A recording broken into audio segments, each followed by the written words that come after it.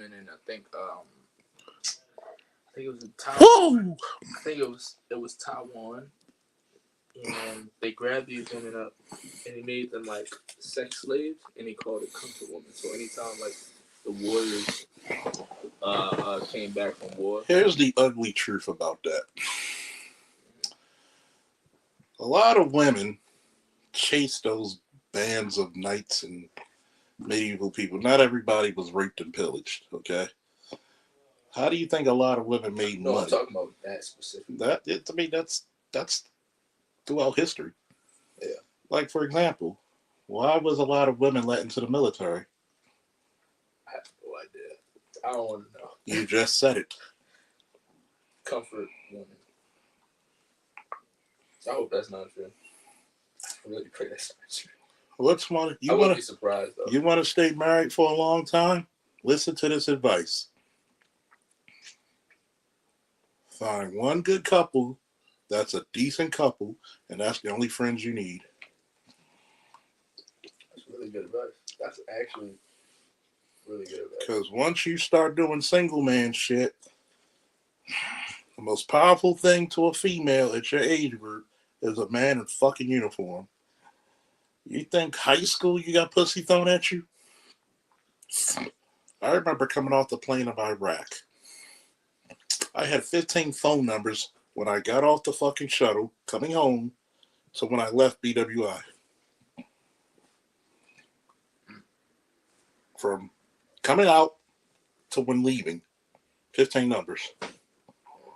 Heavy, isn't it?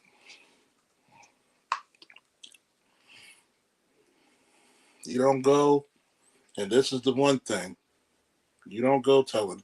If you got to talk about your wife, you call me. You don't let them motherfuckers know. Even if your wife has to call me, even if I'm like shit, taking a shit, don't let nobody in your fucking units know your business. That will be the end of your marriage, quick. And guess what? She ain't got no male friends. And if she has girlfriends, they better be married. Because first and foremost, when you start doing that shit in the military, certain shit rules. It's 13th grade. Yeah, you got some very professional people, but guess what? Why do you think most people in Delta Force and a lot of your special forces, why do you think they're older? Because you need more maturity. You need to live a little. That's why now, if I stayed in, I would have like what, 27, 28 years. Yeah, 27 years. So even like I'm like looking at it like I held a gun for God and country at 17, and I'll be 44 Wednesday. I'm still holding a gun. My whole thing is my mentality is very truthful, even to myself. In 6 years, you'll be 50. Do I look like it? Hell, even when I look at some of my friends, I'll be like, damn, I'm gonna keep doing what I do to make sure I look younger than you, bitch. But still love them. But here's the part. You should want to be in the best shape mentally, physically, spiritually, emotionally that you could be. Because guess what?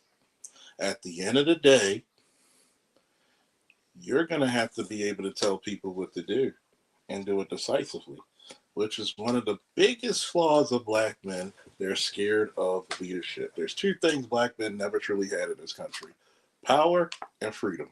I was put in a position where like all my life I had no choice but to be in it. Especially now, like I had no choice but to be a leader. My wife, she depends on me. So See, the leadership means the cooperation of the subordinate. That's why a lot of chicks, and I look at them, and I say, I think to myself, like, yo, a lot of people could be great people if they know what the fuck they're doing. Beats and bingo, BYOB. Might go. Sounds like a good hoot. And I told him, I said, here's the problem about being a leader. What's up, everybody? Who's in the chat? Here's the part about being a leader. A leader is not somebody who just comes into the fray, pontificating, speaking loudly with $20 words, ordering people what to do. Motherfucker comes to the unit, he's supposed to observe at least 1 week to 1 month. Trust me, you got some people who will know you better than you just if they observe you for 1 week. A month, they pretty much your family. Then they make changes around the situation depending on people's strengths, weaknesses, abilities, skills, and so on and so on. Most black men are not given positions of authority because your women undermine you constantly, and it starts from your mama. That's why I always hate it when mothers call their sons baby. You're not a baby. If you can produce a baby from your nutsack, you're not a baby. Ma, if we were in Ukraine, remember that time we went bowling and I told each one of you motherfuckers, if this was Ukraine, everybody in this fucking room will be fucking suiting up to go. And pray that a motherfucker like me with some experience is with you. You get what I'm saying? Yeah, I be watching a lot of Ukraine. But guess what? That's also a reason why a lot of fucking shit goes down. It's because who's supposed to prepare you for war? Who's the first person supposed to prepare you for war mentality? Father. And your mother. Why you say that? Because traditionally your mother said, hold your spear up in victory or die on your shield. Your father prepared you for warfare, but your mother prepared you for warfare mentality. What's up, Ray? See, that's the fucked up part about our community. Your mother wants you to be a little thick about it. Who learns how to be a thug? How do you learn how to tag your pants and be a thug? Who does that? Is it the father or the mother? Father. No, it's the mother. How are kids dressed in the 80s at Easter compared to kids dressed now? I see a lot of fathers doing that. How many kids? Because most fathers are going to dress their sons up in what? Suits. Maybe I'm just thinking about the hood. Even hood guys. Maybe that's just what I'm thinking about. I want you to think about it. Even some of the most hood niggas dress their sons up. How do mothers dress their kids up for Easter? Like they about to go on concert with the goddamn Mingos. They dress their kids up in the hood way too, as far as I remember. Because think about this, right? We fly. You just look like a little hood dude. Think about it. You got change, you got shit, you look like you got look like you got money out your pocket. I want you to think about this. In the black community, it's very rare that you hear a mother not name her son with the fucking adjectives, la, da, sha, te, bay, day, fay, and all this other shit. It's not cute. Thank God your fucking mother named you Robert. My mother didn't name me. And guess what? Hey, you're giving more credence. Thank God that you're named after Robert and you're named after Cameron. At least them motherfuckers won't know you're black till you get to the fucking job interview. Give you a fighting chance. And I see it all the time, and I'm like, you listen to some of these professional athletes' names, and you like, your mother just didn't fucking give a fuck, did she? But this is the one thing. If you have athletic talent, that's the one thing I'll say a lot of mothers will invest in. I'll give them that credit. But you got to remember, why does the man got to be stoic? Because the man has to fucking steer the boat for the family. Everybody else gets to cry. Fuck your emotions. I don't know what to do. Put on a goddamn dress so we can go to the goddamn event. Please. Thank For you. real. Why? Because they're neurotic. My wife will literally cry. She literally cry. So you I know I'm don't know telling the what to- goddamn truth. I don't know what to do. This morning. Oh my God, she woke me up early in the morning. Yo, man, can you please fix the laundry, man? Fix the dryer. Can you please fix the dryer? I'm like, yeah, man, just unplug it. I don't know how to do it. I'm like, all right, cool. You don't know how to unplug. She was just so overwhelmed. That's the part about being a man.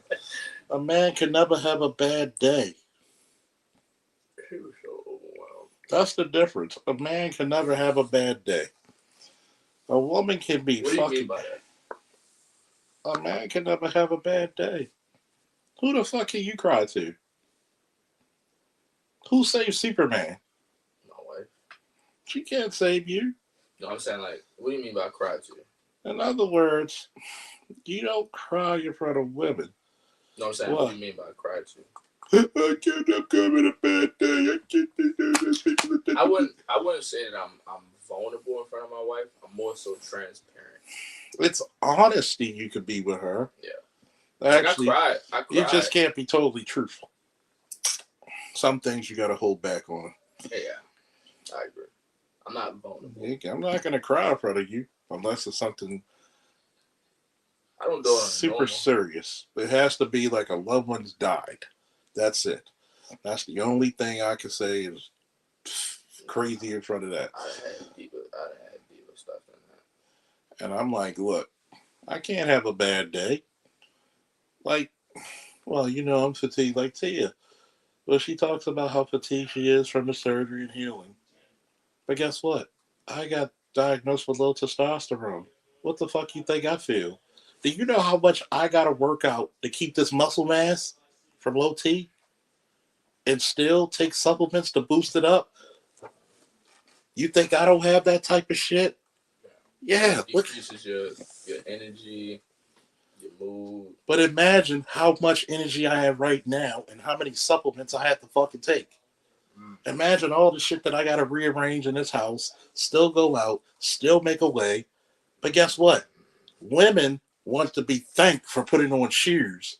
Men don't get thanked for inventing shoes. But then there's that's the reason why sometimes I bombard other people with my problems. I even done it with my mother. Well, I'm getting sick and tired. I got all this stuff. And then my mother was wanting. This is when the first month I came back home from Iraq. I said, Ma, you know, last month I had a sniper come at my head. Foot away. That right there. Just pew. We still got to put these motherfucking Marines in the back of this truck. And then we don't have lights, so we got to stay close enough to see the car in front of us, but far enough so an IED doesn't blow us the fuck up. So tell me about your day. I understand. That's why I said men need to start being a little bit more honest. This is how you know you're the man of the house.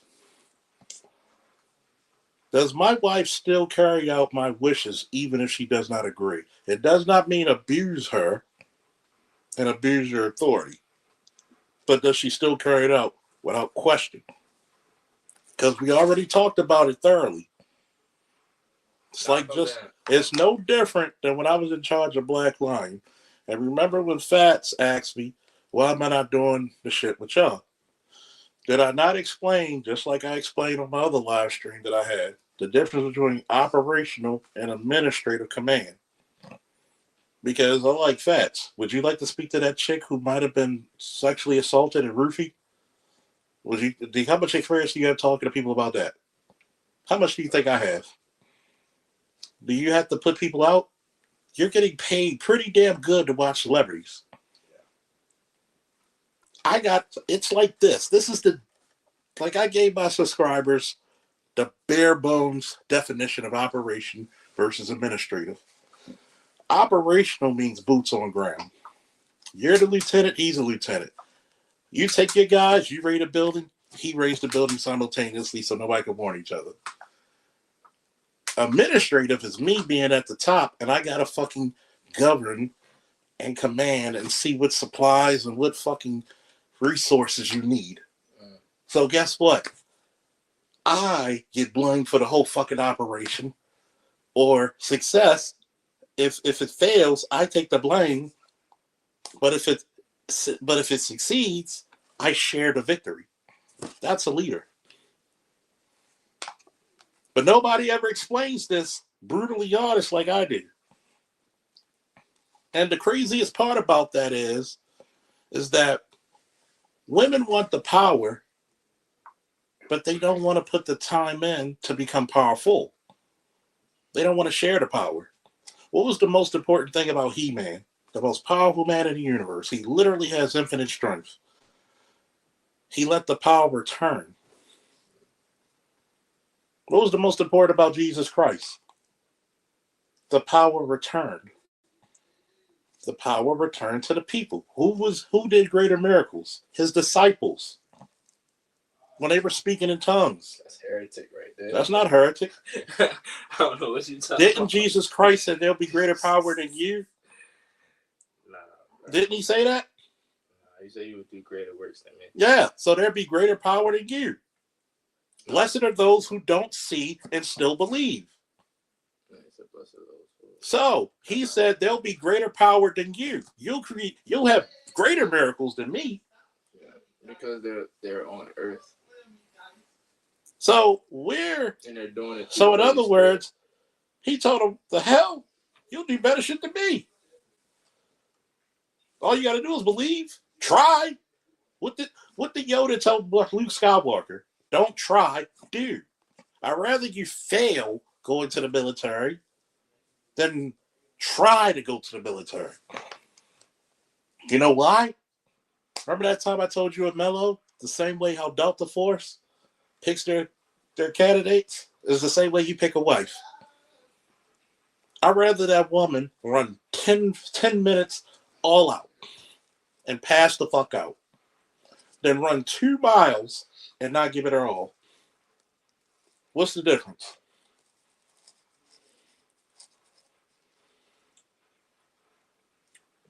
Oh, you asked me quite well. Yeah. The difference is the intent. Speak up louder. Oh, you want the intent? The intent. Yeah. She's willing to fucking pass out to please you in 10 minutes than to go 2 hours with like, because you know why?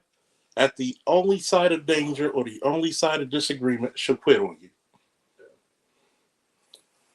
But nobody teaches you that in life. Have you ever noticed schools don't teach you about relationships? They teach you about sex ed, though. But they don't teach you about relations. How do I become cordial? Oh, which way do you go, George? Nobody says that. But when I say it, people get offended. Oh, because I'm not kissing anybody's ass? Because I'm a little bit raw? Sometimes I could be a bit cross. It's very hard for us in the beginning. You're not allowed to truly be a man in your own community until you go to places where manliness has to be respected. When a chick walks in here and she sees this, you have to respect me. Bow down. But you can't. Don't talk to me like you talking to that nigga out in the street. See, my wife, she believes in what the scripture says, that wives should obey their husbands the same way that they obey Christ. Here's the problem. My wife, she loves me. My wife, she look at loving me like worshiping and it's a sacred thing. Here's the problem, most women, right? You'll see videos of most women. Here's the problem with a lot of women. They want to get married, but they don't want to take the oath and the vows. The other day I showed a difference. What's the difference between the cops in Nashville and the cops in Uvalde? Cowardness and heroism is the only answer you need to give. It should not take you 77 minutes and another jurisdiction's tactical team to take out a fucking active shooter. And 20 people died? But you all had all these. I've seen people take out active shooters with handguns. That's cowardice. A lot of women want to be married, but they don't want to be wives.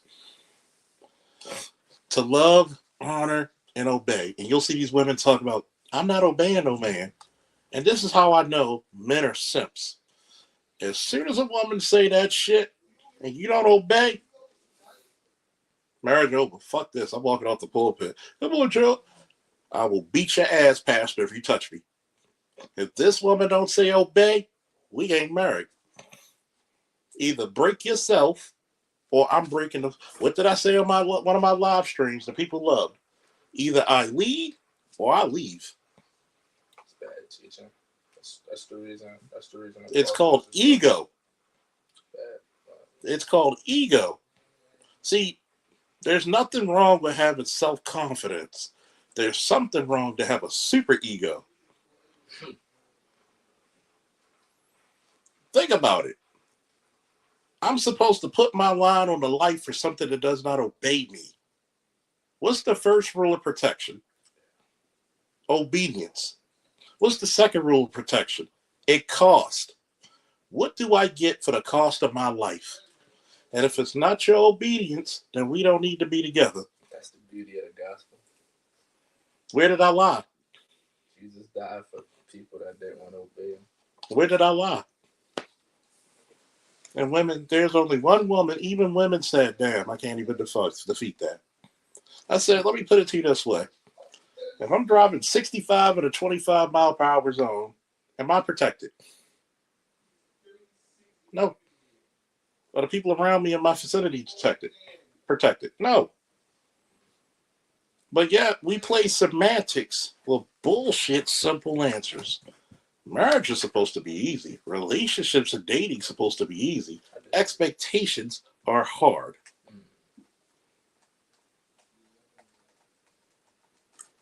I expect you to be a respectful, cordial, fun-loving, if you want to be God-fearing, whatever God you serve, human being, fit as possible. If I say be fit, friendly, fun, caring, loving, intelligent, am I asking for something that's an impossibility? The answer is no. What happens? Social media. I want to live like this. Sweetie, were you raised with your father? The little bit of them will say yes. Was your father a good man? Yeah. Was he a good provider? Yeah. Was he good enough for your mother? Yeah. According to you, you wouldn't date a man like your father. Huh? Your mom's happy. How come your mother was married younger than you, and she's still married, but you never been? You better check yourself before you wreck yourself. Bad teacher. It's bad mentality. Because after you teach, it's up to you to take what's valid and decipher which is not. It's bad mentality. I could teach you 2 + 2 is 5, but if you go out there, you use your logical brain to make sense. This is 2, 1, 2. This is 2, 1, 2. The majority follows though. Because majority are too lazy to figure it out themselves. Majority are too lazy to research. Majority of people don't want to actually take the risk of being wrong.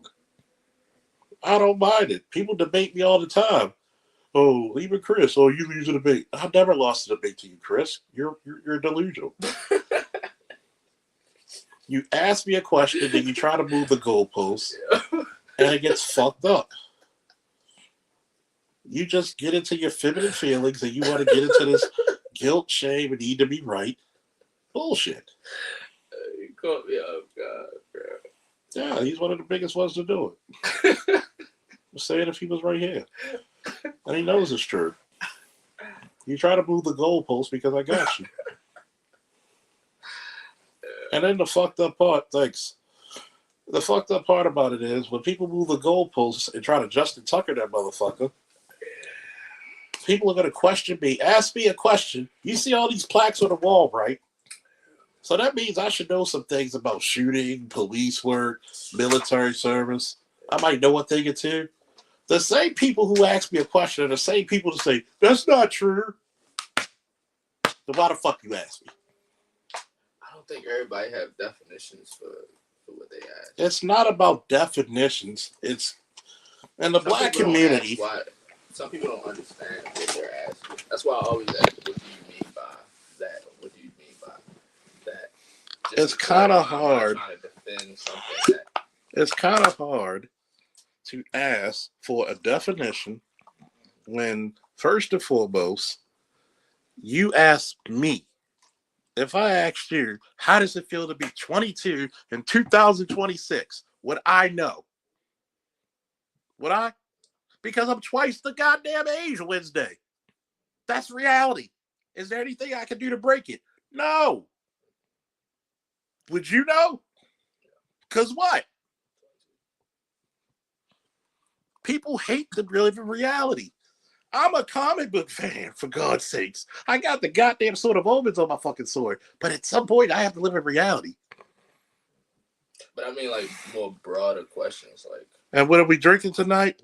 Rob, Hurd, and myself, we're drinking Martell Blue Swift, and I'm smoking on an LFD cigar. And don't forget this is my birthday week, Wednesday, turn 44, April 1st. Don't forget to hit the Cash App, please. Like, share, subscribe. Y'all better share this motherfucker with your friends. Woo! Now go finish what you're saying. Yeah, I mean, like, more broader questions, because, like, I done had people ask me, like,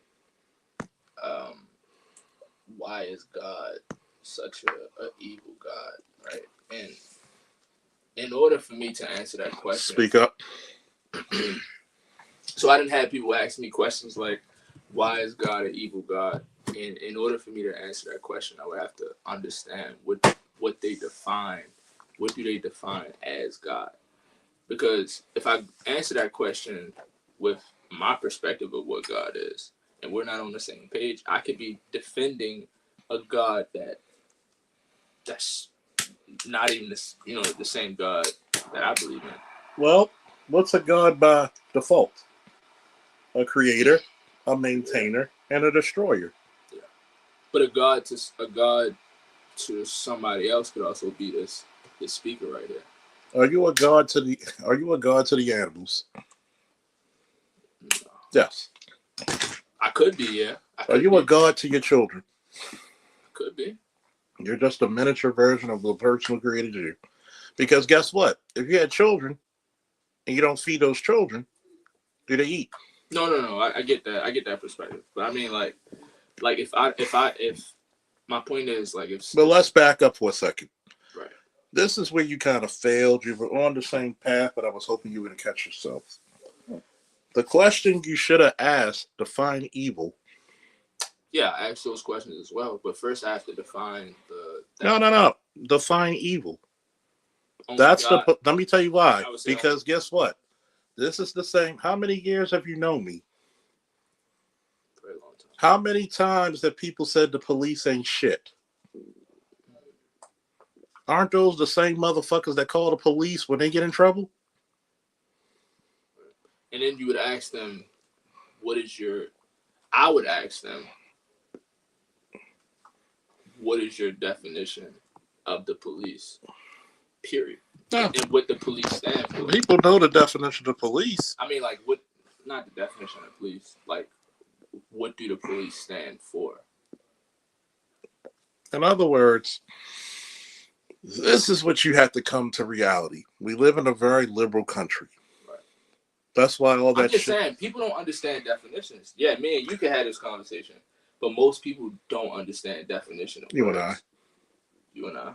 Anytime it's you and I, it's we. Anytime it's you and me, it's us. Right. But most people don't understand definitions. Most people don't understand proper English. So it's better to just, in my opinion, it's better to just ask questions. Most people don't ask questions because most people don't want to seem inferior. They don't want to seem inadequate, which is the best way not to make a fucking mistake is ask a billion questions. I'd rather be thought a fool than to open my mouth and remove all doubt. For example, why is God evil? What do you consider evil? And who who No. defines evil. That's the problem. We jump into bro. What is evil? Well, when bad things happen, did God ever say at any point your life is going to be sunshine and rainbows every fucking day? No. Did God warn you there are difficult times ahead? Yes. Yeah. Here's the problem. God is like being a parent. Is everything you tell your child that child is going to like? Is it for the best interest of the child? Yeah. My child wants to eat birthday cake every day and ice cream. Is that in the best interest of that child? No. Why? Cavities, high blood pressure, sugar diabetes. It's no nutritional value. All kinds of shit. That child will be dead or obese by 12, if it makes it to 12. But here's the thing. Yeah, that depends on people's spiritual systems. You're right, Big Bo. But everything but the definitive answer for what's a God is a creator, maintainer, destroyer. So, one, I would disagree with that. every God's a maintainer. People could see, like people see the spaghetti monster as a god. As a destroyer. No, it's not. You can maintain. No, it's just, Can spaghetti maintain you? it can maintain you. So it reach one of the values. Here's one of the shits that people get, right? But a god would have to meet all of those Not all of them. aspects. Not all of them, because gods can actually be divided into different aspects. In different religions. Yeah. Even Christianity has the Father, the Son, the Holy Ghost. So 3 different persons, three different distinct persons. it's just like you have the quartermaster, the infantry, but it's still the army. But it's not 3. It's not 3 beings though. It's just one being. 3 persons. Even Jesus made a distinction between him and the Father, right? Yes.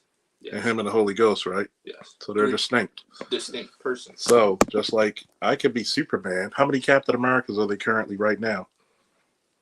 I have no idea. I know it's a 2. lot of comic books. Technically 3, okay.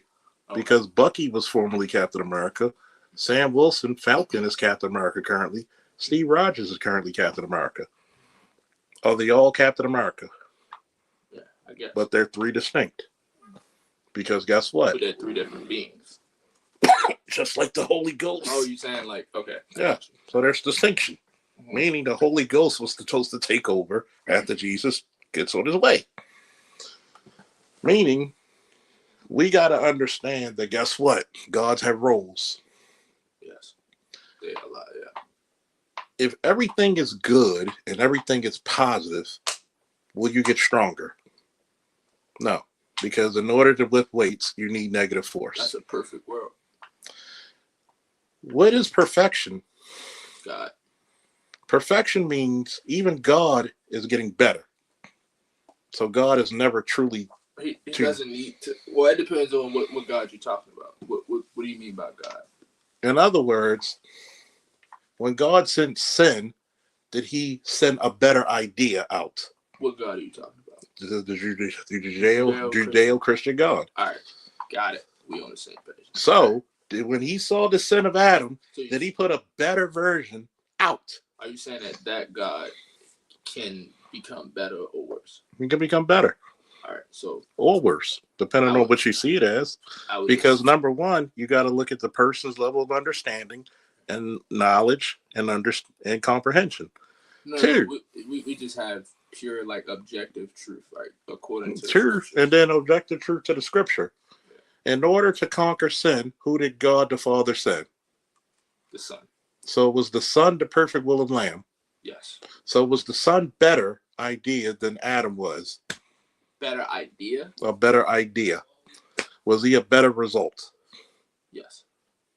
See my point? But that's not the will.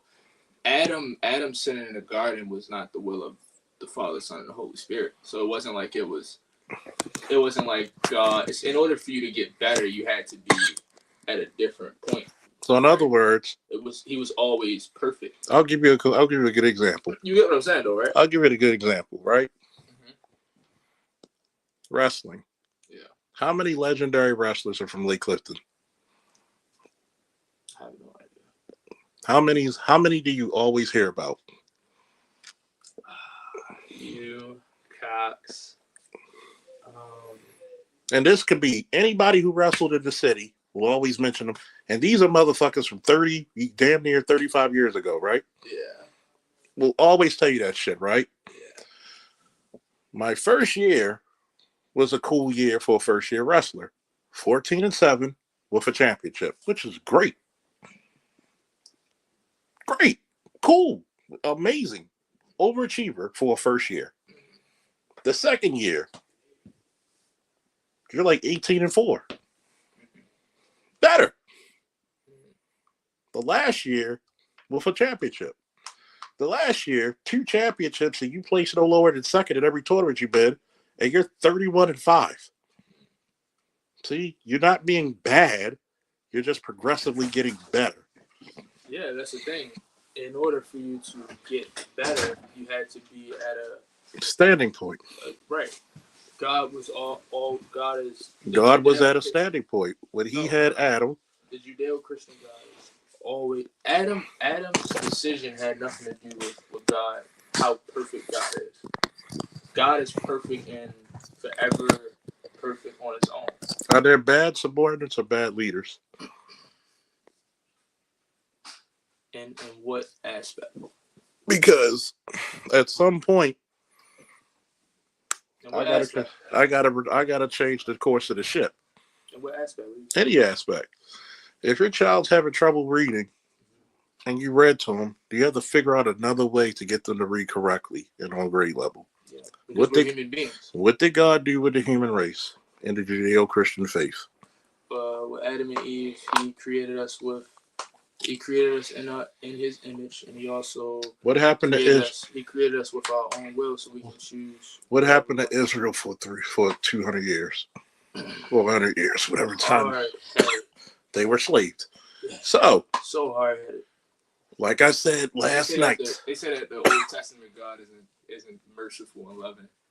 God could have destroyed the Israelites after he broke His covenant. He kind of did. No, He didn't destroy. Let me tell you why. He didn't destroy. He couldn't. No, I mean like obliterate them, like wipe them off the planet Earth. He did. The ones who sinned. Let me tell you why. How long did Jesus stay in the wilderness? 40 days. Huh? 40 days.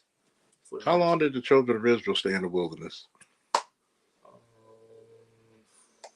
40 years. 40 years. Yeah, I'm sorry. 40 Why years. did He pick 40 years and not 40 days? I have no idea. I'll tell you why. Because He wanted all those people at Mount Zion who created that fucking golden calf, which the calf was the symbol of Taurus. Because I never heard of this perspective. Because number one, if you're 40 already, 40 more years will make you what? Are you going to be young enough to lead the group? No. Or if you're 80, are you going to be at there 40 years later? Probably not. So you let the fucking sin die out. Or it's not going to be able to be in control.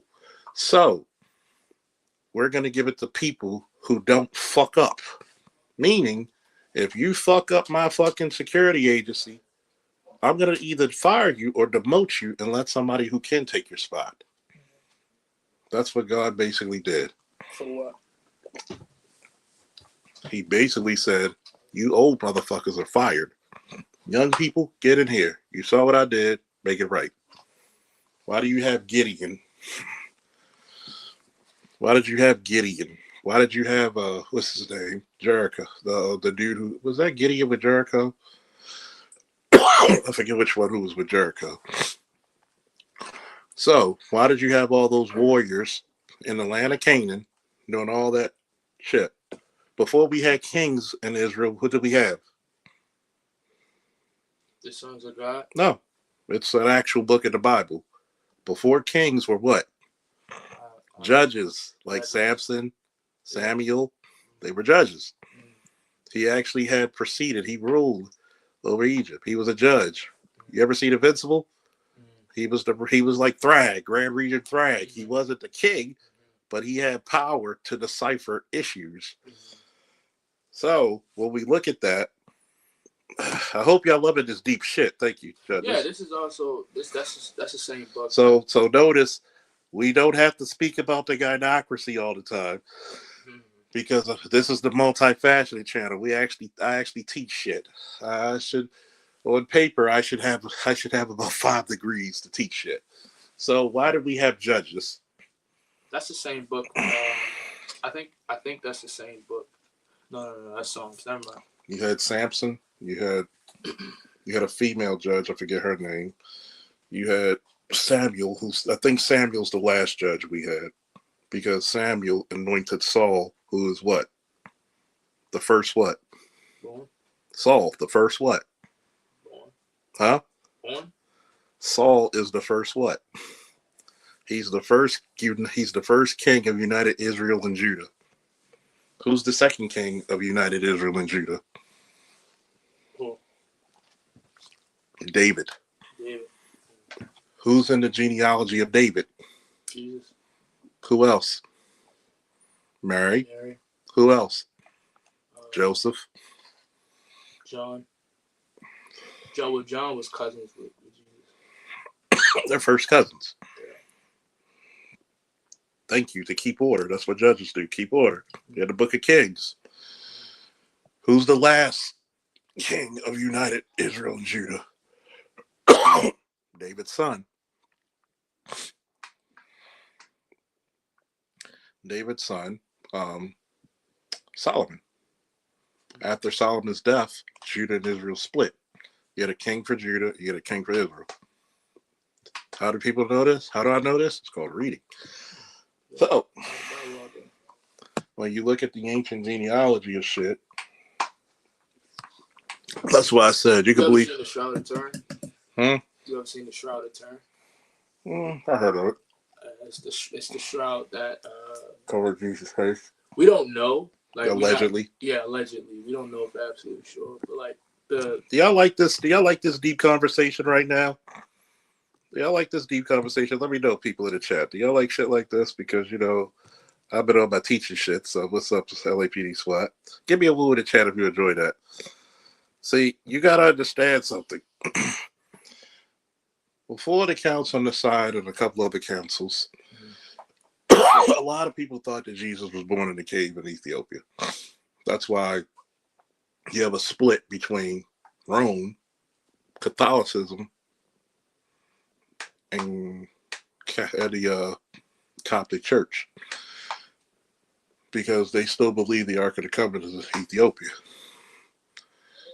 When you see a bunch of people with some assault rifles and machine guns near a church, you probably should say, oh, there's something in the ancient world in that motherfucker. See, a lot of people think that, hey, what's up, Biggs? What's up, Darren? Thought the Lord chose Israel was the first nation to reveal himself. See, yeah. The land of Canaan is the land of Canaan is the land where Israel is founded. This is the reason why Samuel warned the people, because the people wanted to be like every other nation, because every other nation had a king. Yeah. For example, what is the ancient name of Iraq? Do you know what it is? No, I don't know. Babylon. What's the ancient name of Saudi Arabia? Persia. The same names you find in the Bible, those are the ancient names. What's the ancient name of Ethiopia and Eritrea? The Kingdom of Axum.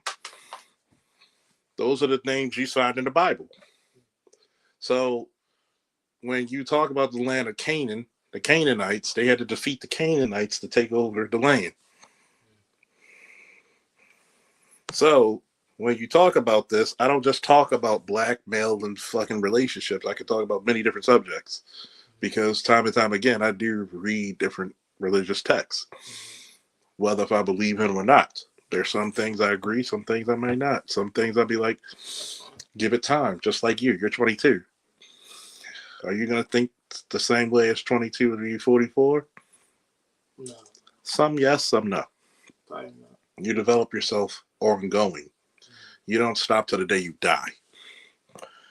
So when you look at the Bible, the maintainer, creator, and destroyer, for example, one of the characters I create is the god of strength and the god of war. Okay. And people think, if you think about the god of strength, people usually think it's what? Physical strength. No, he has the strength of body, the strength of emotion, the strength of emotion and will, the strength of the mind, and the strength of the spirit. That's why he's power personified, war incarnate. Meaning, if you're the god of war, what does that mean? There's no fighting art or weapon you don't know intuitively. It's just naturally you. Like he can literally copy your fighting style by watching you fight or you fighting him. There's no fighting style in the past, present, or future he will never know.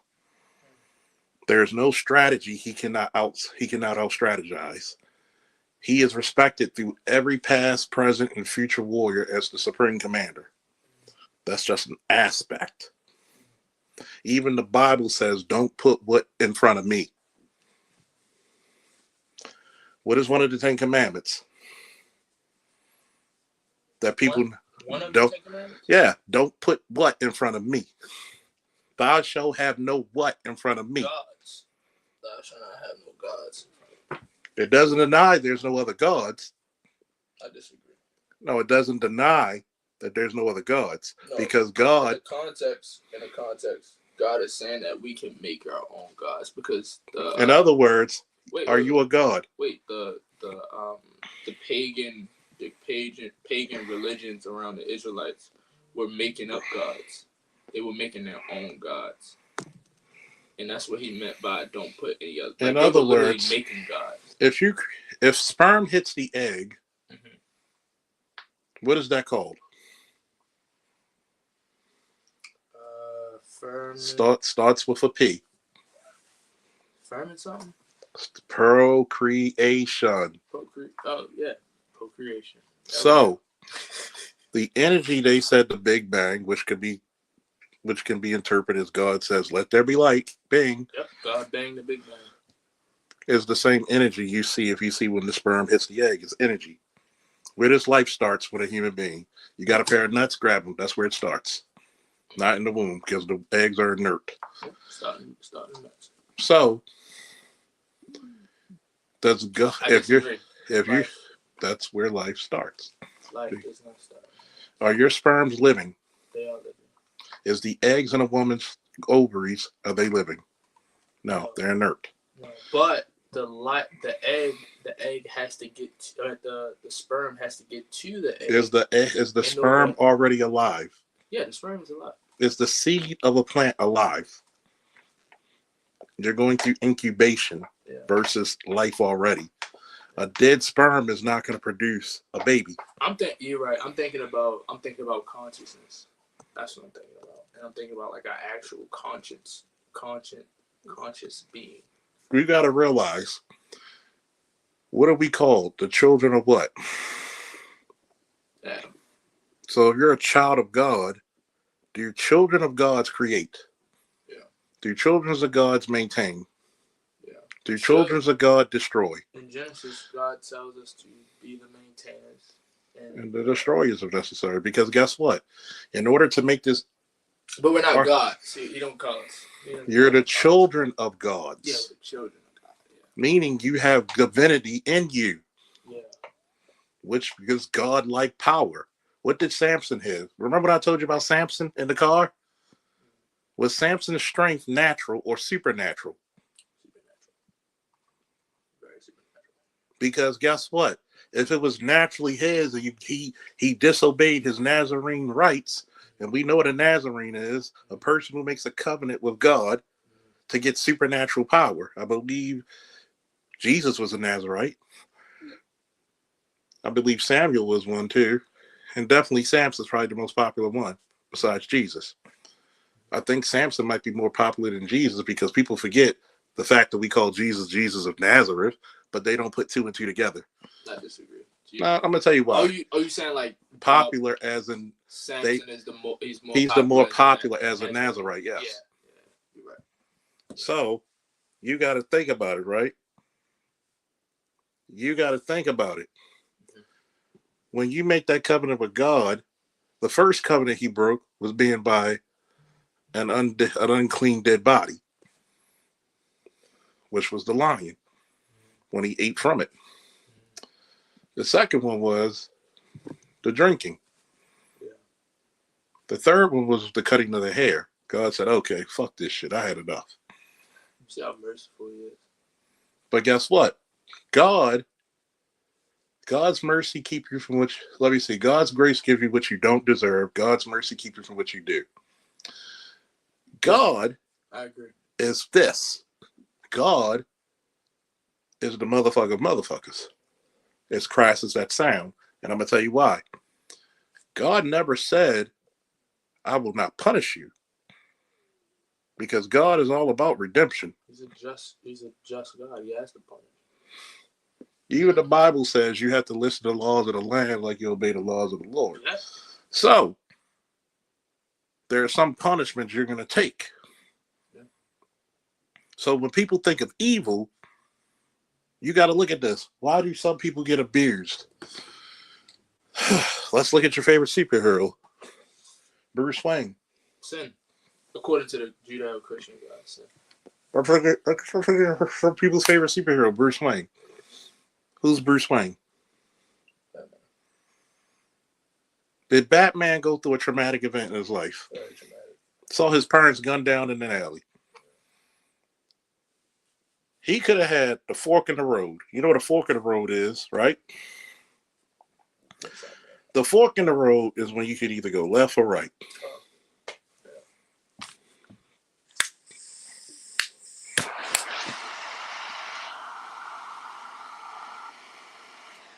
He could have devoted his life to crime and said, this is what you call the black pill. And when people say Superman's not a black pill, oh, he's black pill as hell. Superman is what by definition? He's a farm boy. Guess what? You see how I'm petting the cat? Shut up, boy. You like that. Scared him. Guess what? I know. He was chilling. He was half asleep. Think about it, right? Yeah, that's Rob. Yo. Big said, yo. Yo. This is Batman, just like Superman. Batman or Superman, like all great. What's the one thing all great superheroes have in common?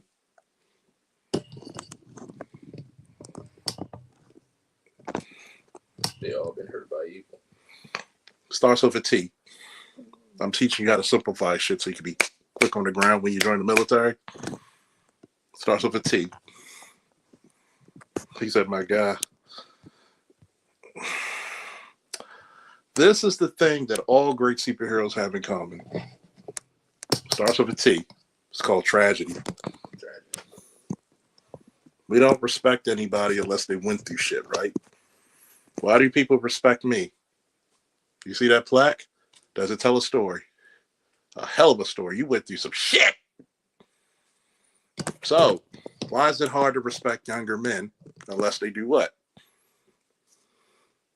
Go through some shit. So, some stories aren't told. So, it doesn't mean young men won't go through shit because why? That's the motherfuckers we send to war.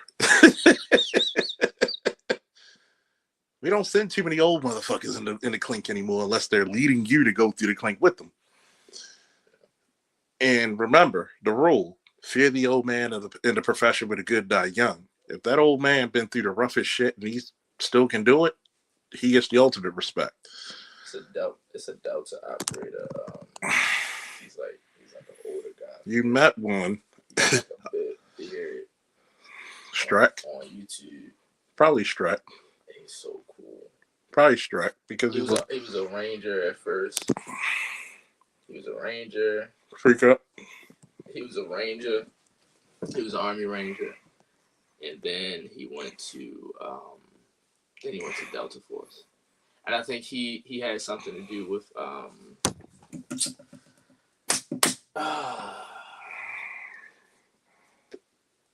something to do with Iraqi. Was it Iraqi something? I don't remember, but I usually watch watch, bro. Yeah, you got people like Shrek, the Sheriff of Baghdad. Shrek. Yeah, the Sheriff of Baghdad. Two of his nicknames. I forget his actual name. You got to realize is that his name is Shrek. That's his nickname. Or look up Sheriff of Baghdad. You gotta think about it, right? Every superhero, the great superhero we know, goes through tragedy. In an ancient world, your gods were your super. Yeah. It's this guy right here. Yeah, I know. Yeah. It's Right mm-hmm. Zarqawi was serious. Yeah. I love this guy. Notice how he looks. He's still capable. Yeah. Notice how he reminds you a little bit about me, the way we have our quirks. It's crazy. Because, we have our quirks because that keeps you on your feet and keeps you surviving. All your greatest superheroes have tragedy. Why? Because think about it. Why do we love the underdog? Because he rises to the occasion. Why are the champions so great? Because he rose to the occasion. Every champion that you see in whatever sport is going to rise to the top of whoever his competition was. Why do you think we love Anderson Silva? Why do you think we love Randy Couture, Mike Tyson, Ali, Sugar Ray Robinson, Leonard, Marvin Hagler, Mighty Mouse, John Jones, Fedor Emelianenko? Because when you put the greatest competition in front of them, they found a way to beat it. They found a way over adversity. You look at Superman. His planet is gone.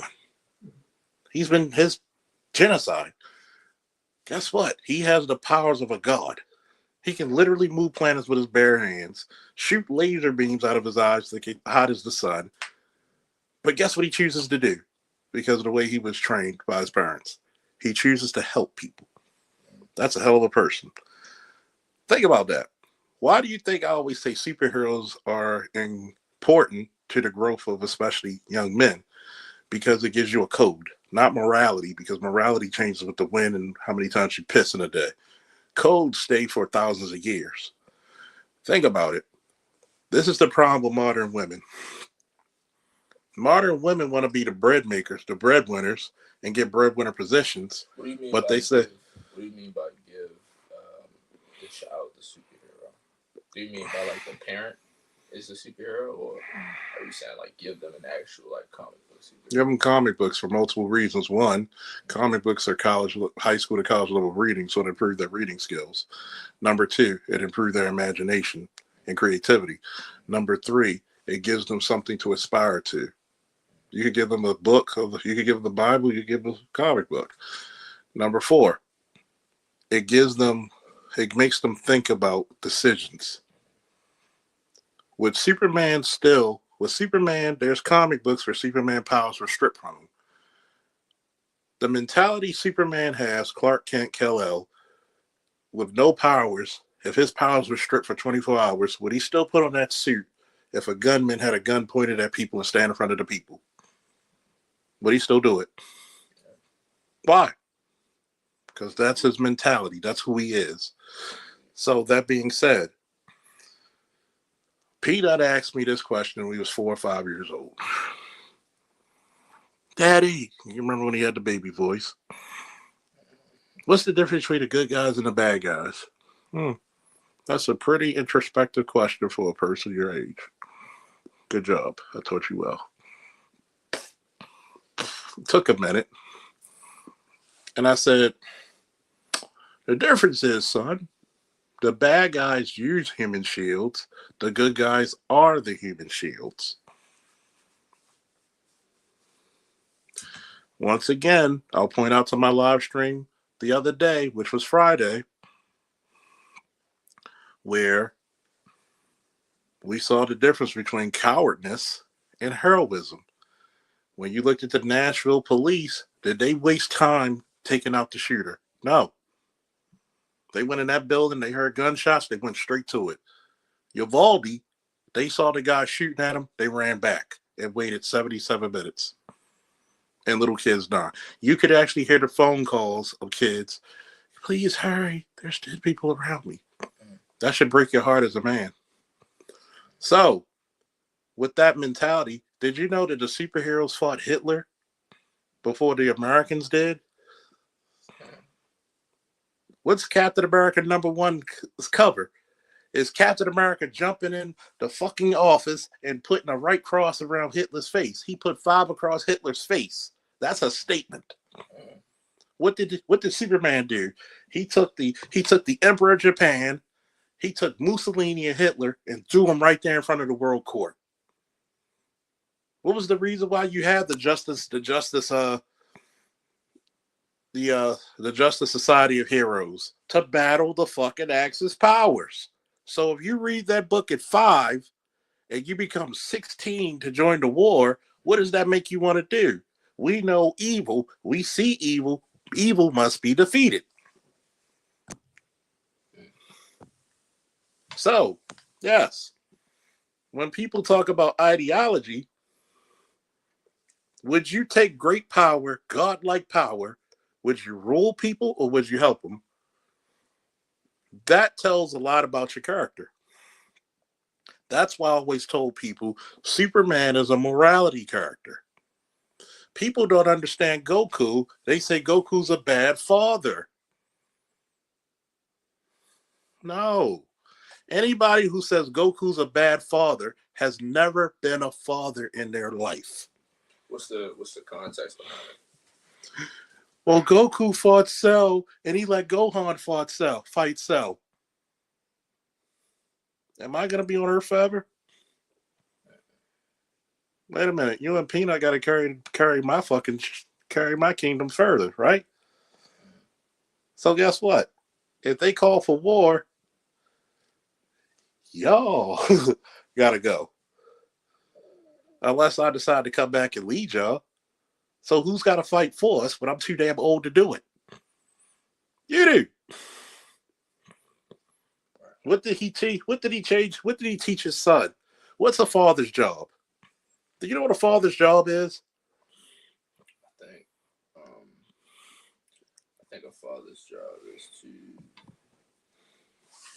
prepare the child for the reality of the world. That's one. The first job of a father is to protect his children from the mother. And it doesn't mean the mother's trying to really cause them harm. It's the fact of the matter that you ever seen a woman who's, what's the word? What is the phrase called? Man, my mouth is slipping. Not because of the drink, because I just talked about it. And I hate talking about shit because it slips your mind easier. Postpartum. When women get postpartum, they get really neurotic. Have you ever seen a woman? Most women don't get postpartum. Most women do. You ever seen women when the baby's crying and they start shaking the baby? That's postpartum. But most women, like scientifically, most women don't get it. Most women get postpartum. You know why? Most women are very emotional, meaning their emotions take over. Most women are not logical. 99% of women are not logical. Angie was postpartum. She's crying when Peanut had to be under the light because he had yellow jaundice. And I'm telling her and her mother, Peanut's okay. He's okay. Well, we didn't call him Peanut yet. He's okay. He's got to be under the light. She's her emotions. She's got all these fucking hormones in her.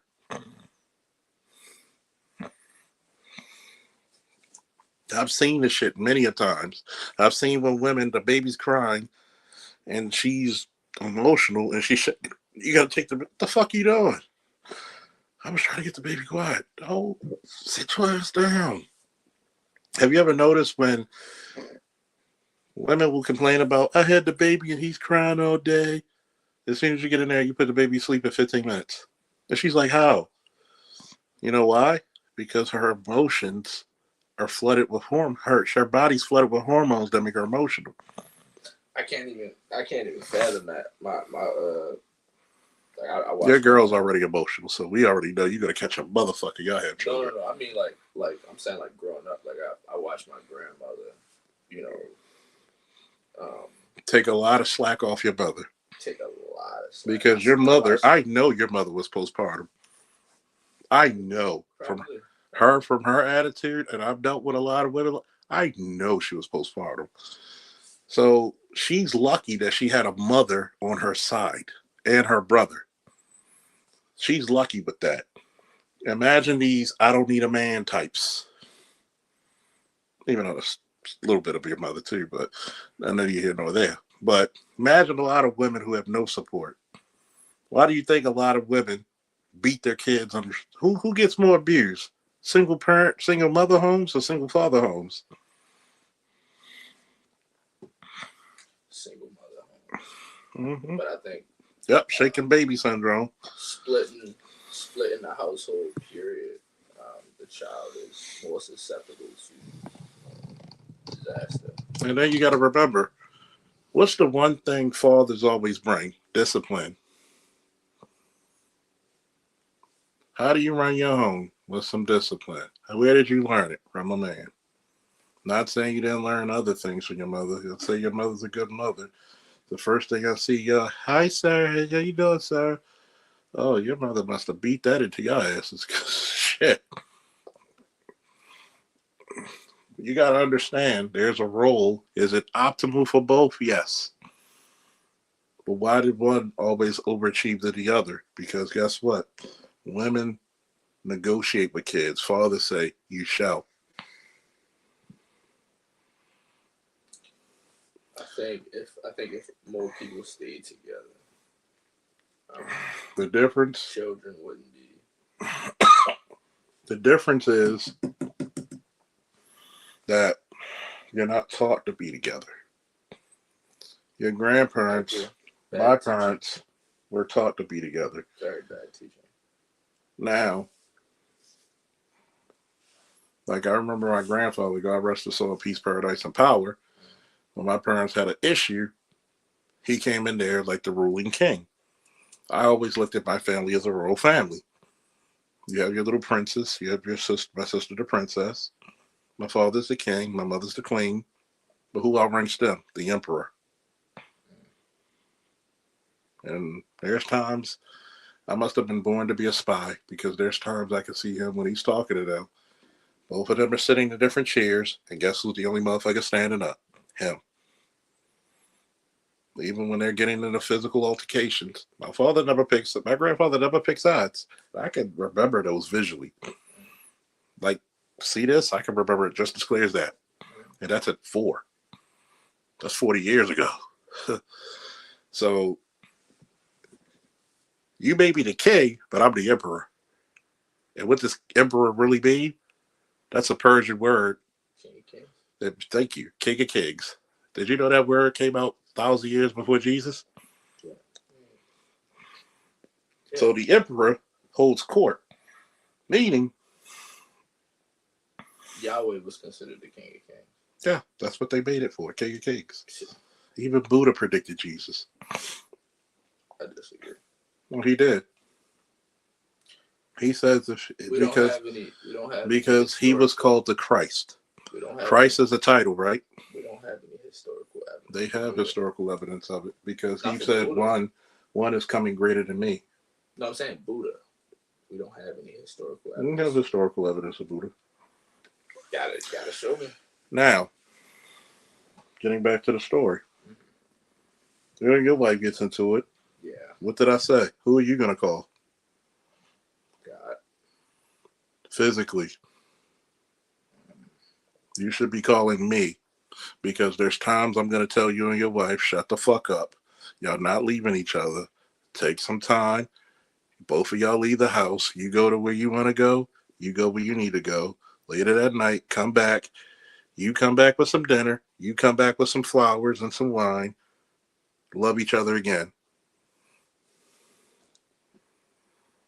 That's how the olden days was doing. Why do you think people stayed married for so long? Because somebody had to hold court. What was the book before Kings? Do you remember? Judges. And the judges proceeded what? Court. Yeah. He delegates. He was the ruler. He decided when y'all need to be the fuck apart. Because if I had to come wherever y'all get stationed and it gets really bad, and if I had to catch a flight or drive there, and if it gets violent, get your shit and come on. I might have to do that to your wife. Get your shit and come on. And talk to you both separately. Yeah, I doubt that would happen. We doubt a lot of shit, but trust me, live long. What do I always tell you about life? Live a little longer, kid. Not saying I wish bad things on you, No. but guess what? Reality The is most successful people, stuff happens. the most successful people have people in their corner. Be thankful for that shit. Because why? My father had the whole court for me and my girlfriends. Well, he did. Hey, he might have done something bad. And he'll pay for it. Whatever he did. What did you do? Huh? Well, if I know a person's temperament, because your girl's a little flighty, she's happy-go-lucky. If she did something that was really, really bad, I'm going to look at you like, what the fuck you do? Because you took her out of her character. Just like I know you. If she did something that's out of your character, I'm going to say, okay, what did you do?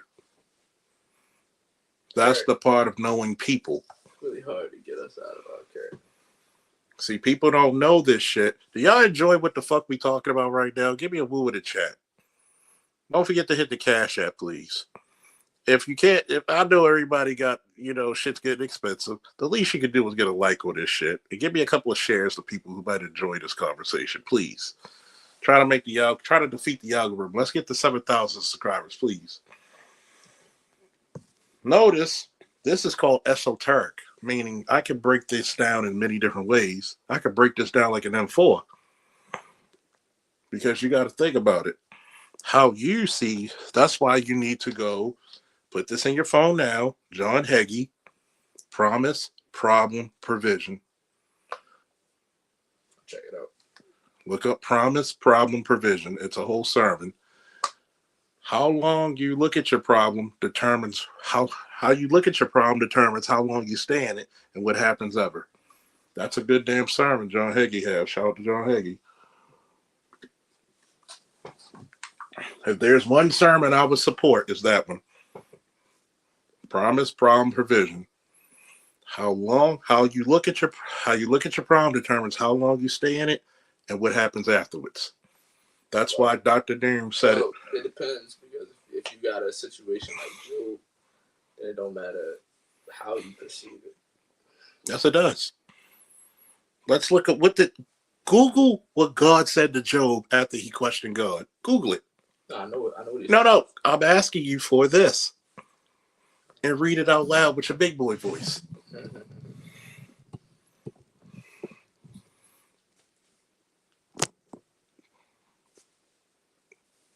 Google it. See, we teach it over here. We learn it over here. Y'all like this? What did he say? Read it out loud. What did he say? I gotta pull it up. Hey, what's up, comic? He looked like he catching contact with a cigar.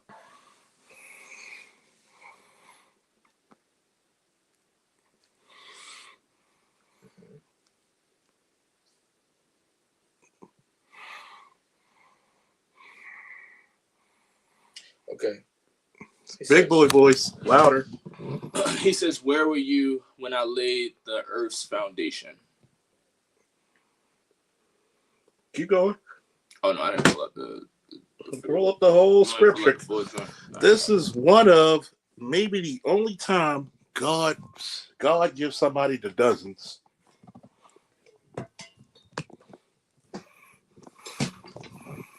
Let's see.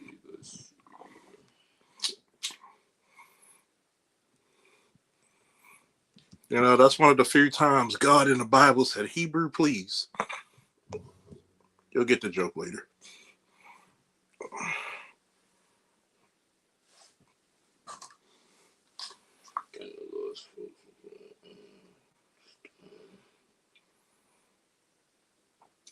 To this day, you and Markel wonder how I found y'all. Some secrets got to be kept. You can imagine how the Iraqis sound. How did you find us? I am the terror that flaps in the night. Bro, he said a lot. Say a lot. Now say it with your big boy voice. So this is. So This is. Give it to me. Yeah, it's literally like the whole entire like freaking. Go ahead, start from the top. 41, right? Not like all the way, like go all the way up. We're going to paraphrase some of this. And the Lord said to Job, will the one who contends with the Almighty correct him? Jesus! Yeah. Do you know what he just said? Job?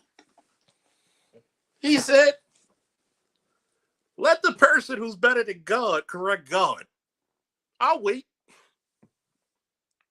Let him who accused God answer him. Then Job answered the Lord, am I unworthy? How can I reply to you? And yes, they taught us how to read like this in third grade. You notice the inflections? It keeps you excited. Little kids love it when I do this shit too. They get real excited and they get into the story. I put my hand over my mouth. I spoke once, but I have no answer. Twice, but I will see no more. Then the Lord spoke to Job out of the storm. Brace yourself like a man.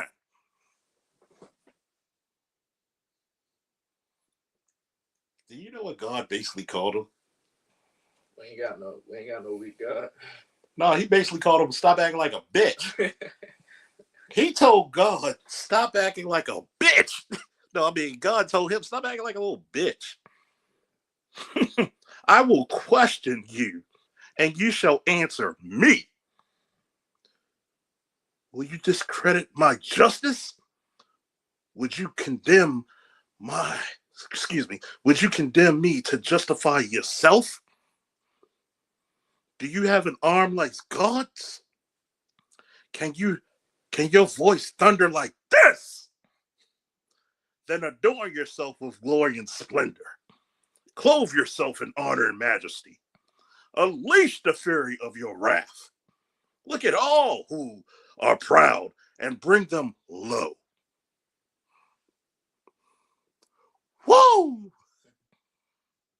Do you know what, God? I'm going to interpret it in niggerese. Can you make the highest man bow to you? What consequence are you to me? You have never been my equal. These people, don't make me play Skeletor speech because it's going to sound very similar. Look at all who are proud and humble them. Crush the wicked where they stand. Bury them all in the dust together. Shroud their faces in the grave.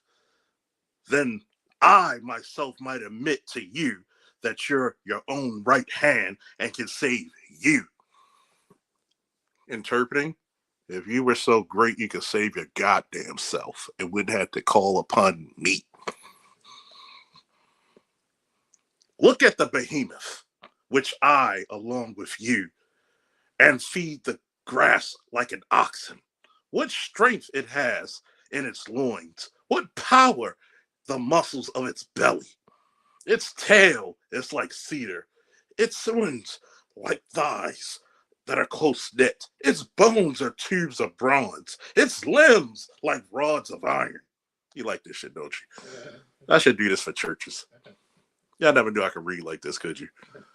I'm professionally trained, by the way, so if all you people questioning, I could actually do this for a lot of people.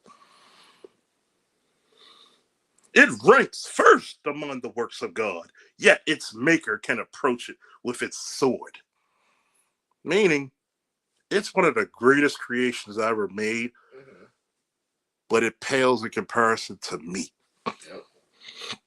The hill brings its prudence, and all wild animals play nearby.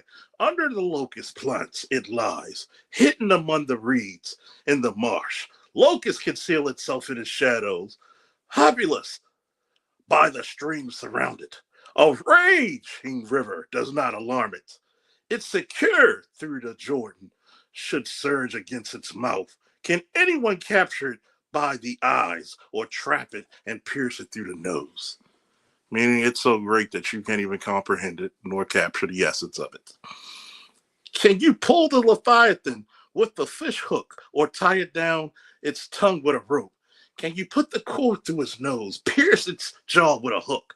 Will it keep begging for mercy? Will it speak to you with a gentle words? Will you make it? Will you make an argument with you? For you take it as your slave for life. Can you make a pet of it like a bird? Or could you pull it on a leash like a young woman in your house? Will traders barter for it?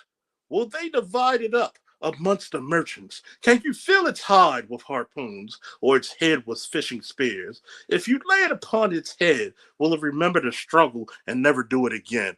Any hopes of subduing it is false. The mere sight of overpowering, no one is fierce enough to rouse it. Who then is able to stand against me? Is it just me, or did God just do a Ric Flair promo on Job? Crazy. Ain't even done yet, though. Oh, God said, wait, hold my cigar. Come here, Gabriel, hold my cigar. Hold my drink, hold my manna. Everything under heaven belongs to me. Excuse me, I missed one. Who is then able to stand against me? Who has a claim against me that I must pay? Jesus Christ.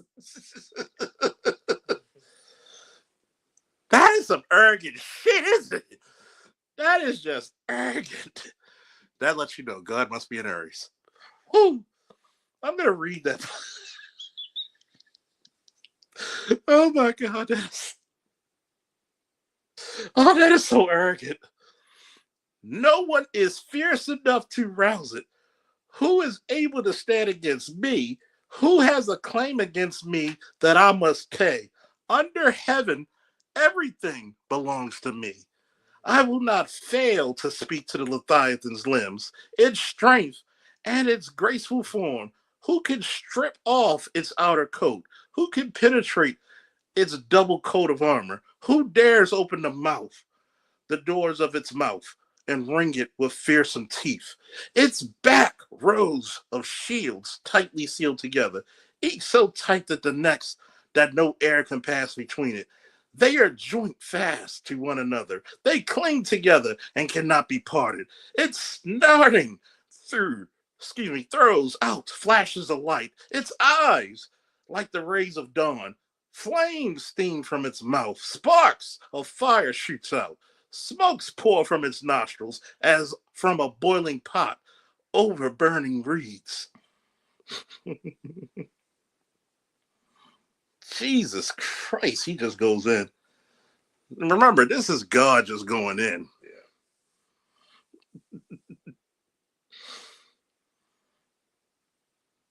Strife resides in its neck. Dismay goes before it. Fold its flesh are tightly joined. They are firm and immovable. Its chest is hard as rock, hard as the lower millstone. When it rises up, the mighty are terrified. They retreat before thrashing. The sword that reaches, it has no effect, nor does the spear or the dart of the javelin. Iron treats it as like straw, bronze like rotting wood. Arrows do not make it flee. Slingshots, stones are like chaffs to it. A club seems to be like a piece of straw. It laughs, the rattling of a lance. It undersides the jagged port sheds, leaving a trail of mud thrashings of sledge. It makes the death churn like boiling cauldron. It stirs the sea like a pot of ointment. It leaves like a glistening wake behind it. No one thinks the deep had white hair. Nothing on earth is its equal. A creature without fear. It looks down upon all, haughty. It's king over all that's proud.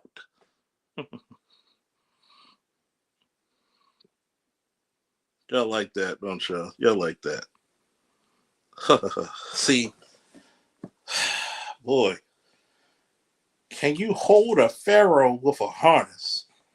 The wings of the ostrich flax joyfully, though they cannot capture it. Mm-mm-mm. Do you know the mountain goats give birth? Did you watch the dove bear her fawn? Do you count the miles till the bears feed? Do you know the time they give birth? They crouch down and bear forth young.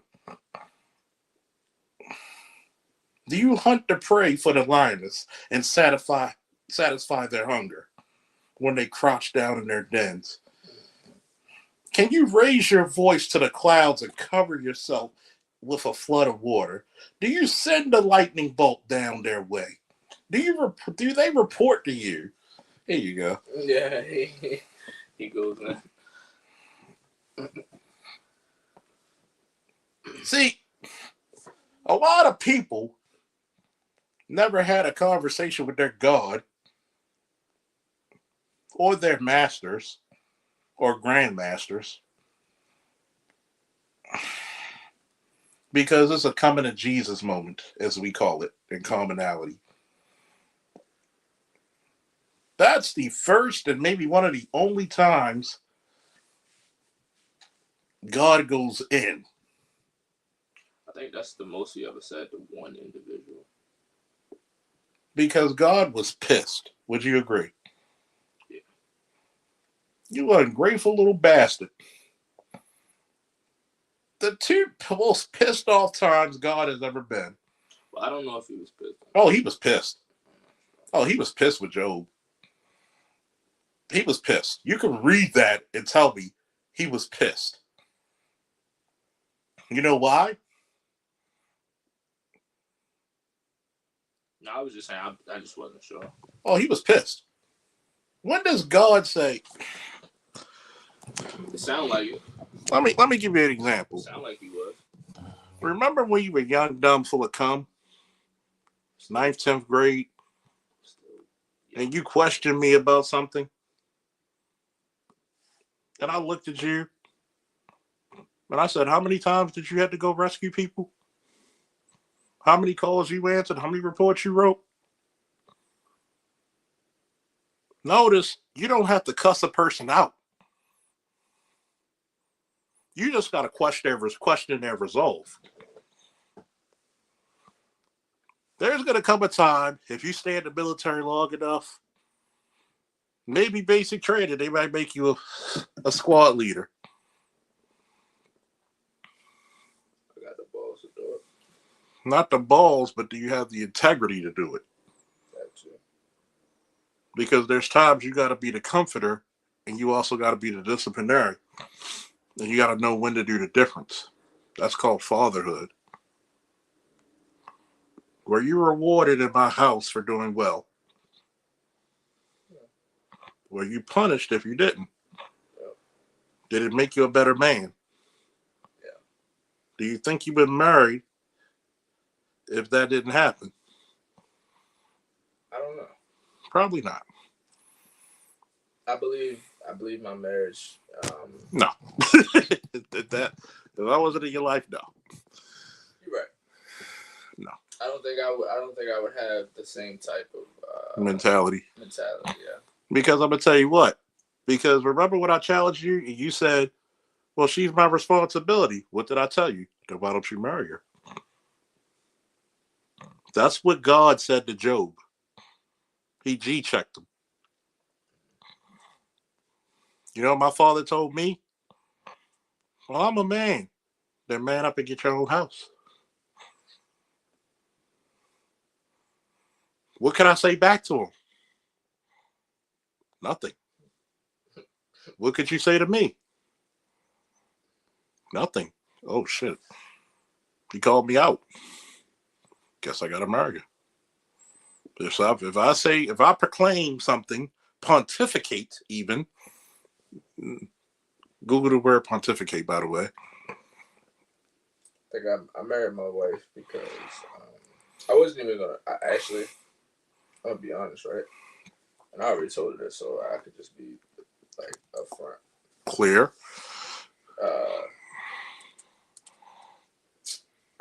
before we got married, when we first got our place, I was gonna have her.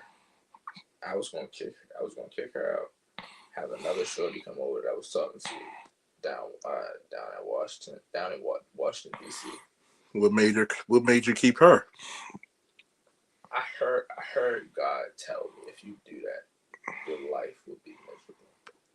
Your life will be hell, and I will cause complete hell in your life. No, you will experience complete hell in your life. I'm sorry. You know what God punishment really is? It's not God throwing a thunderbolt from heaven. You know what it is? Just letting you go. You ever saw the movie The Dark Knight, with the first Batman movie? Nah, I probably did. I just don't remember. Well, Batman Begins. Yeah, I watched that. What was the statement that he made to Ra's al Ghul? I don't got to kill you, but I ain't got to save you either. There we go. Which is a deep. Have you ever noticed the deepest statements always are the shortest? If you read my character, which I got to send you a couple of copies of the scripts that I'm writing, I got like 50 chapters. That's how much. The guy who's the god of war and the god of strength. Yeah. What's his greatest superpower? I don't know. Restraint.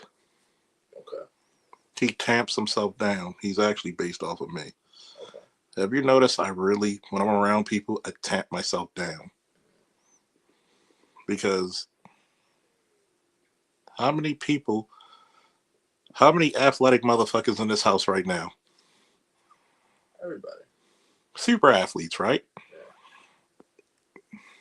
I could play with my son and joke with him about being athletic. Peanut probably is a better boxer, skill-wise. Doesn't mean I'm less skilled.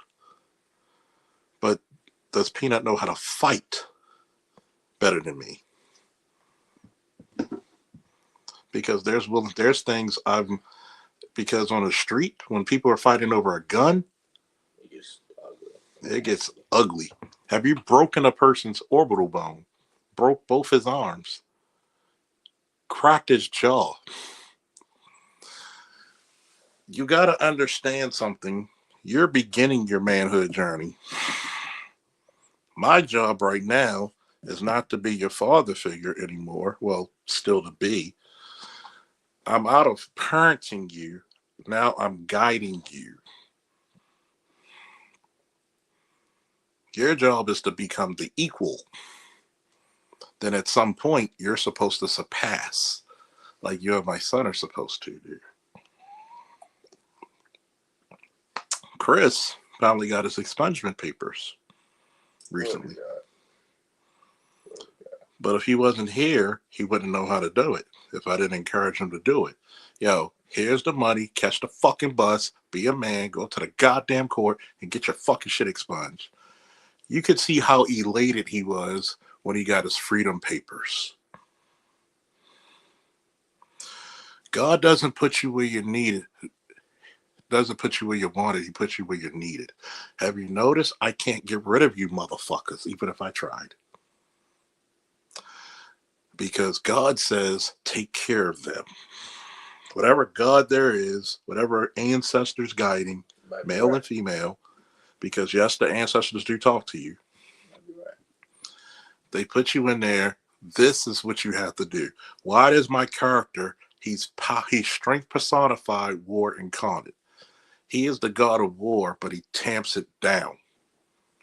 He uses what he needs to use and he gives it back. That's why his teammates, why do you always tamp yourself down? And there's one scene last night I wrote where he shows a bit of his arrogance and the women in the room are so attracted to him. And the guy's like, God damn, that's smooth. You know why? Because his weakness is that the fact that his humanity, even though he's not human, but it's his humanity. So, like, was he raised in a human? He was raised to be a prince. He's the heir apparent. He's the lion heir. Where's he from? He's from a planet that I'll name, but I'm not going to say too much because I don't want people to steal my shit. Okay, gotcha. My bad. But he was trained under Master Brown, which is a love story and also an homage to Mr. Brown. Because Mr. Brown is one of those people who brought the Faulkner you see today here. Because he took a skinny little boy, even though I wasn't that skinny little timid little boy, and made a monster out of him. But guess what the beautiful thing he made out of that monster? He made that monster learn control. He made that monster learn restraint. He learned that the greatest thing about a fight, what's the beautiful thing about being the god of war? Is that you know when not every fight needs to be fought.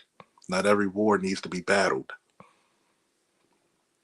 When some creature came out of the world saying, they say you are the strongest in the omniverse. Fight me. You know what he said? I ain't got time for that. I got busy stuff to do. And he's like, no, challenge me. He's like, why would I spend time fighting you when there's people out there in the omniverse that needs my help? And this is a celestial being. And he says, but you're so powerful. Power is supposed to be given to help the weaker. Why do you think the Super Friends said the three things every cop needs to be a great cop? And this is from the late 70s, early 80s. Three things the Super Friends in their intro said it right for every cop to be a great cop. To fight injustice, to right that which is wrong, and to serve mankind. If you're not a servant of the people, you will never be shit in anybody's eyes. If you do those three things, if you're willing to serve people and help them in their time of need, to fight injustice and to right that which is wrong, you're going to be okay.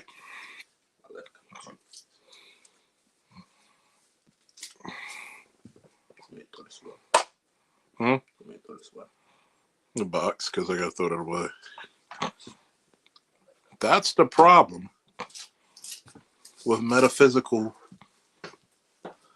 and religious thought. Whatever religion you believe in, whatever science or pseudoscience you believe in, does it correlate with the betterment of life?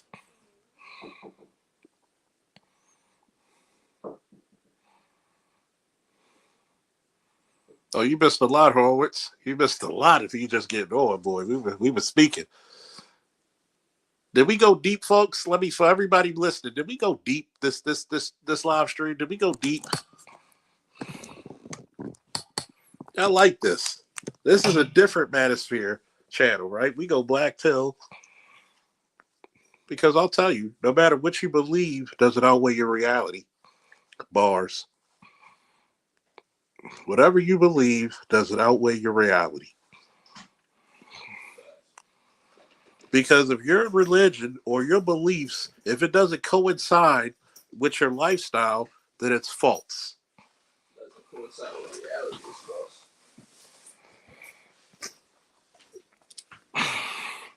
Because the Great Pyramid of Giza, if you take the great coordinates of the Pyramid of Giza, it coincides with the actual speed of light. It takes 2.5 million bricks to build it. Each brick weighs 2.5 tons, and 2.5 million light years from the tip of the Great Pyramid of Giza, 2.5 million light years away, goes to a star cluster that points out to the eye of God. So obviously, the ancestors knew more about God than we do currently in the age of information. Yep.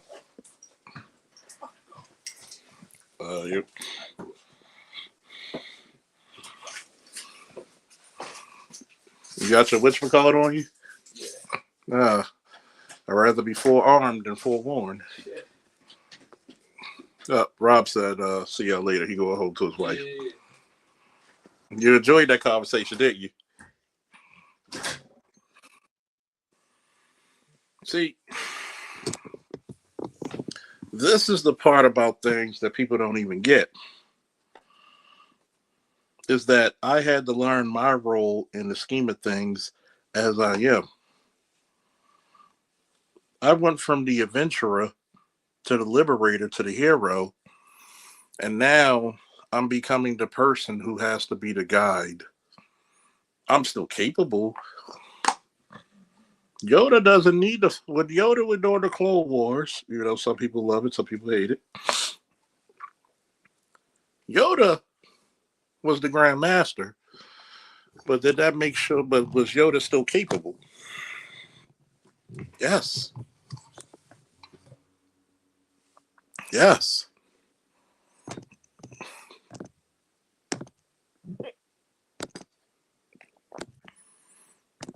Anybody want to come up on the live stream?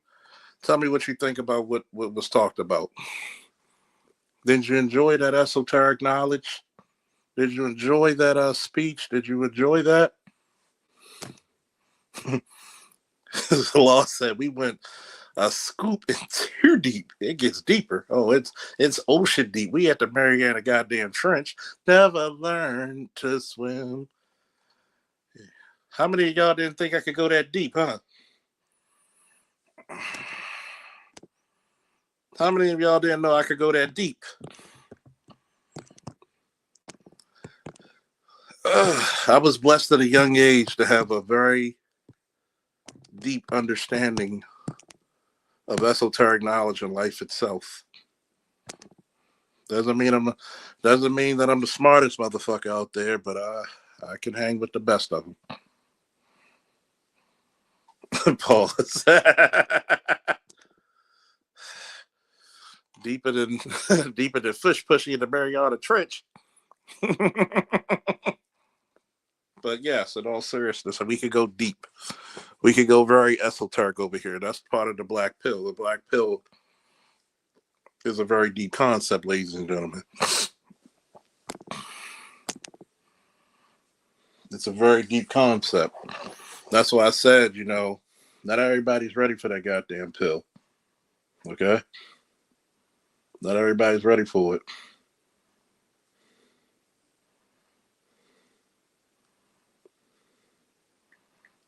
One more day to the Faulkner man's birthday, the 1st. Yay! We partying out there.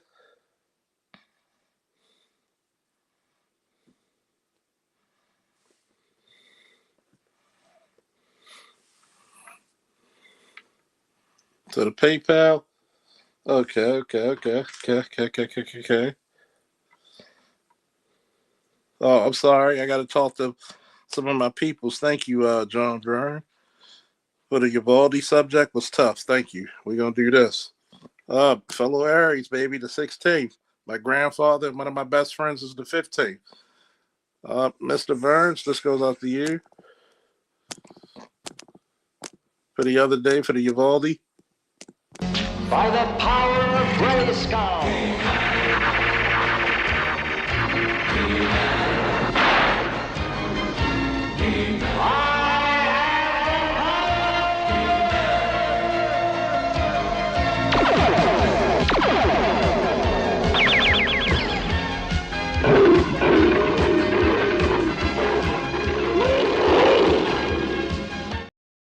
Oh, yeah, I forgot to give BGS his props. Thank you for BGS for the other day. Now for a lesson. You may have heard these words before, but I'll teach you what they really mean. Go beyond! Plus!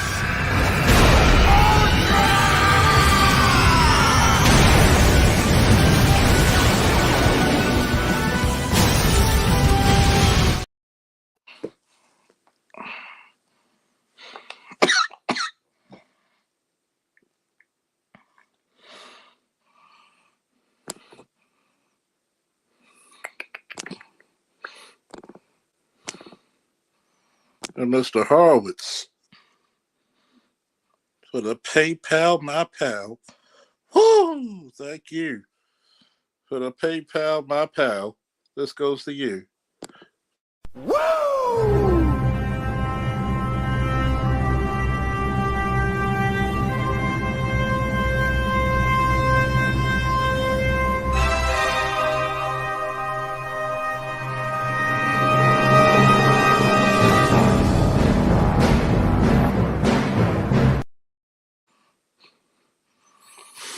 And for the Aries babies, got to do this to the co-host, the unofficial official co-host, even though we got to make him the official co-host of the Faulkner Files. Got to do this to you, fool.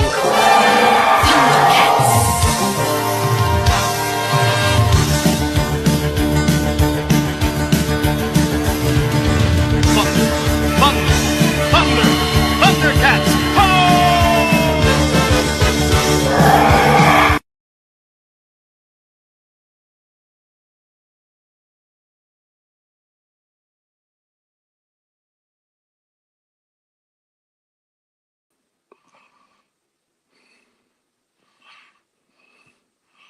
Law said a lot of us ran out of church as a graduation of sorts, the pursuit of knowledge. Whew.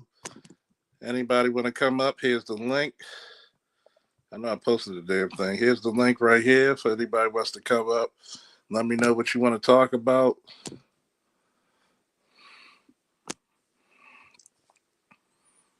I've been gaining weight recently. Hopefully it's because of this knowledge, boy. This knowledge. Don't worry. Right now, if you have a bad ankle, foot, knee, I tell people, get to walking, get a stationary bike, get some weights. Go to Amazon. They got sales on weights. Get some exercise bands.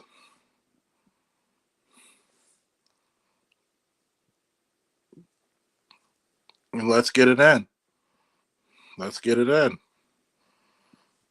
Get some exercise bands, get some weights, get a stationary bike, get a walking.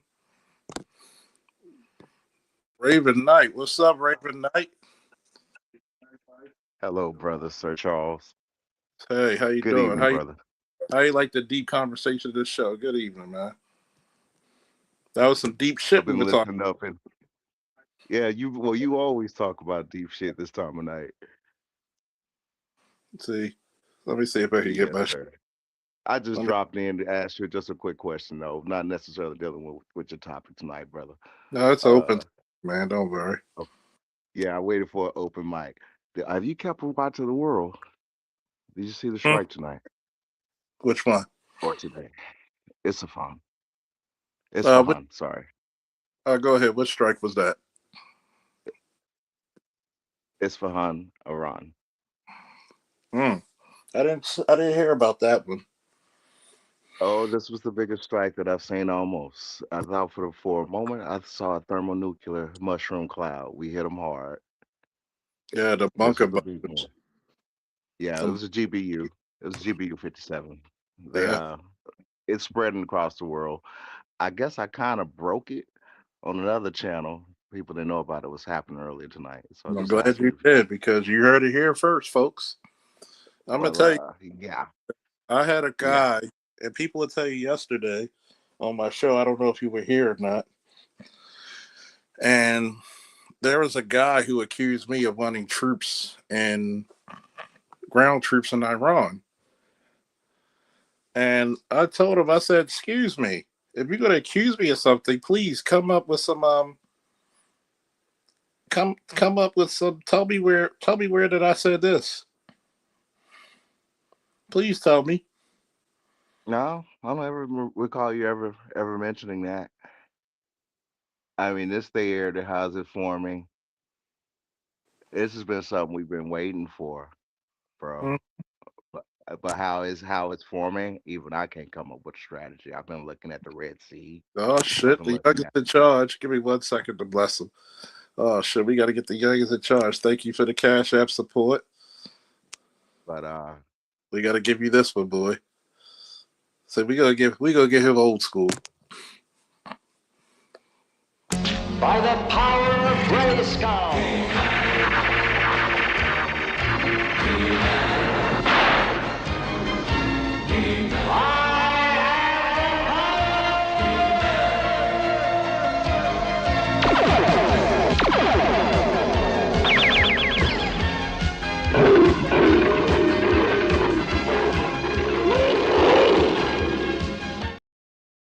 I think this is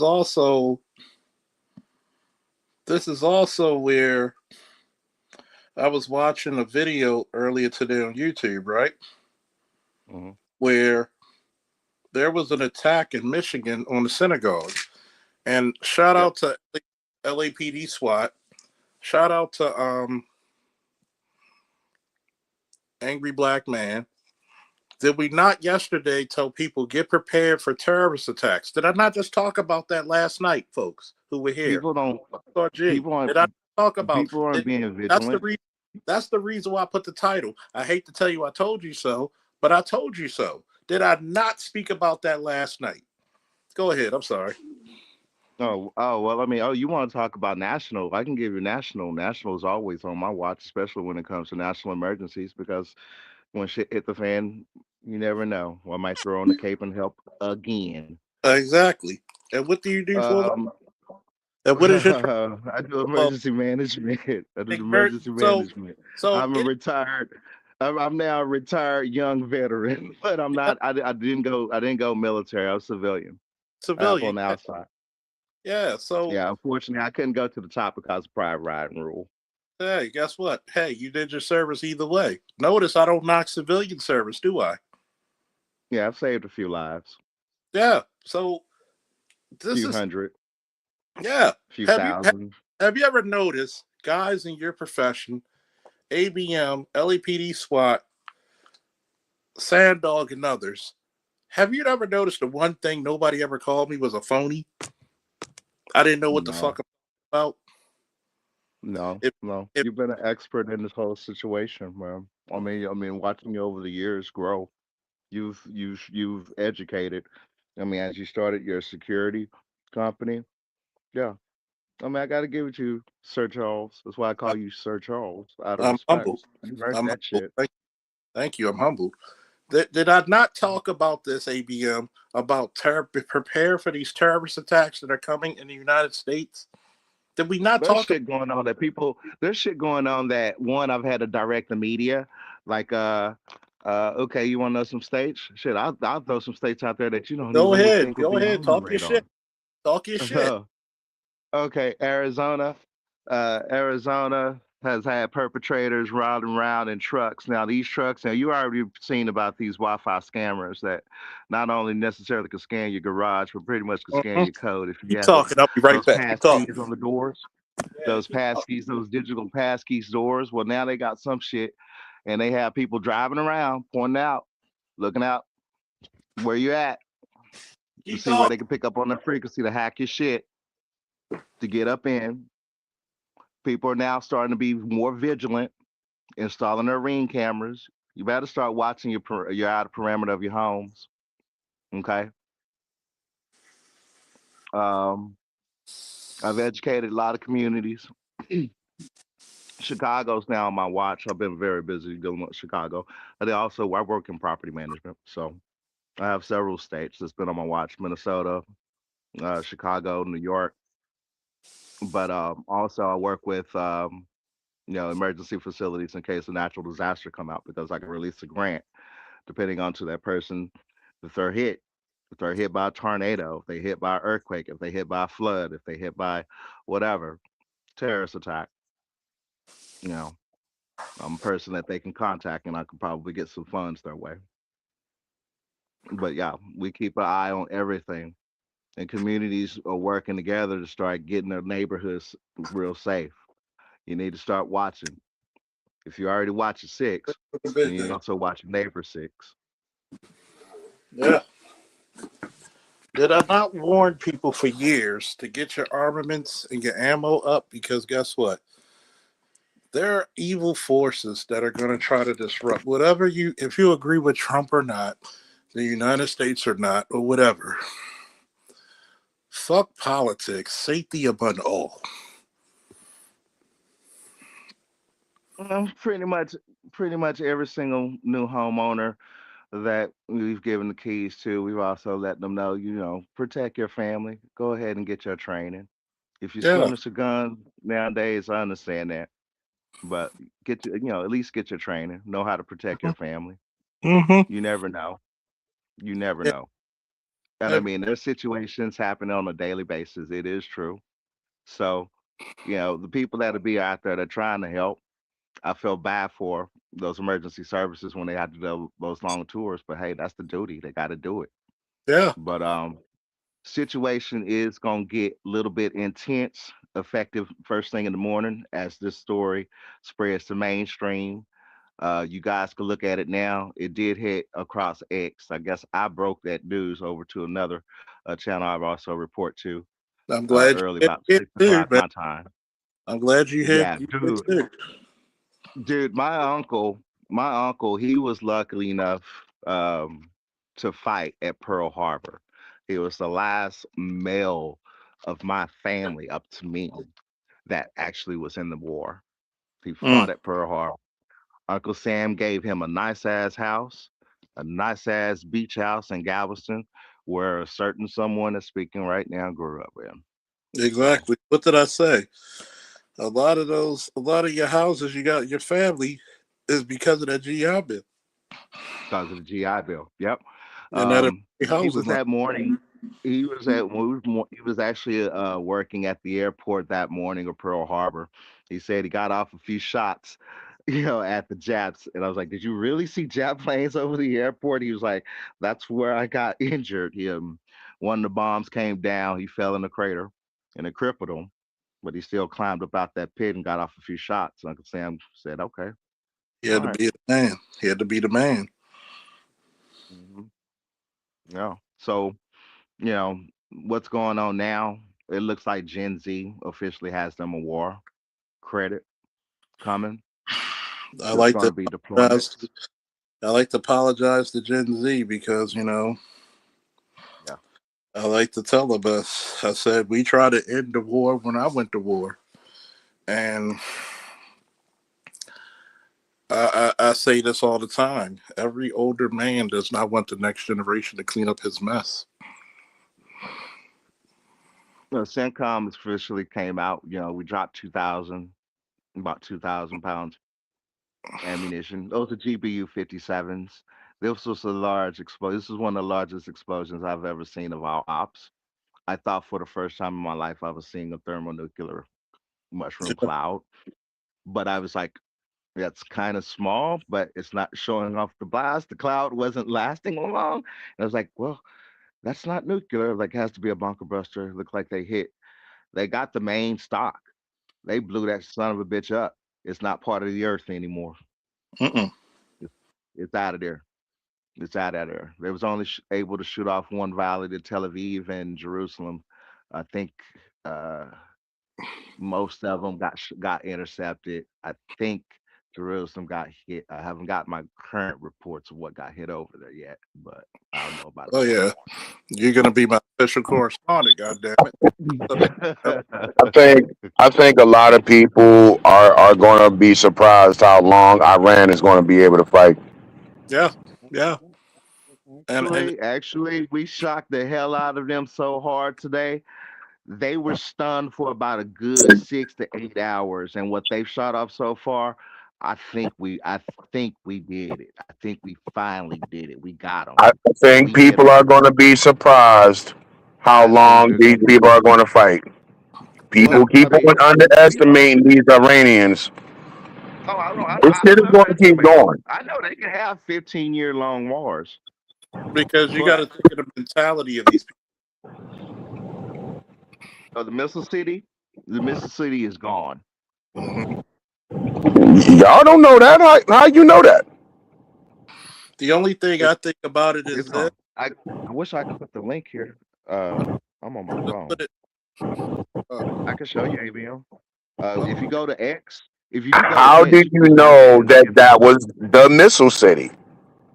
It is How the do you know Mississippi. how many missile cities they have?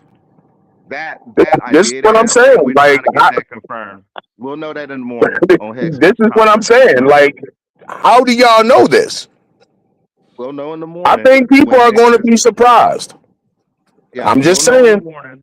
I'm saying we're waiting for the briefing in the morning. Is at 8. Listen, I'm not even believing the briefings. Who you going to believe? Hegseth? They've been lying the entire time. I believe what I The, saw the, tonight. the first time they bombed Iran, they said, "Okay, hey, we bombed their nuclear sites." Now you're Yeah. saying we got to I go to know war with them because they got nuclear weapons. So which one is what it? all they have over there, what all they do have over there. The only thing that I did know of, I didn't know where it was at, but I did hear about the Missile City, the quote unquote. That was the one that they was always showing off in their propaganda, where they have these miles and miles of tunnels. That fits the description. You should see you'll see in the morning. Mainstream will be showing these images That of what all you all see that's every going to day show you is a fucking explosion and some smoke. at night. That's not going to show you a target. That's not going to show you a missile city. Again, they said this last year. We blew up their missile, their nuclear capability. Now you're saying that they're 2 weeks away from having nuclear weapons. You can't believe shit these people say. I go on Mm-mm. to the point I'll of wait like for the information to be disclosed in the morning. I tell All right. people Y'all have all a the good night. Peace, y'all. Love y'all. time, thank you so much. If No you get problem. And Charles, did you see Raw tonight? Yo, that shit got hyped, dog. Are you ready for WrestleMania? I'm ready for WrestleMania, but pro wrestling has been lacking. But everybody's just looking for the Obafemi Brock Lesnar, which I think should be the best match Yes, because sir. Brock actually likes Oba, and Yes, he does. he He got him over. he getting him over, and he's Yeah. that Brock's proteges, right? Yeah. And Yeah. Brock doesn't give anybody the rub unless he really likes you. Like he likes Seth Rollins, and he gave Seth Mm-hmm. Rollins the rub when WrestleMania is ago. Mm-hmm. So I think Oba is going to carry the WWE in the later parts of this. He's going to carry them for the next 10 years if he doesn't get hurt. Well, Isn't it yeah. good to see a black? Isn't it good to see Nigeria. a black Nigerian guy, black if he's American or Nigerian? Isn't it good to see a black pro wrestler be a threat? 25 years old. Yep. And it's like we haven't seen anybody like this since. I'm proud of what they done. I'm Yeah, proud of what they I done. haven't seen It's anybody like everything that. that the locker room said. Everybody's getting their shine and their representation on this Yeah, roster. I give these kids I a haven't shout seen out. a black wrestler get their shine like this since Yes. Bobby. People would say Bobby Lashley. I would say Ron Simmons in WCW. Well, there's certain people that can influence a few things. If you know what I'm saying. If you got a Mhm. few connections, you got a few But connections. but I tell people to this day the greatest world title run for a black guy is still going to be Ron Simmons because I said this as racist as the South can be, Ron was the man anywhere he went, Mm-hmm. and Ron was unapologetically black. So Oba can be the new Ron Simmons right now if they play it right and give him his due, and you got the right way to do it. Yep. And I think at WrestleMania, you should make that a good old fashioned 15, 20-minute smash mouth match. Because we haven't They seen this. haven't set. Did they set the stipulation tonight? I didn't see the suck. I don't think they. I mean, Triple H broke it up, so it's Yeah, probably gonna be a street fight. it should be a good old fashioned street fight. And anytime Raven Knight, you got some information, verified or unverified, please bring it over because we'll see in a few hours.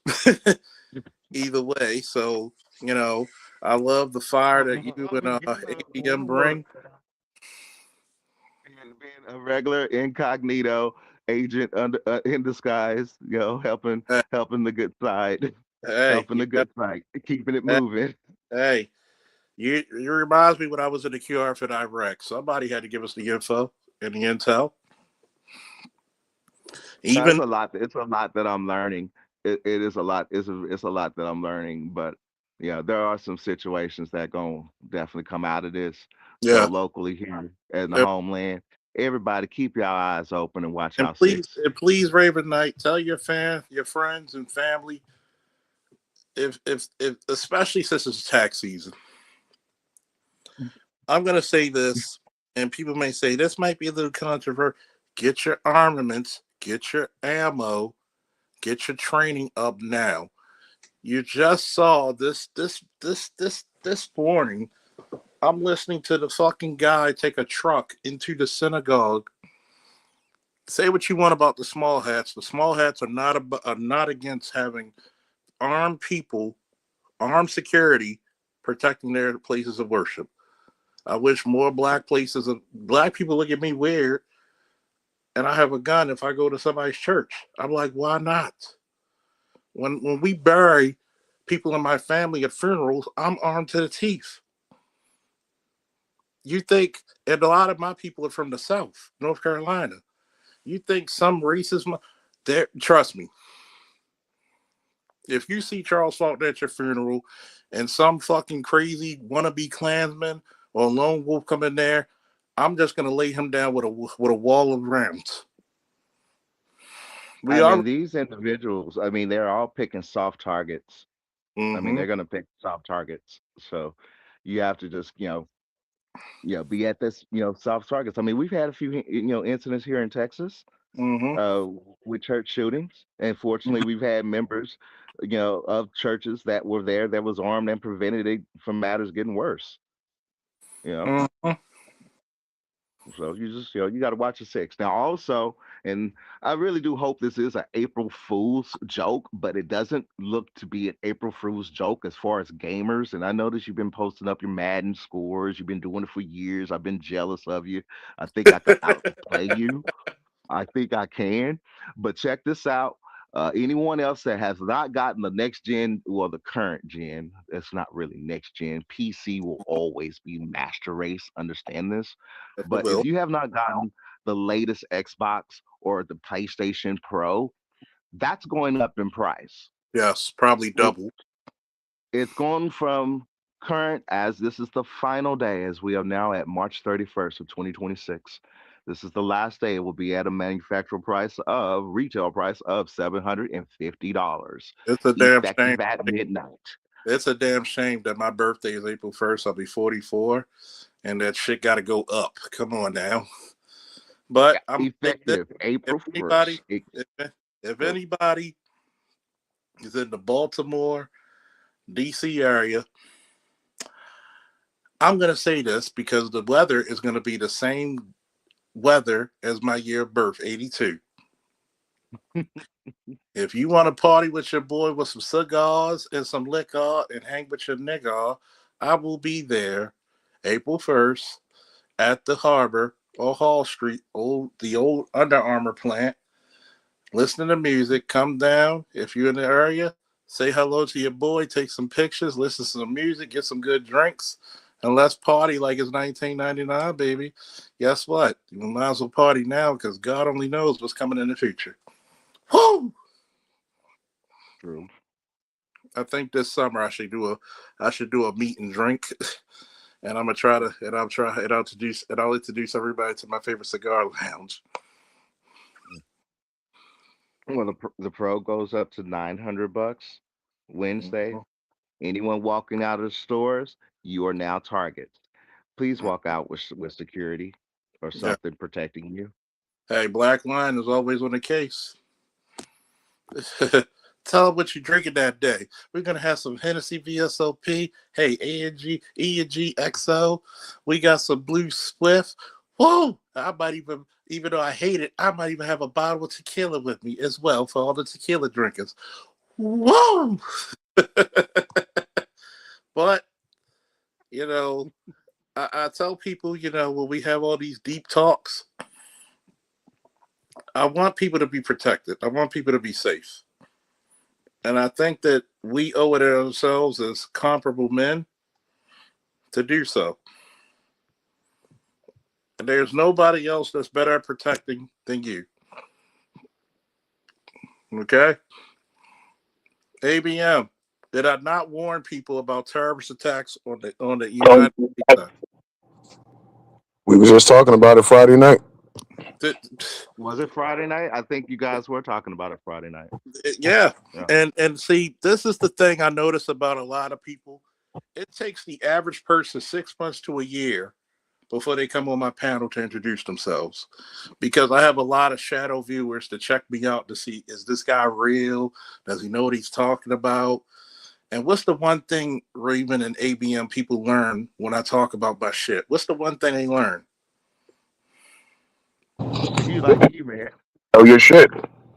I know my You know your shit. shit. You know your shit. Yes, I sir. may be a little crass, and there's times I could be just as crass as I can be intellectual.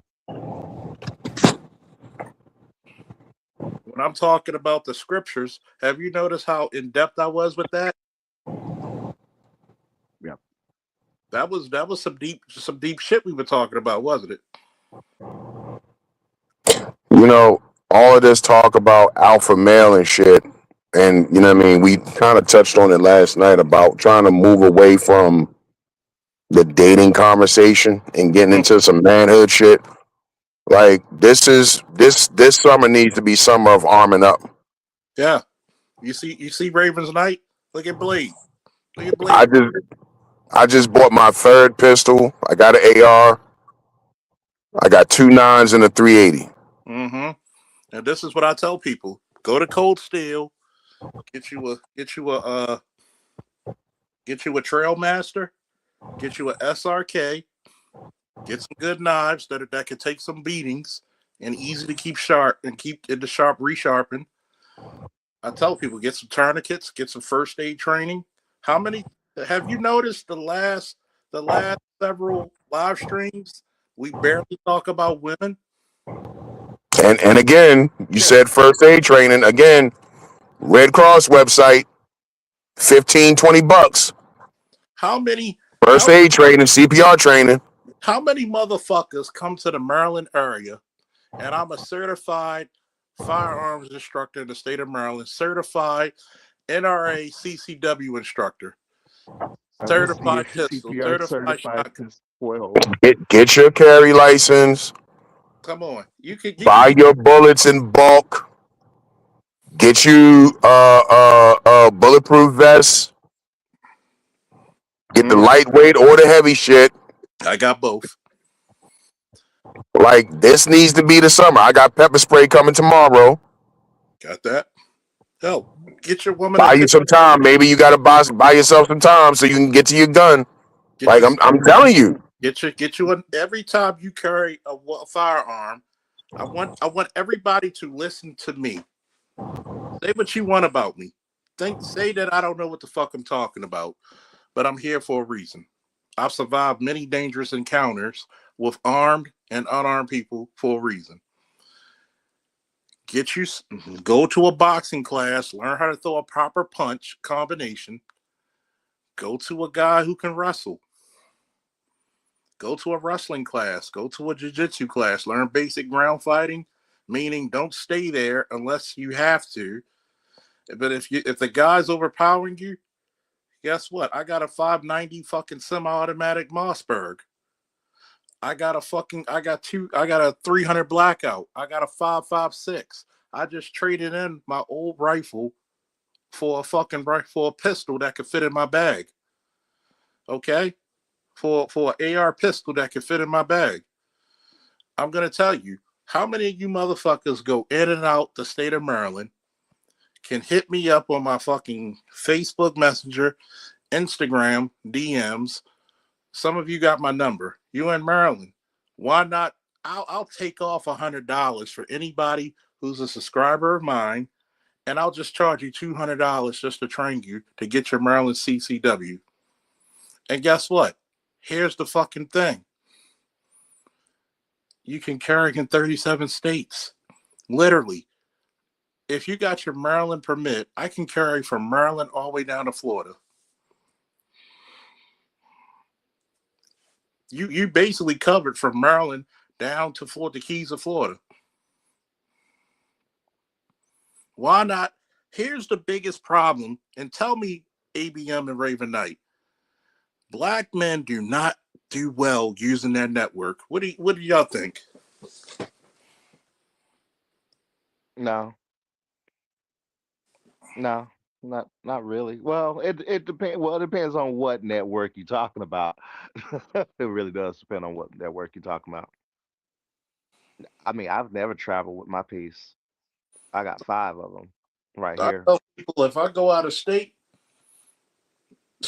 I declare my shit and I will declare it. There's many people who will actually show you how to literally go up and basically say, hey, why not? Why not? But why do you think I purposely thank you, ABM, thank you, Sandog, thank you, Lost, thank you, All Star G, thank you, LAPD SWAT, thank you, Alongo Savage. Well, we declared this place is the proving ground. This place is the rite of passage. This place is demand space. We have you noticed when I talked about women, I talked about it in a significant dating. It wasn't like, oh, how you can get bitches on your dick. No, this is what you look for a good woman. This is what you think about it. Do you know 2 people I mentored are married at 22? 2 of them are in the military, and the other couple's about to go in. So obviously, what I'm preaching is actually right. And when you carry your weapon, make sure you have 2 magazines in your pocket or somewhere you can get to them close on your person. Because people say there's many cops I've had to chastise. We use big words over here. I had to chastise. Well, I only just carry my pistol. What happens if that magazine's a bad magazine, and you got to drop that bitch and put a new one in? You're fucked. What's up, Bucket? I got a fucking semi-automatic shotgun. If I put fucking double odd buck, boom, boom, boom, boom. If I put slug, I'm fucking up your engine block. Number one. I had to go down to a community down in Florida, right? And I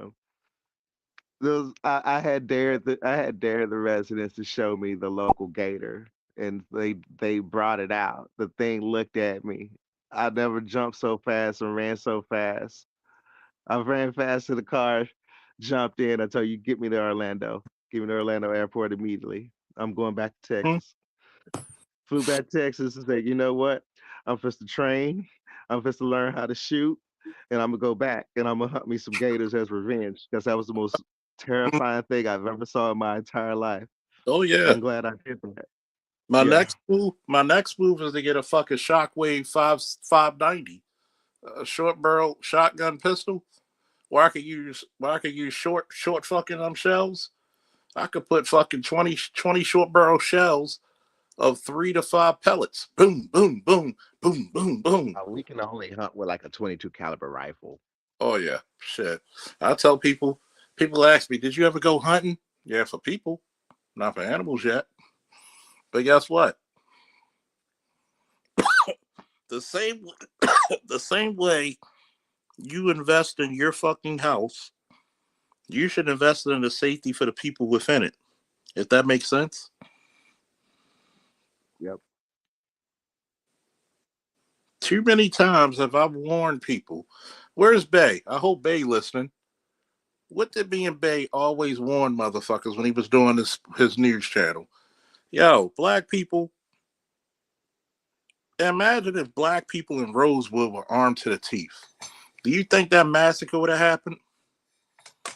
Do you think Tulsa would have happened if black people said we're gonna create our own fucking firearms manufacturer? Why are you so afraid to protect yourself? Has the history of the United States taught you anything, nigga?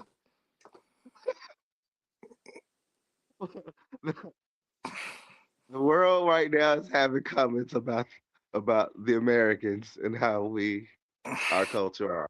So let it be. I'm gonna go ahead and get me some sleep. I gotta be up first up in the morning, get ready for all this. Y'all have a blessed night, all right? You too. Thank you for coming in. All right. Have a good night, bro. All right. This is what I tell people all the time. Sometimes people will tag me into shit on Facebook, and my response is dumbass shit.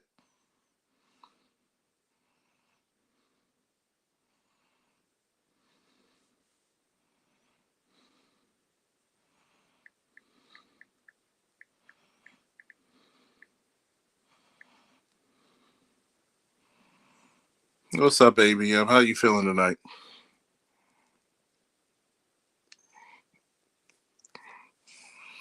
Anybody else want to come in? Here's the link. Does it feel good to talk about other shit than just Keisha? Does it feel good to get some esoteric knowledge? Some man shit that can help your soul and your physical body and your mentals and your emotionals?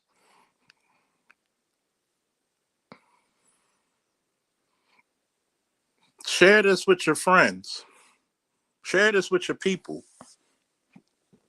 Oh, you hate black women. But how many black women I trained to get their fucking their carry permits? How many young men did I get their carry permits and they're working, contributing members of society? They're going to the military. They work security for 2-3 years, get their resume up. They go to the military. They go to the law enforcement. How many of my wrestlers are in the military or in the fucking law enforcement agencies?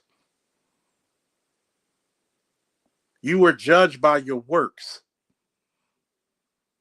This is the reason why Anton Daniels and FD Signify ain't got shit on me.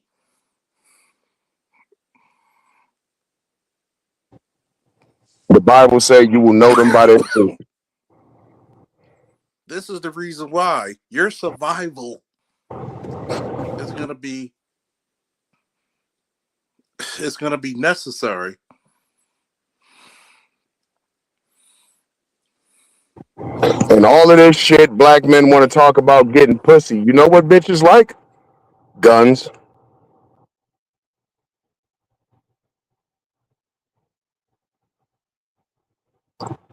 Chicks like to feel protected.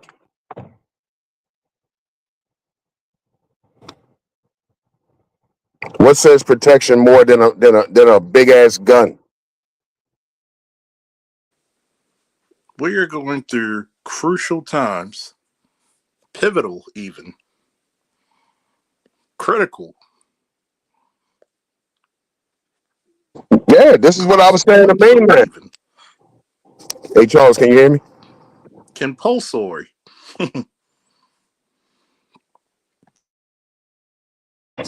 Charles, can you hear me?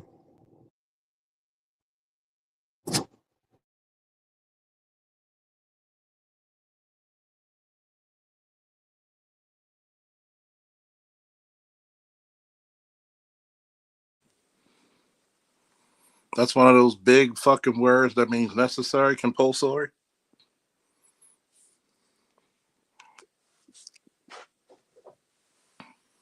See, the problem with our community is we want to look nice instead of being nice. We want to look great instead of being great. God knows everything and everyone.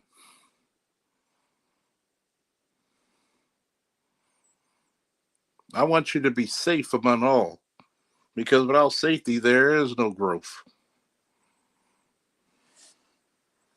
We need to start realizing that shit.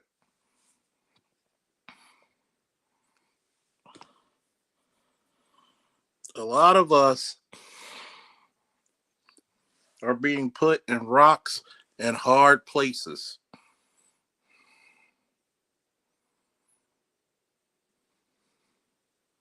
Anybody who want to come up and speak, you're free to come up. Whether if you agree with me or disagree with me. Last night we had a dude who says, well, you support ground troop. When the fuck did I say something like that? I am very careful with my words. I am not above reproach. I am not above, if I'm wrong, to tell a person, you know what? You're absolutely right. Hey Charles, they just said that earlier today, Iran hit some U.S. aircraft, and they hit an oil refinery in Israel. Look, I don't give a fuck what they tell you at a briefing tomorrow morning. This shit ain't nowhere near over, okay? Not even close. And I keep telling people this. When you're fucking with Shia Muslims, you're fucking with the right ones. You're That I fucking. mean, that absolute wrong fucking Muslims to fuck around with. They're the fanatics. No disrespect to anybody that served in Iraq. I mean, I didn't serve. I don't have the expertise and all that. I do know a little something about Islam. I studied the shit for 5 years, somewhere around between 2000, 2005. I'm telling you, Sunnis are not the radicals. Yeah. See, people. Now Charles can tell you, he was there. A lot of that shit that was going on in Iraq was between Sunnis and Shias Yeah. because it was payback time. The Shias is now getting in power, and they are vicious. You're dealing with people that really believe their damn book. See, we're used to Christians over here in America. Your most hardcore Christians don't even really believe the damn book. No. Most When of you're them. dealing with excuse me, I'm sorry for cutting you off, but Go ahead. Cook. when you're dealing with Shia Muslims, you're dealing with people who really fucking believe the shit, and they will absolutely kill you. Mm-hmm. Y'all better go learn what the word fatwa means. Tell them. Okay? That dude with the turban on his head and shit, when he issues a fatwa, they mean that shit. So if some dude with a turban comes out and issues a fatwa and say, yo, I need Muslims all around the world to kill Americans. That's a jihad. Somebody's going to absolutely make that their mission in life. Is that not a jihad? That is a jihad. Jihad is Arabic for, I don't know if it's Arabic or not, but that basically means holy war. Yes, it is. You're dealing with serious fucking people. I'm saying all that to say this. This summer needs to be the summer to arm up. Mm-hmm. No excuse for the shit. If you don't have a felony, or if you're not in some super liberal state like somewhere up north, you know, that weird shit, Maine, Vermont, Rhode Island, shit like that. Connecticut, New York, that shit. Delaware is pretty decent. But yeah, anything in the Northeast is terrible. But if you're out of the Northeast, no fucking excuse to not be armed.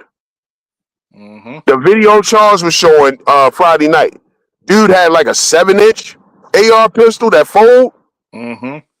Now in Maryland we can't have folding shit, but you can go buy a 7-inch AR pistol. Yeah. 5.56, 223. What you think I got waiting for me? Fit in the book bag. Nigga, what do you think I got waiting for me Thursday? Happy birthday to me. Get your body armor. You can get the bulletproof vest that is bulletproof and is stab proof. Mm-hmm. Like I said, I got pepper spray coming tomorrow. I'm waiting for my 7-day waiting period to go pick up my little pocket rocket. I just bought a 380. I got 3 pistols and I got my AR pistol. And just like I told my wife, I am getting more. Yes. And she should have one too. She got a 380. Oh yeah. I'm moving now. I'm all about stocking up ammo. Ammo prices are already going up. When scary times come, that's when people will run out and they buy a shitload of ammo. You can't really find bulk shit. So you got to piece your shit together here and there. You got to buy that 50-round box.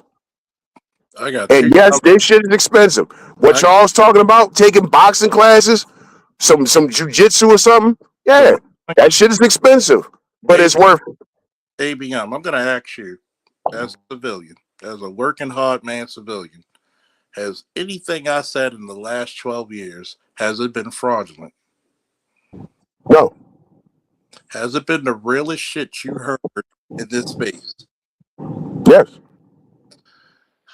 How many times have I told Negroes, and I warned you, This is last night. I told you. Last night and Friday, did I not say the terrorist attacks are coming? What happened today in Michigan at a synagogue? And you know what? That's like the second one in Michigan. Because you have to understand, in Michigan, it's a heavy Muslim population in Michigan. Very heavy. Lots of Palestinians in Michigan. If you're in a city like Philadelphia, you got a lot of fucking Muslims. Black, but they're Muslim. Mm-hmm.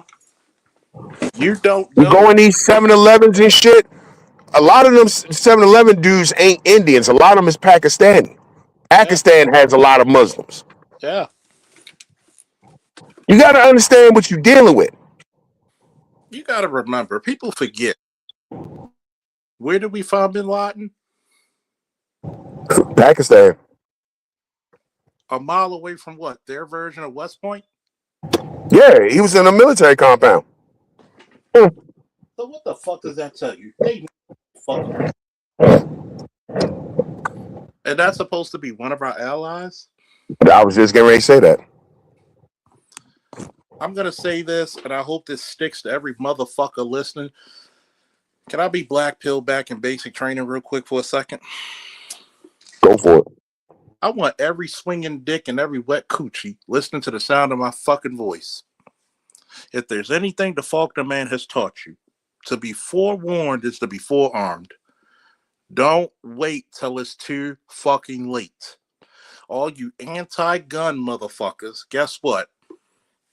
Did we not go past this? Did we not talk about the story of Job?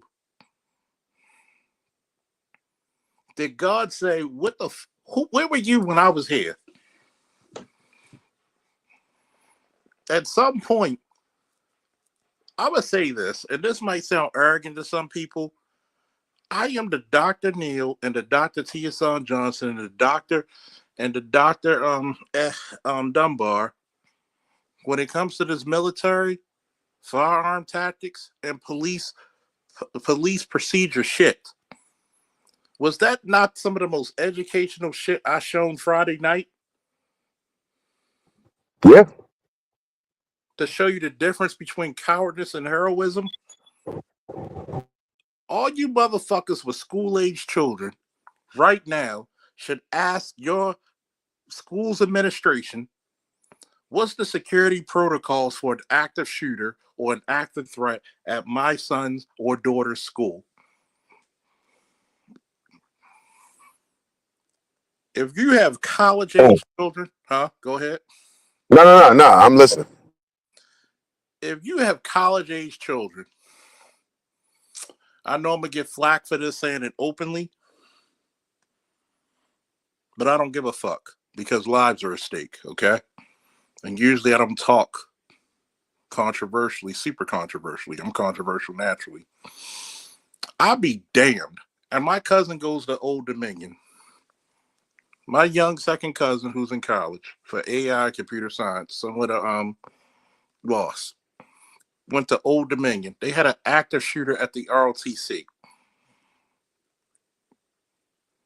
I'll be damned if I send my son to somebody's college and he doesn't have the training and some type of weapon on him to defend his life and maybe the life of others. I'll be damned. I'd rather pay for his court costs than his fucking funeral. Do y'all feel me on that one? Give me a woo in the chat if you feel me on that one. Give me a woo on the panel if you feel me on that shit. I'll be damned if he's going to be a victim. I'll be damned any of my godsons, my nephew, my cousins, my godsons. I'll be damned if they're going to be fucking victims. I'll be Like I was telling you the other night, Charles. My oldest son turned 21 this year. Yeah. My birthday gift to him is going to be paying for his gun class. Hey, bring him here. I'll just do it for $200. Hey, I might do it for $150 because you're my boy. That's going to be his birthday. I already told him. Hey, It's going to be his birthday gift. 18, 19, bring him here. Guess what? 18, 19, they looking for a job, they looking for security. Hell, I give them that gun permit. I'll take $50 to $150 off anybody who can tell me and prove to me they're a subscriber to my fucking show. Just for thank you for supporting me and a thank you for making sure your family's fucking safe. Shit that actually matters, not who you can stick a dick in. Thank you. Because that's a lot of black men. I got a buddy. I keep telling him, man, get your gun license, man, get your carry license. Oh man, I keep forgetting. Oh man, I don't even be thinking about that. And then 2 minutes later, yeah, man, I'm trying to fuck this bitch. Black men you will never hear a black man say, you know, I was going to get the pussy, I didn't feel like it. Mm-mm. You know, I was going to fuck her, but you know, I forgot all about it. Pussy's so fucking easy that literally I'm parking my car and a cute 25-year-old approached me. Pussy ain't black men's problem. Sometimes that's your detriment. Can you protect yourself? Can you protect your family? Protect your community? Hey, I've said it 100 times. Look, getting pussy has never been the problem for the black man. Because guess what? You want to see if you're a real man? Can a real man protect people he doesn't know? What I was saying before, because you couldn't hear me, I had to leave out and come back in. I was saying, you know what chicks like? Guns. Mm-hmm. Show your guns to a chick, yo, watch she get turned on. Mm-hmm. I'm not even bullshitting. I'm being for real. What do you think one of my favorite dating places are? They aren't on by it. Get armed and get stocked up. I got 2,000 At this, 5.6, and I'm still cleaning. Go ahead, cook. Now I was gonna say, as this Strait of Hormuz situation keeps going, things are going to tighten up. Shipments are not going to come in, and like I said a minute ago, you're already seeing ammo prices going up. If you haven't been stocking up on essential things, canned goods, ammo, now's the time to get started on that shit. There we go. So people say you don't look like how you look. Shit, that's right there. The arms are still arming, baby. What did your man say when he had to fold an AR? What type of book bag to get? What do I have right here? Yep, that's it. Vertex. What do I have right beside me in my living room? As you can see, these beautiful paintings. Glock 23. What the fuck? What the fuck do you think? Y'all think I'm new to this? I'm true to this. Some of your favorite rappers I bodyguarded at fucking college homecomings. Your little Uzi Verts and shit. Yeah, he looks like the beta male version of me. Exactly. And you work late nights, don't you? Exactly. And I want to see people complain. Y'all showing firearms. Y'all don't say shit to the white boys. My gun is legal. I'll show my shit. Exactly. Nothing illegal about this. This is Second Amendment right here, baby. I had this before I was a cop. I had this Glock before I was a cop. This is how special it is. I could go to Glock and get the fucking gun to make it inaudible. Y'all think I'm lying. Y'all think I'm lying. Have you ever noticed? That's funny right there. Antoine looks like the beta male version of you. A lot of dudes are. Y'all think I'm lying. You think I'm lying. I'll look down upon you as a man if you don't have the means to protect yourself. Facts. You right, All Star G, bro. No one complains when the thugs show their guns off. And again, black people got to get out of that scary ass mentality. I'm sick of scary ass Negroes. Dog, this is not the 1920s no fucking more. You can have shit now, black people. Shit, you should be able to do that. Came up right there, just one-handed, and it's serrated. This tool can save your life. You might have to cut your people out of a seatbelt from an accident. But you know what? Facts. The same fucking respect y'all give the PhDs, which you should give them respect, the same respect you give somebody who's been 20 plus years. It's been since the year June of 1999. I've been holding a gun for God and country. I should be giving seminars.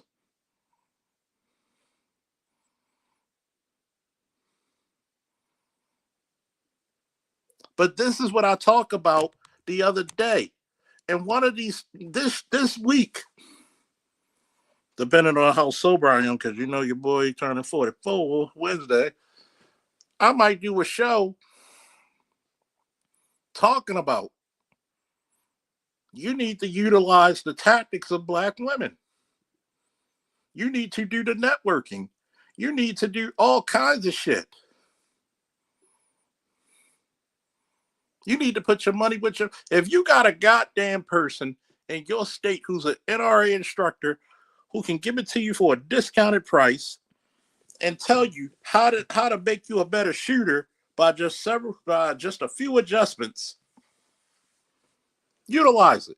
You got so many people who are computer experts, tax experts, insurance experts, electricians, health professionals. Do you utilize it? No.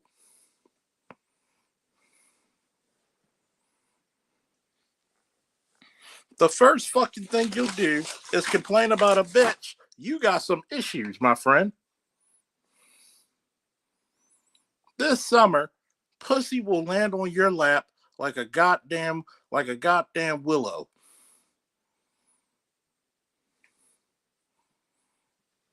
Trust me. Don't make me go upstairs to show my custom ARs.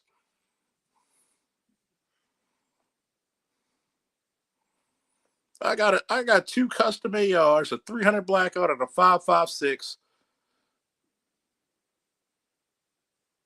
with custom scopes, with a self-lubricating bolt, where the only thing I got to do is wipe the bolt off and it's good as new. How much are you willing to invest in your family safety? How much are you willing to invest in your safety?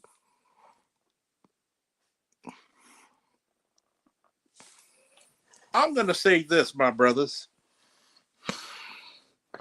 My brothers in Christ, my cousins in Shango, and my family members and Elohim. And all my play cousins in Allah. If you are a man who has his own or live with family, you're only as good as how good you can protect others. I will sit in my living room or cook in my damn kitchen with a gun arm reaching me. Some of you motherfuckers got dull knives in your kitchens, and that says a lot about you.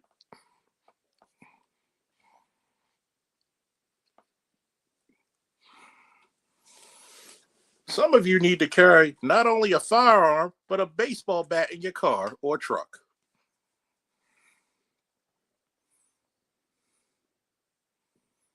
Not only for offensive, but guess what? You may need that bat if somebody's on the road and trapped in a car. You got to bust out the windows or the windshield.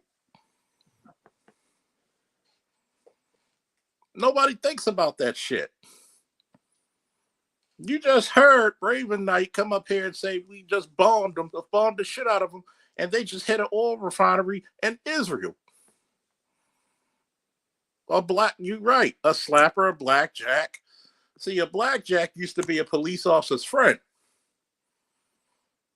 Tell the department, soft asses, made it illegal.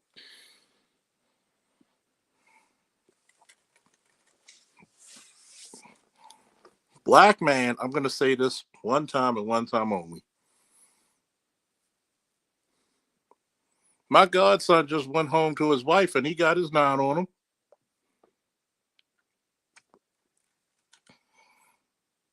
Stop getting the cues from people who don't live in reality. And I can't just blame the women because there's a lot of soft ass men. Guess what? Even Panthro had to get busy.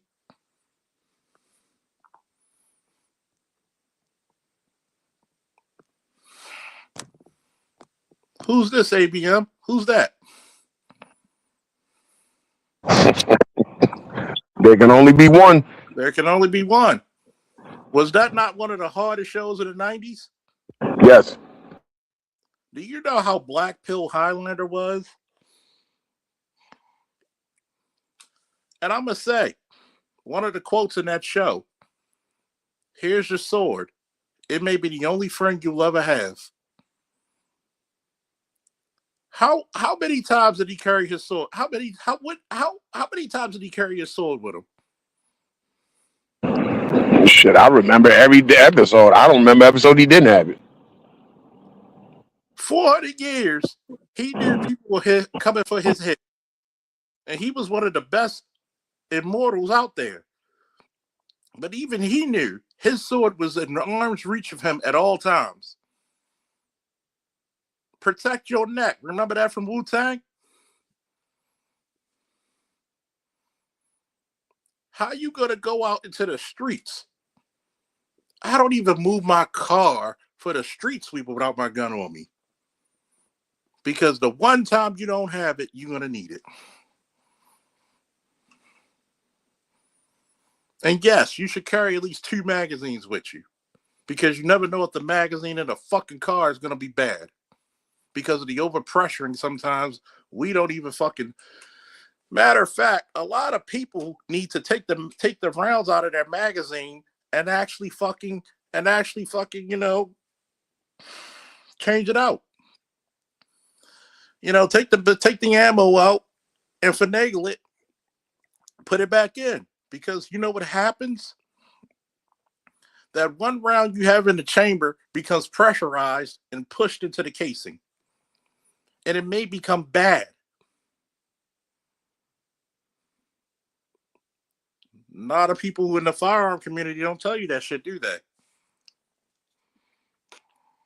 Especially if you unload it and then hit it again. It keeps hitting that fucking primer.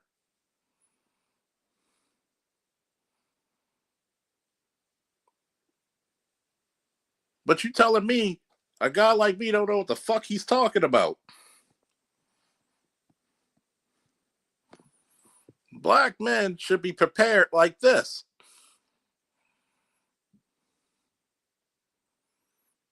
Even He-Man had the sword of power.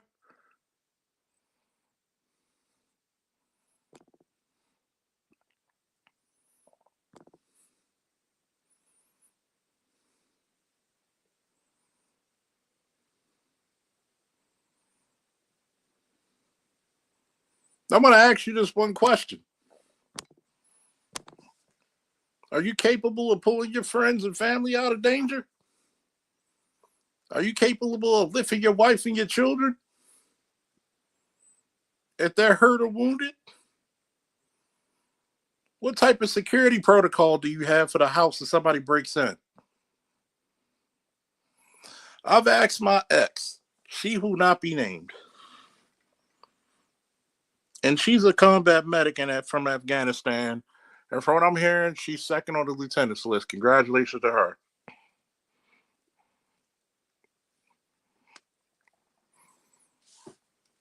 I asked her this one question. You already have my son. Let's say we have one child or two more children. Somebody goes in, somebody breaks in. What is your job if I go down looking? Well, I'm gonna come down there with you with my gun. I said, what if they take me out? Who's protecting the children? And she was like, oh, I didn't think about that. I said, your job as my woman, wife or girlfriend, if we have children together, your job is to protect my goddamn legacy. See, should I go in ABM about that? Go for it. This is some black pill for your ass. A lot of you Negroes don't give orders to your women and children. And you wonder why you're not respected. This is what's needed to be done.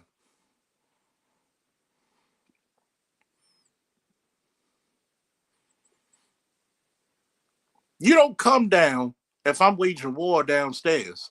Your job is to get take them blankets, have an AR pistol and a fucking pistol on your hip, make a rope out of some goddamn blankets, make sure the children get out safely, you get out safely, and call the police and tell them what the fuck's going on.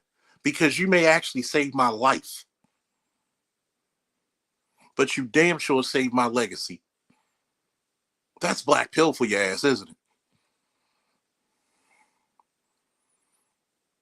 I showed you. How many minutes was it in Uvalde? 77 minutes before another agency had to take action that the Uvalde police failed to do.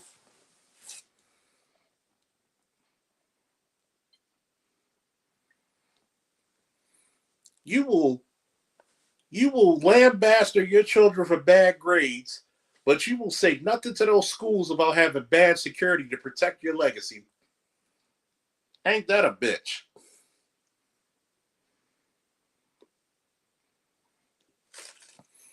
Where's my homeboy from yesterday who wanted to talk about, oh, you support ground troops in Iran?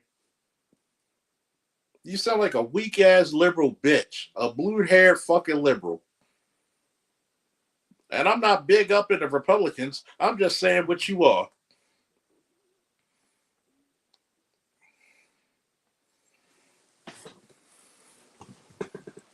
Anybody want to come up here? Don't be afraid. We can have a conversation. Don't troll. Yeah, I'm glad you said that, Charles, because this is not the time for this weak liberal bullshit.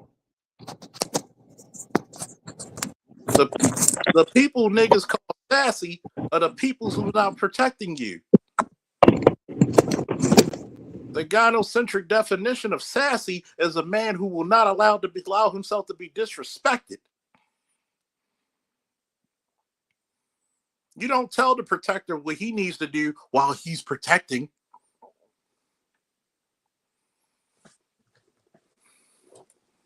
Fucking ridiculous. Yeah, it's kind of like the silly ass all the gun laws that Maryland want to have, liberal state. They can't get around the concealed carry now, so now they put all these restrictions on it. Oh, you can't bring your firearm into a restaurant that serves alcohol. Fuck Bullshit. you. Fuck you and fuck that immediately.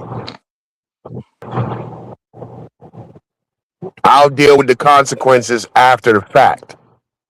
Exactly. Like, I'm no fool. I'm not going to go to certain parts of 295 where all that government shit is. You know, you know, all that Pentagon, NSA shit. You know, I'm no dumbass.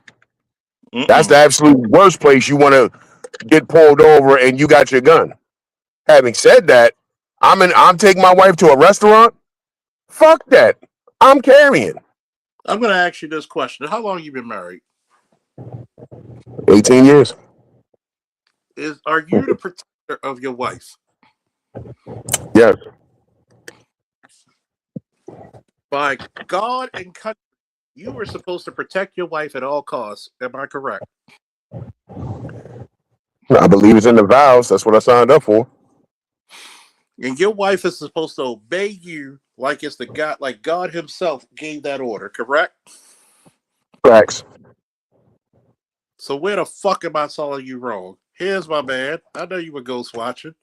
Will you fight if you're recalled into the army to fight this war? Here we go. Here we go. He got some balls today. Got some balls. He Got came some up today. balls, my dude. Got some balls. The planners, what's up? Who are you? Yo, hello. Because you got 2 spaces occupied. What's up? You got to answer me. Yo, how's it going?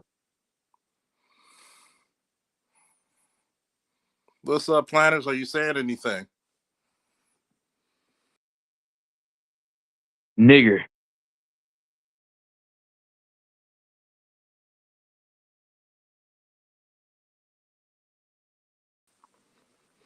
You didn't say anything. I even went out to see if you said something.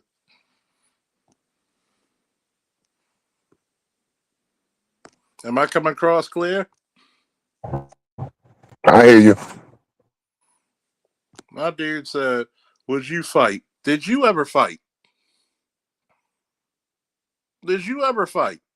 Are you willing to fight? Nah, bring your ass on this fucking platform. I told you before. Don't come chastise the dude who did the fighting, okay? What he came up and ran? Fuck it. What, you a bitch? I mean, that's what we call him in Baltimore. Stop being a bitch. Did you fight? What's a just war? What makes this war unjust or just? Guess what? If motherfuckers came to your community, are you going to pull the trigger? That's what I want to know. Fuck this Iran shit. If a motherfucker came to your kid's school, do you have children? Do you have a girlfriend or wife? Do you have loved ones?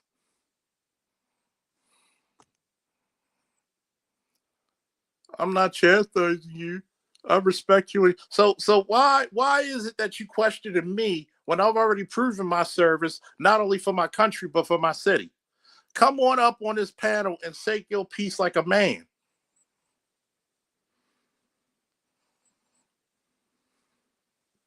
That's the least you could do.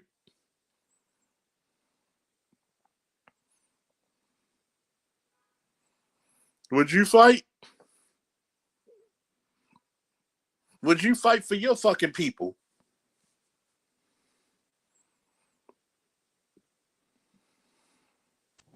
Man, fuck all that. Dude, you got a fucking gun license because you sound like a fucking hippie.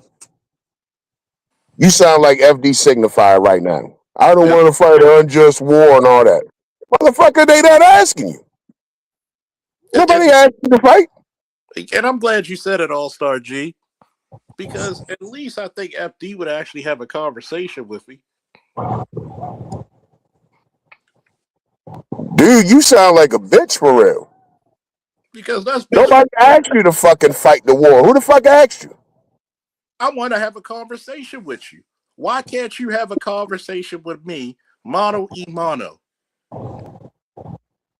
You came up to the panel and then ran. What, you scared? Lord. Would you fight? Let me ask you this question, ABM. You're a black man from Baltimore like me. Would you fight for your people? Fucking right. Would you fight for your country if somebody tried to take where you live? Hey, listen, this is a true story. After 9/11, I got mad. I was 20, 21 at the time. Mm-hmm. You remember when Mundaman used to have the Marine recruiters and the Army recruiters up there? Oh, yeah. I went up there and tried to join the Marines. They wouldn't take me because I had asthma. I was going to do the whole thing of train me up for a year before the basic training. Mm-hmm. Try to get they tried to send me on over to the Army. Said, man, just go over there to the Army. The Army will take you. I ain't want to go to the Army. Exactly. Think about That's it. the only reason I didn't enlist. I wanted to do the Marines. Years later, a coworker of mine tried to get me to join the Navy. I was never really interested in no other branch except the Marines. Guess what my daddy is? A Vietnam Marine. You telling me? I'm gonna ask you a few questions since we can't get the other motherfucker up here. Were you fucking pissed off and insulted somebody attacked your fucking country? Yeah, I was pissed off by that shit. The fuck? Flying fucking planes in the buildings and shit. I don't give a fuck what other sneaky shit happened. And that's one of my biggest regrets, Charles. One of my biggest regrets is not just going over there and enlisting in the army. And just That's one of my biggest regrets in the life. And that's what I tell people. You can tell because you're only like what, 2 years older than me? I'm only a year older than you. Yeah. Motherfuckers grew up with G.I. Joe, He-Man, Thundercats. You couldn't help but to be masculine. Ulysses, Silverhawks. Fucking, what's another masculine cartoon? Mask, Galaxy Rangers, and the smart GoBots, robots, Voltron, Thunder. One of the hardest animated fucking scenes when Optimus Prime came out and died fighting for his people. We grew up with Duke getting a fucking spear through his heart.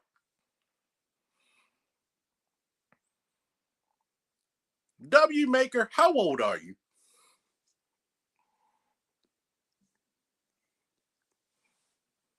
You couldn't. We grew up watching Cops, Black Belt Theater, 12 o'clock on fucking Black Belt Theater, 12 o'clock on a Saturday. Horror movies at 2 o'clock. Pro wrestling at WWF at the time. At 4, WCW at 5. You had fucking Renegade. Fucking what was that? Super Cop. RoboCop, the series. We had what was it? The $10 million man? The $1 million, the $6 The million. Fall Guy. Yeah, the $6 million man. The Fall Guy. Simon, Knight Rider, the 18. Magnum PI. Fucking you had nothing but manly ass shit. Did you ever notice in the 80s you had single fathers and not single mothers? Yeah. Did you notice when you watch Full House, it was nothing but dudes raising women? Facts. Did you notice Harriet might have gave him some guff, but whatever Carl said went in that house? Same thing with Different Strokes. Different Strokes. Mr. What was his name? Mr. Damn, I forget his name. Mr. Rubin, Mr. Robbins. Yeah. Even Sanford he was single. Yeah, Fred Sanford single. Was a widower. Yeah. Even though him and his son bittered, they loved each other. They bickered, but they loved each other. Mr. Drummond. Mr. Drummond. Remember Darkwing Duck? Darkwing Duck was probably one of the most masculine Disney cartoons of the afternoon series. You know why? He was not only a single father, he adopted her. And he would talk shit. And talk shit. He adopted her and took care of her like he sired her, didn't he? Darkwing Duck used to talk shit. Talk mad shit. I am the terror that flaps in the night. Scrooge McDuck. Scrooge McDuck was single. Scrooge McDuck had his 3 boys. Had his 3 nephews, adopted his 3 nephews, and took them on fucking manly adventures. Him and Launchpad. Say what you want about Goofy. Goof Troop. He was a single father. So dismiss me on masculinity when all I was enveloped in the shit. Bionic 6. Y'all remember that cartoon? Yeah, I remember. The wife and the family went on adventures together. Remember when cartoons had fucking moralities after the show, after the adventure, and taught you about life? Even He-Man and She-Ra taught you not to let people touch you in ways you don't want to be touched.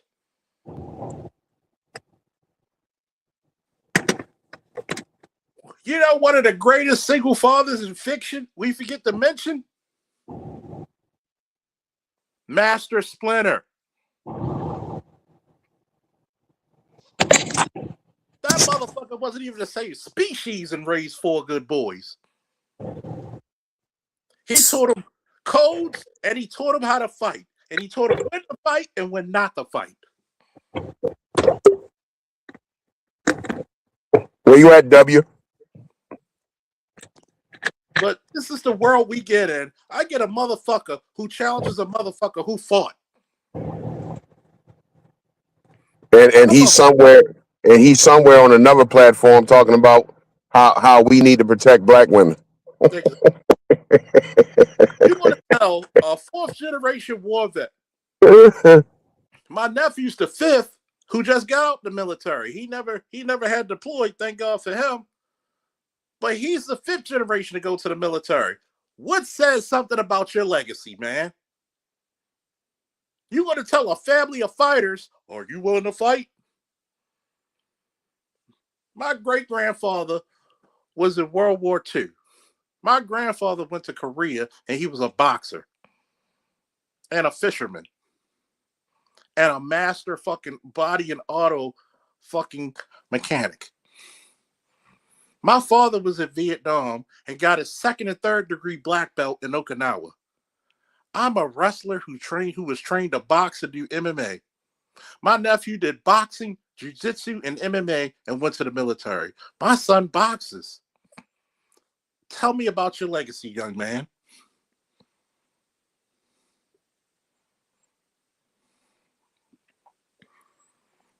Did you notice we were enveloped in masculinity? But you motherfuckers will have a legacy of deciding if a man can be a woman.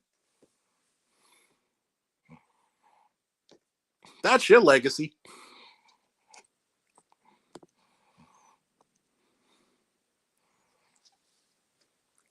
But you want to question me? Would you fight? What the fuck did I say? Every father will fight a war so his children don't have to go. Spoken like a man with no fucking responsibility, no type of drive. Do you think I wanted to go in my comfortable ass life to go to Iraq? But guess what? I signed the paper. That was my duty to do so.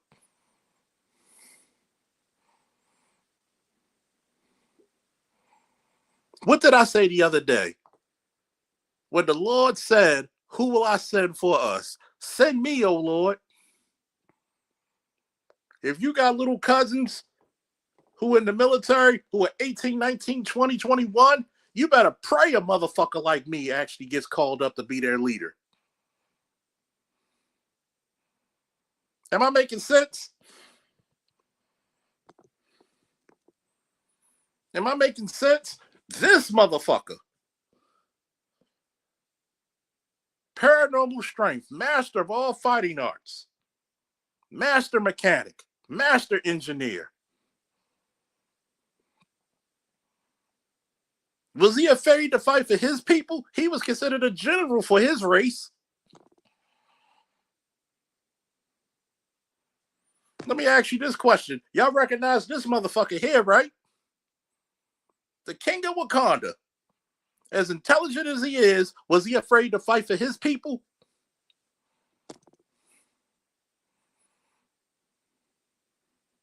See, that's what we're missing, is the motherfuckers who are our elected officials, and we elect them off of personality instead of performance.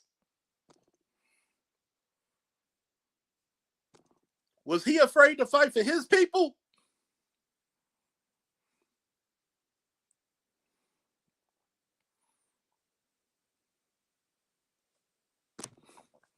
Was he afraid to protect and fight for his people? What of all the characters, were they afraid?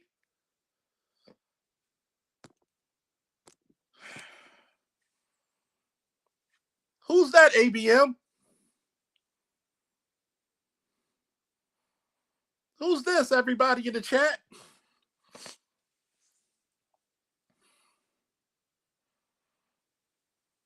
Who's that, chat?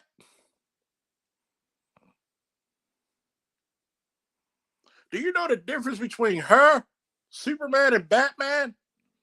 Superman is who he is because it's biology. Batman is who he is because he bought it. She's who she is because she earned it. Let me ask you why Wonder Woman is one of the greatest superheroes of all time. Actually, a top 3 superhero of all time. She had to go through a tournament of the best of the Amazons. She is literally called the champion of the Amazons. And excuse me, LEPD SWAT, I hate to pick on you. Do me a favor. Could you Google all the definitions of what champion means? Do me a favor, Lost. Google me the definitions of what champion means.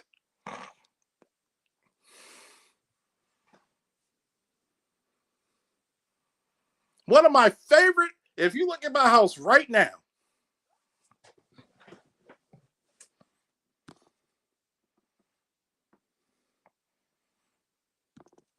one of my favorite characters of all time is Wonder Woman. Because she earned her title to be called Wonder Woman.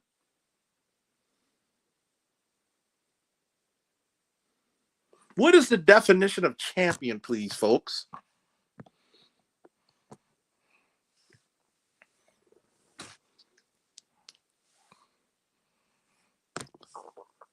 Was he afraid to fight for his people?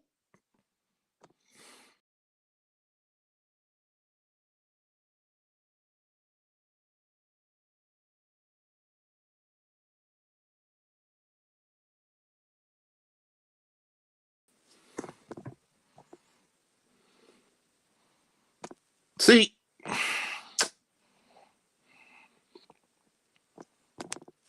we get hooked up on semantics too damn much.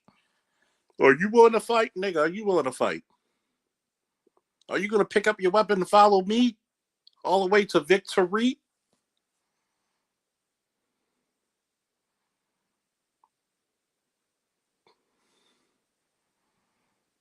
Like Frankie Beverly said, too many people want the joy but not the pain. And they're synonymous.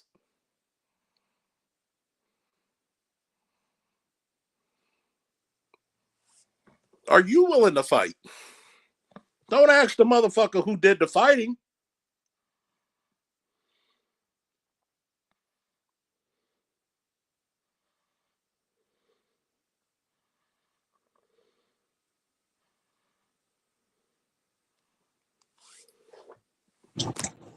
I want to know why is he bitching about fighting the war? Nobody asked him to fight. Mm-hmm. A person who defeated all challenges the best. Law said a champion is someone who fights and wins first place in a competition, a dedicated supporter who fight for a cause, person, or principle. ABM, does that define Wonder Woman completely? Yes. She fights for a cause, meaning she fights for the peace of the world and mankind, out the comfort of Paradise Island, otherwise known as Themyscira.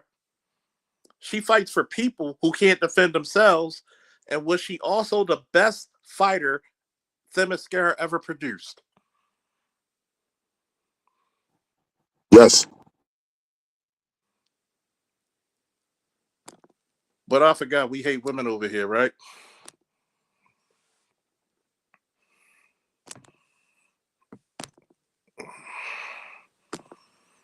But yet, when we go to war and when we have to do battle, do we send our worst or do we send our best?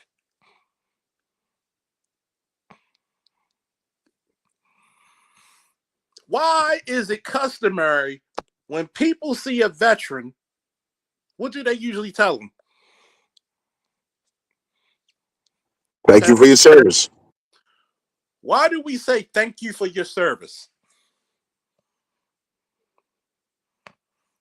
Anybody in the chat panel could answer.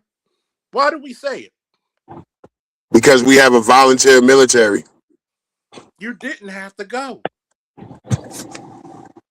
So that's why people like W coming on here talking about what war he ain't going to fight don't even make fucking sense. I don't even understand what his issue is. And then when you ask him point blank what's his issue, he bitch up and run. Exactly. And thank you for the support. Dude, it's good you don't fucking fight nobody's fucking war. Probably can't protect your goddamn self, let alone protect the nation. Mm-hmm. Did you know only 1% of the population of any time of this United States ever defended it? Even if it's people that I'm ideologically opposed to, I have to give deference and respect to them because they signed their name on a dotted line to defend this country and the people of it and the way we live. We complain about gas prices, but yet, do we still live comfortably than 99% of the world? And thank you for everybody who supported a veteran.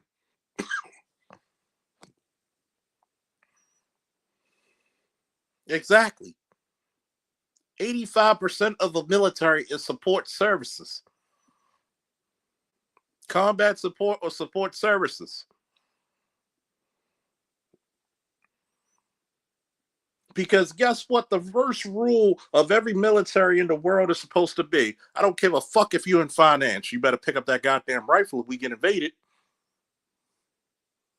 I don't care if you're a woman. You better pick up that goddamn rifle and send rounds down range.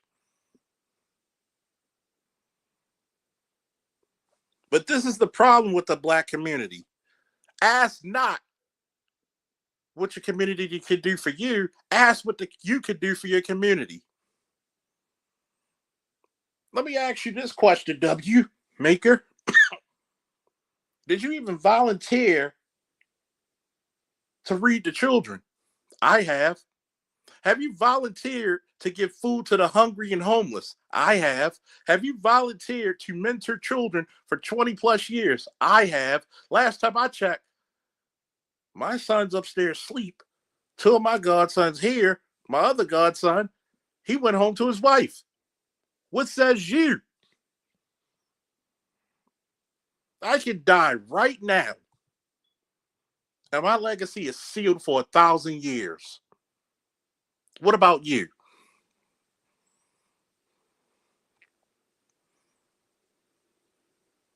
I'm the motherfucker you call when shit goes bad. I'm the motherfucker when there's a problem. What did Lil Wayne say? If you got a problem, I'm Einstein. I'm Einstein if you got a problem. What my man Jack Nicholson say? You need me on that wall.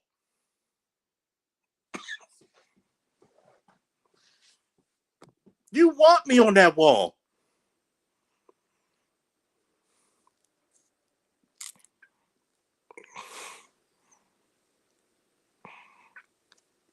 I'm the real life conquest.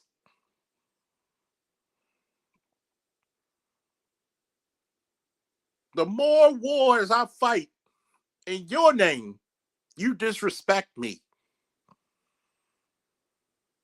The more I got to defend, shoot, or even take a person's life as a soldier or as a police officer to protect the civility of America. You talk about me. You judge me. You don't even give me a name, only a purpose. That's what the black community says about me. You don't even give me a name. You hold sacred King Von over Charles Faulkner Jr. Do you know that?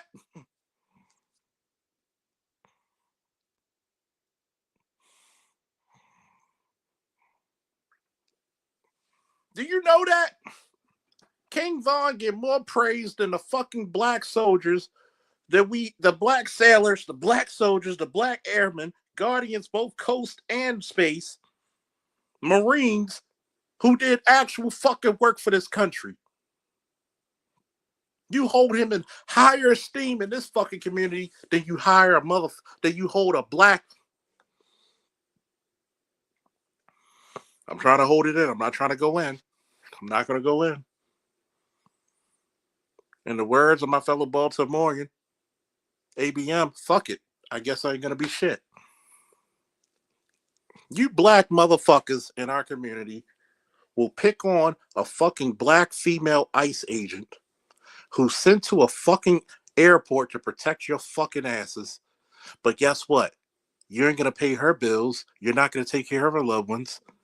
The same motherfucker you hate upon. And yes, I put that on my Facebook to defend her.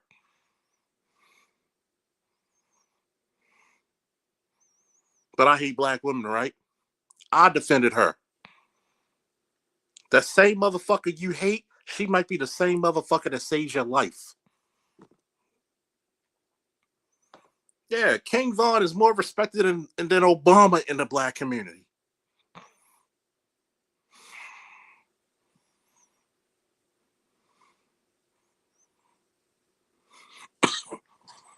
You make me sick.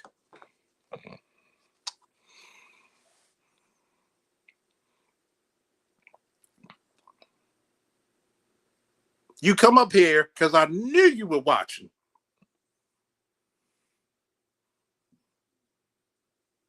You thought I forgot.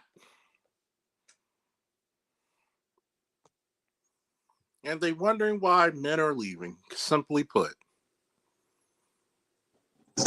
You social justice warrior niggas out there are weak as hell, man.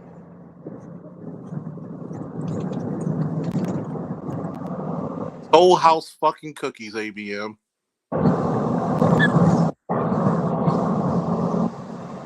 Got the You niggas are weak.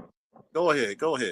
You're the ones that something's gonna pop off one day, and you're gonna be a victim.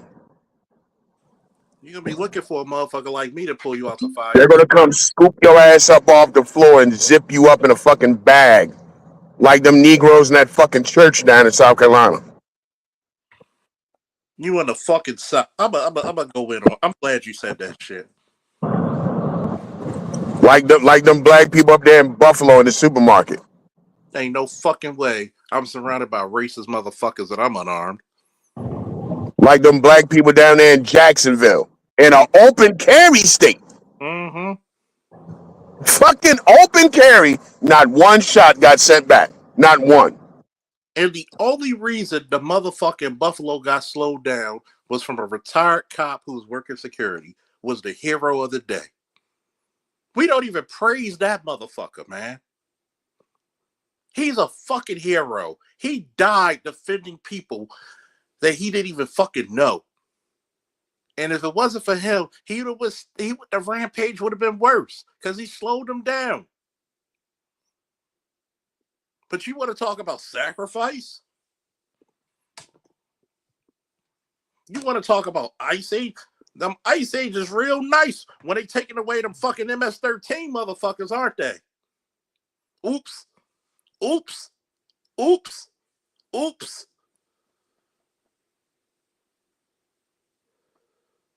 Pussy ass niggas, man. You wonder why I got to do my show late night. Why do you think I call myself the Black Manosphere Spirit of Vengeance? I am strength personified, war incarnate. See, a warrior is different from a thug. Do I need to go in about that, ABM? Go for it. A warrior is always about delegation and diplomacy.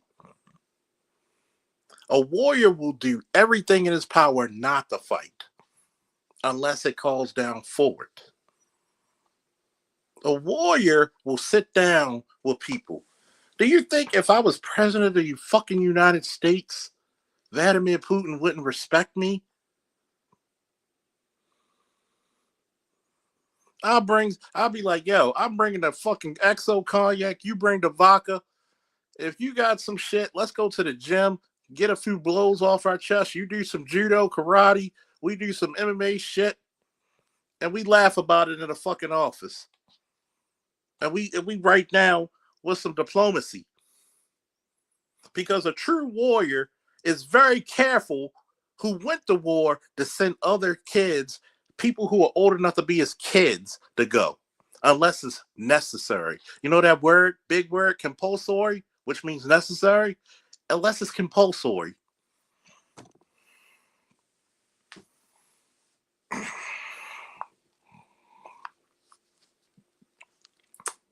Please read that out loud, ABO. And that's one of the problems.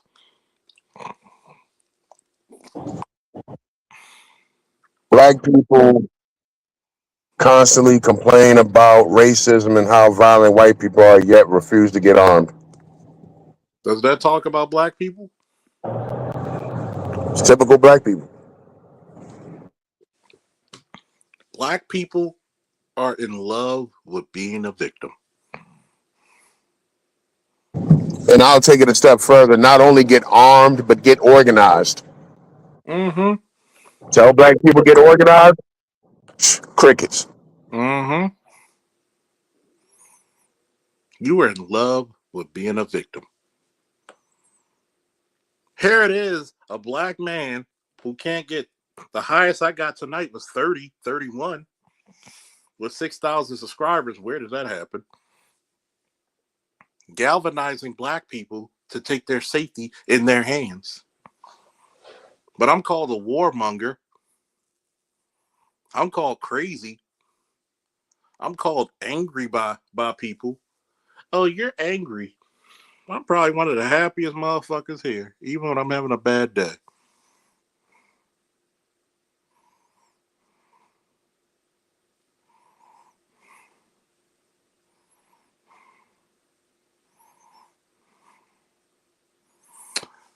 Sometimes people need a reminder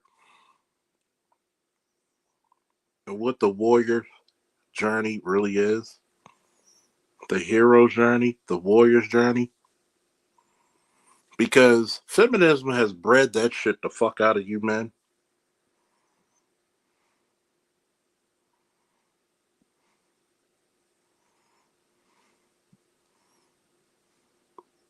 Every generation of us lie, man. Was you fight an unjust war? I'll fight any war if it makes my kids safe. I got great nieces and nephews. They're like my grandchildren, man. Some little babies. When my niece said she needed diapers, my mother said, take me to Walmart. My son's in the back seat. We deliver the diapers. They get changed up. You know the first thing my great nephews who are 1 year old did? They ran to me. They sat on my lap. They put their heads on my shoulder. My nephew summed it up best when he saw a picture of that. He said, it's something about your spirit that children love, that they know they are absolutely safe.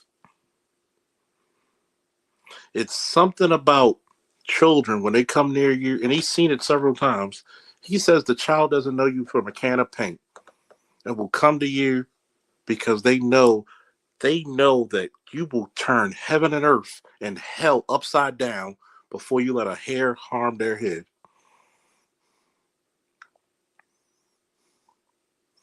Every man should be so venerated and so masculine that children know that they are safe around you no matter what. A child that's lost in a mall or in a park should feel so safe that you guide them back to their parents that no sicko, no pedophile, no creep will dare touch them. Am I making sense, folks?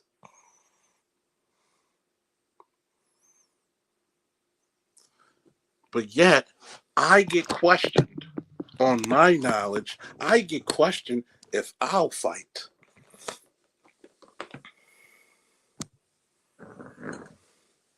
All Star G said I could make a channel similar in the spirit of the late great David Carroll and make him seem like a saint. David Carroll probably was.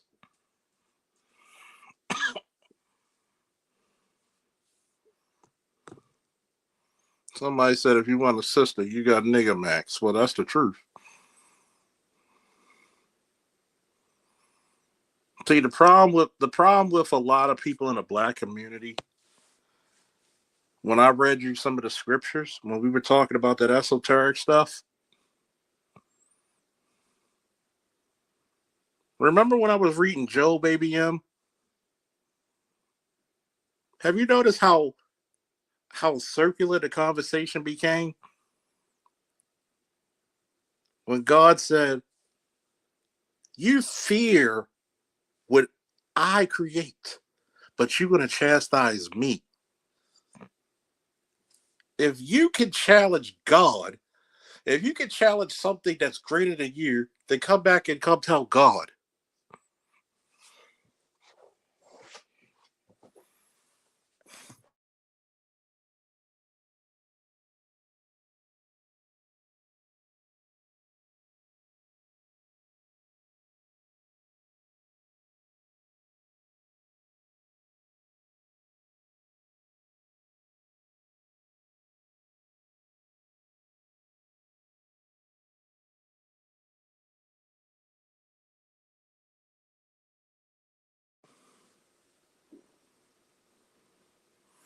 He actually asked Job, have you ever provided food to the lions?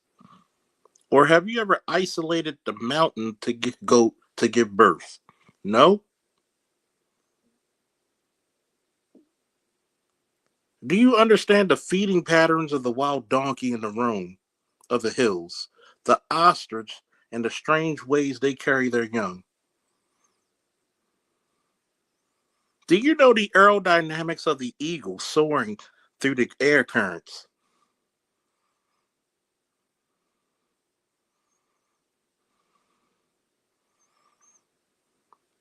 Behold, I am insignificant. What can I say to you in response? I put my hand over my mouth. I have spoken once. I will not reply. Or twice. I have added nothing more. Trust me, I read all the versions. King James, New American Version.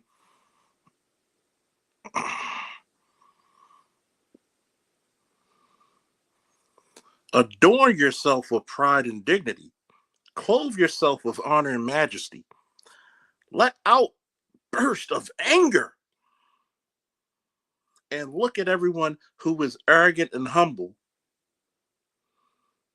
Look at everyone who is arrogant and humble and trample down upon the wicked where they stand. Who are you?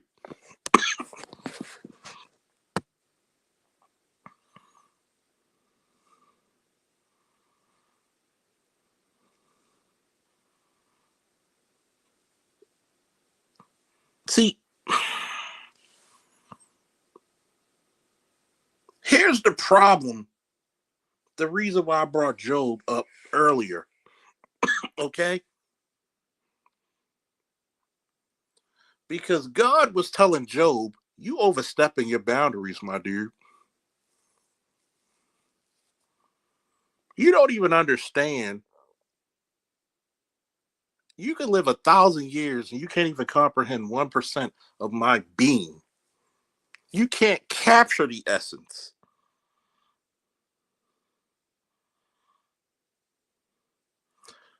Where were you when I laid down the earth's foundation, which showcases his control over nature, the cosmos, and the creatures like the behemoth and the leviathan?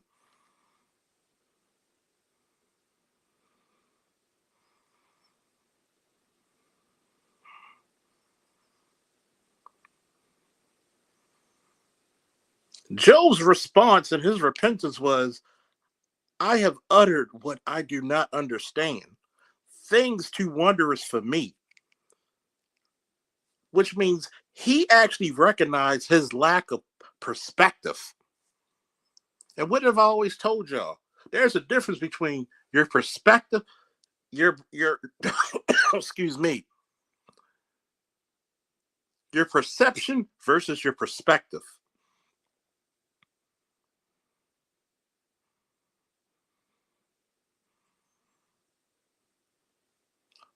What can you tell a person who fought? Is he willing to fight again?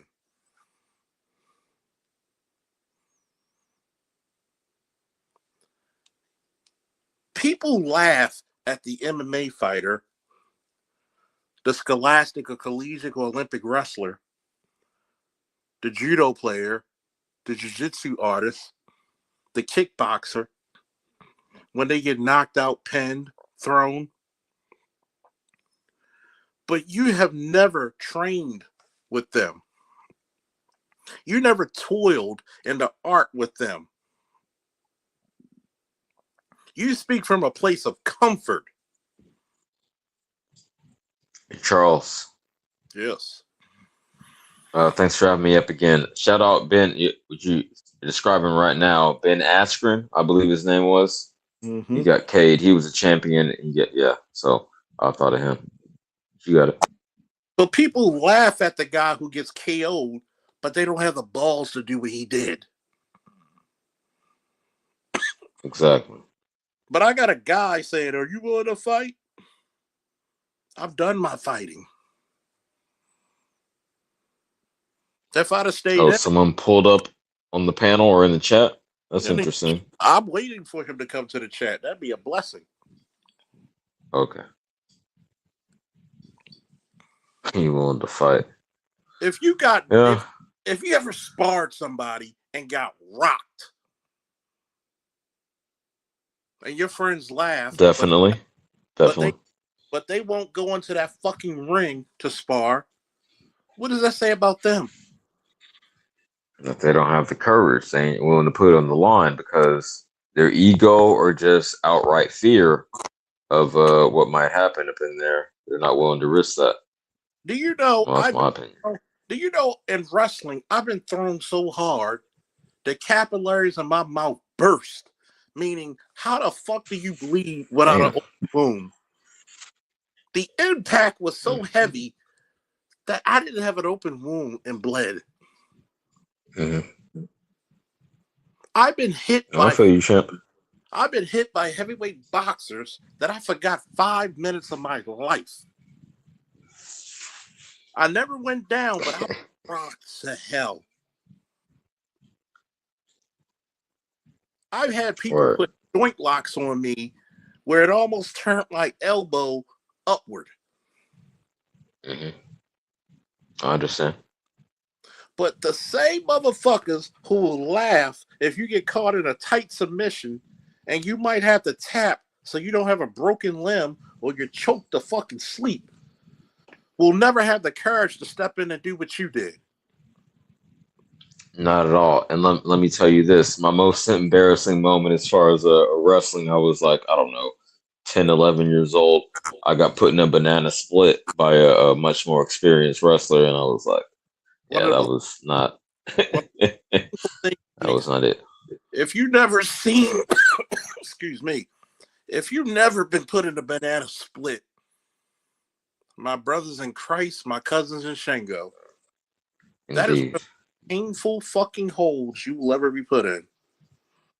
Yeah, man. I was embarrassed that he even put it on me. I was like, because I thought I was pretty dope. But again, I was like 10, 11. But I was, I was winning all my matches. But no, he caught me with that one. I had to reevaluate. But I got better afterwards, right? So I'll say that to say I got better afterwards. It made me up my game. I'm going to read the 38th chapter of Job, if you don't mind. And this is when God says, who are you? What consequence are you to me? Who is this that obscures the plans with words without knowledge? Brace yourself like a man. I will question you. and you shall answer me. Where were you when I laid the foundation of earth? Tell me if you understand who marked off the dimensions. Surely you must know. Who stretched the measuring line across it? On what and where its footing set? Or who laid its cornerstone while the morning stars sang together and all the angels shouted for joy? Who shut up the sea behind the door when it burst forth from its womb? When I made the clouds its garment and wrapped it in thick darkness, when I fixed it for limits and set its door and bars in place, when I said, this far you may come and no further. Where is your pride? Wave, halt. Have you ever given orders to the morning or shown its dawn its place, that it may take the earth by the edges and shake the wicked out of it? Have you journeyed the spring of the sea or walked the recesses of the deep? Have the gates of death been shown to you? Have you seen the gates of the deepest darkness? Have you comprehended the vast expanses of the earth? Tell me if you know this. What did God say? What was God telling Job, ABM? In chat.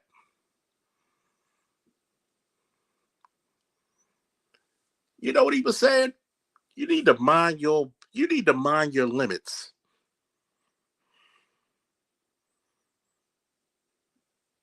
You need to stay in your place.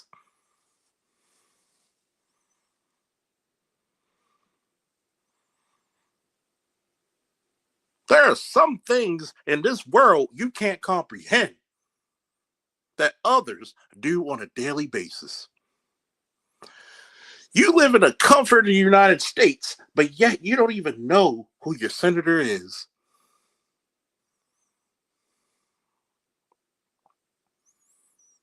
Some of you live in cities and don't even know who your council members are.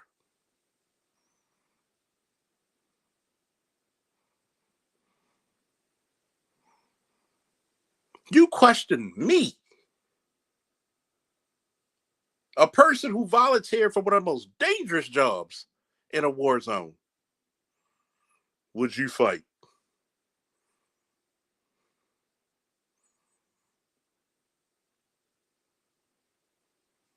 If I had to tape my fucking body back together, I would do what's necessary to protect me and mine. But you have the audacity, the unmitigated gall to question me.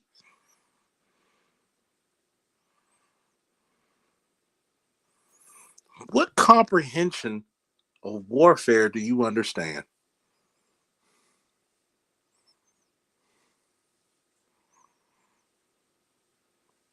And you see why David Carroll is prophetic right now? Because the modern black man is so bitch made that you can't even quantify yourself as a man at all. I said it. Punch me in my mouth if you don't like it. Only when they having sex with women. Told you these niggas is only Go good ahead, for the ABM. dating conversation. They can talk that dating shit all day long. But look how scared homie is just by the idea of a war breaking out. Well, go ahead. I didn't hear you. I had to come back here to hear you. So you can hear me now? Yeah. No, I was just saying, like, dudes like him, he's only good for the dating conversation. Mm-hmm. You say these black men don't qualify as men no more? Yeah, absolutely. Only when they fucking women. That's the only time they think they men. Exactly. I'm asking. Anything else, anything after that, these niggas is scared to death. Look at this man right here. Mm-hmm.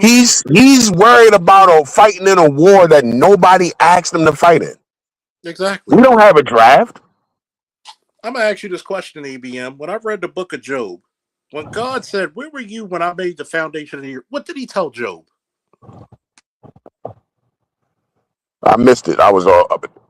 When God said, wait, I'm going to read it again, and I want to get your opinion on it, because you know you're the official co-host. Who is this who obscured my plans without words, without knowledge? Brace yourself like a man. I will question you, and you shall answer me. Where were you when I laid the foundation of the earth? Tell me if you understand. Who marked off its dimensions? Surely you know. Who stretched a measuring line across it? On what? Where is its footing? Who laid its cornerstone while the morning stars sang together and the angels shouted for joy? Who shut up the sea behind the doors when it burst forth from its womb?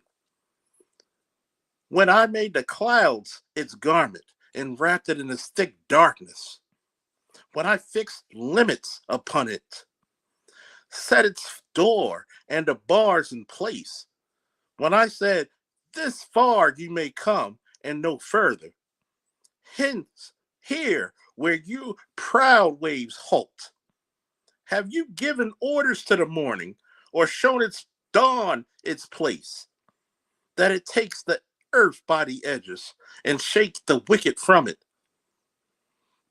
Have you journeyed the springs of the sea? What was God telling Job? He was telling him, shut the hell up and be a man. Shut the hell up and be a man. Why are you concerned about shit that's above your pay grade? Dude, you totally fucking did.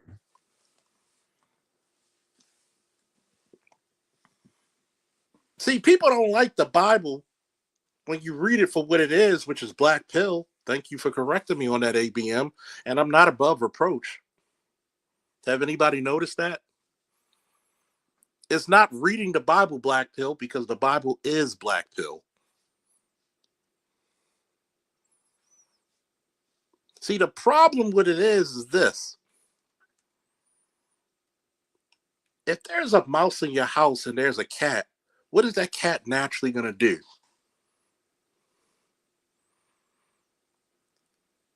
He's going to stalk it. Go ahead, ABM. No, I was going to say he's going to hunt it. He's going to hunt it and kill it. How does the cat know his role? And what will a cat do to show the owner, their parent, their master, what is the cat going to show its appreciation for how you treat that cat? It's going to present the dead body of that mouse and say, look what I did. Look what I did to honor you. I've done my job. You fed me. You bathed me. You brushed me. You rubbed me. You treated me like a child. All I could do was honor you. I'm giving thanks. I'm giving reverence. When people say thank you for your service, they give reverence to those who came before them and answered a call that they may or may not be able to answer themselves. When I was vulnerable, you protected me. When I was naked, you clothed me. When I was illiterate, you taught me to read. You had mercy upon my soul. What God told Job, where were you when I had to go through the hardest? It's the same thing a parent tells a child when a child wants to be defiant. Do you know how hard I had to work to make sure you were good? Do you know the iniquities I had to face so you didn't see them? See, this is, you know what?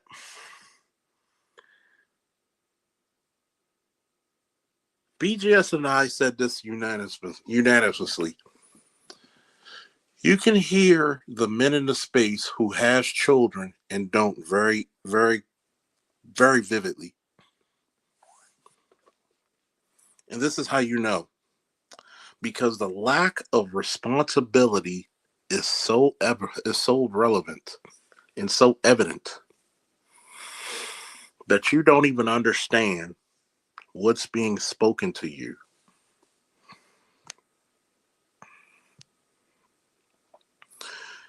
And the most fucked up part about that is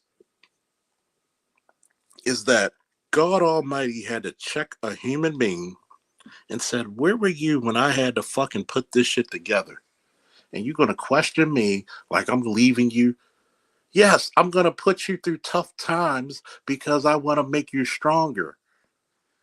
If you played a sport and your coach tells you to do something difficult, it's because he's trying to teach you. He's trying to teach you difficulties. He's trying to teach you to overcome. What did Yoda tell Skywalker? Don't try, do.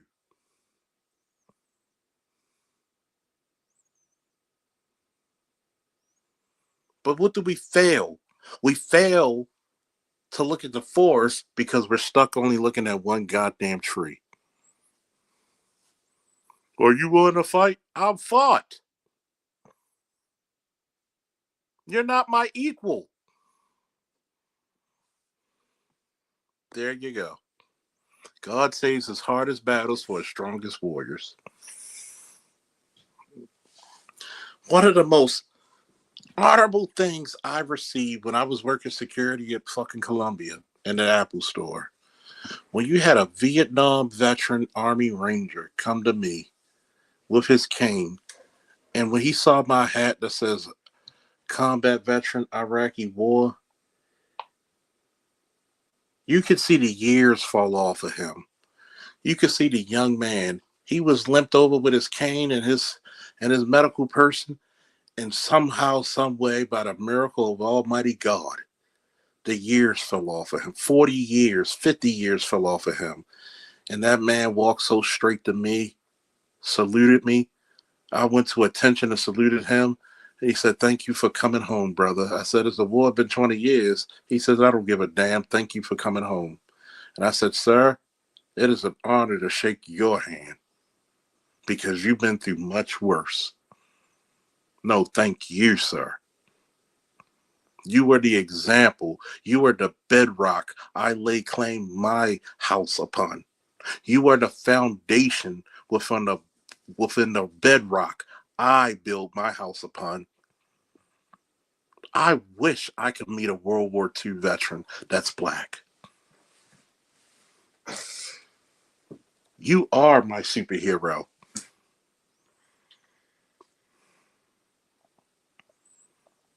I almost cried looking at a man of that prestige and honor.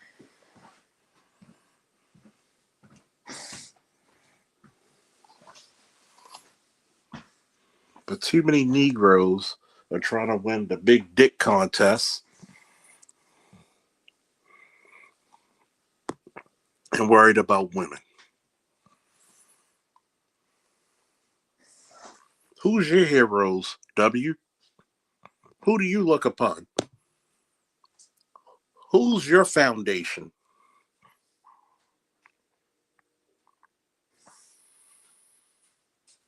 This is the reason why I barely block people. Oh, Gabe Abe is gonna forever be blocked on my channel since I'm supposedly scared of him. But I could easily talk about him. Nigga, take care of your kids. Stop being on channels. Your kids are too young. Put your kids to sleep before you talk to me. You have never heard me not take care of my son first before I got on anybody's panel or my own. So we're not equals. I don't give a fuck if you're a STEM degree major. You're not my equal. I'm a father. That's my occupation. I'm a goddamn good damn father. But yet we got the less dans trying to tell the greater dans how it should be done. Really? Really?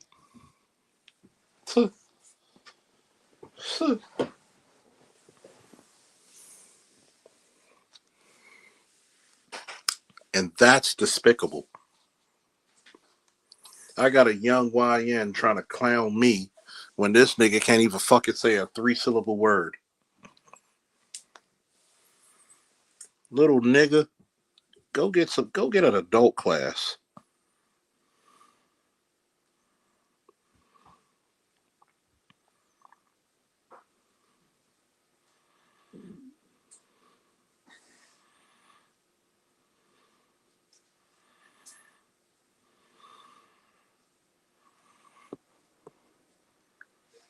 It's not a burden being strong. It's a gift from God to be the strongest.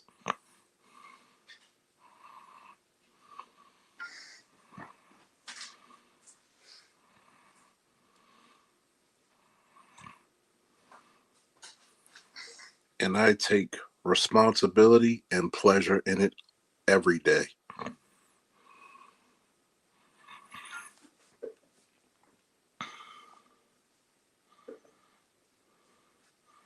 Problem, you got women out here saying, I hate being the strong one. I revel in it.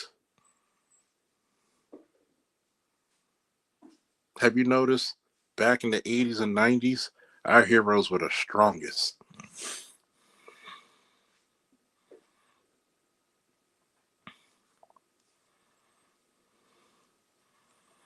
I dare a motherfucker to tell me, well, you don't understand my pain. Talk about it. Your pain is probably somebody's best day. Do y'all realize that? Your most painful day may be somebody's best day. That right there should humble the fuck out of you.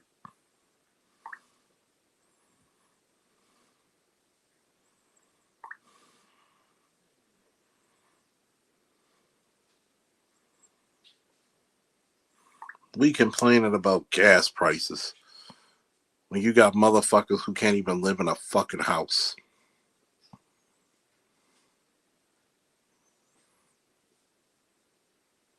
We complain about money to the fucking club or lounge when a motherfucker gotta worry about if they're gonna keep the lights on or get food.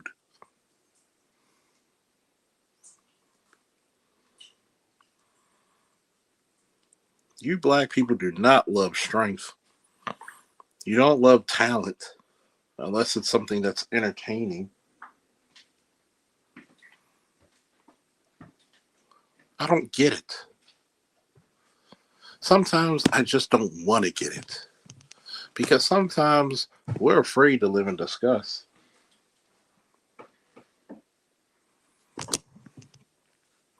But you don't understand how we feel. I don't need to. You don't even respect yourself.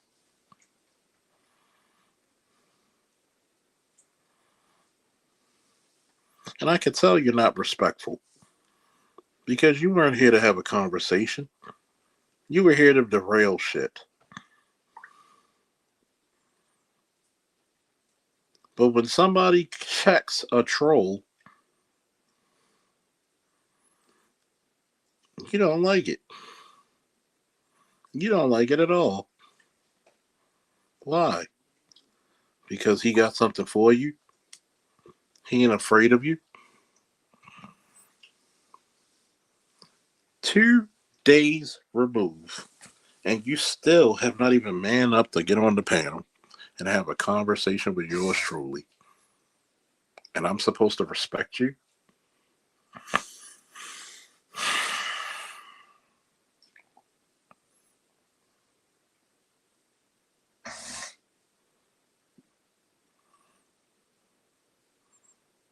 That's very difficult.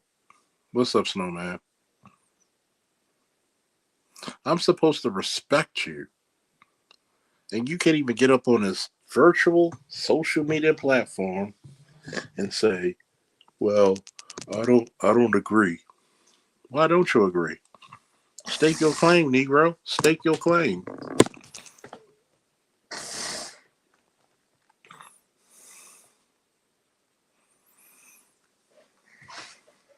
But you know what the fearsome part about it is? Is that so many black people wonder why you're at the bottom of the list because you're too afraid. You're too goddamn afraid to take the challenge. Why is it that Michael Jordan has a fucking shoe called the Flu Games?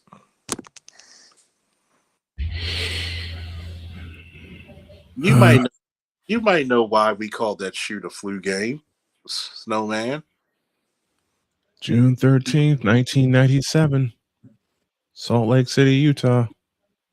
Why do we call it the flu? Why do we hold the Flu Game shoes in so high regard?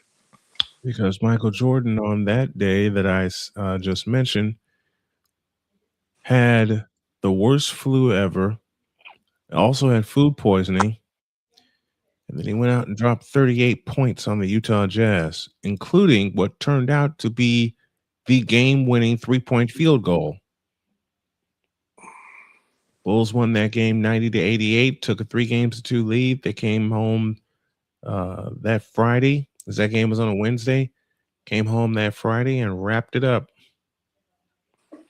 That's why we hold that Flu Game in high regard, because of the person who played, how they played, what they did in that kind of situation. And the big stakes. And the stakes were high. Why do people, and I know you don't follow collegiate wrestling, why does the 2000, what was it?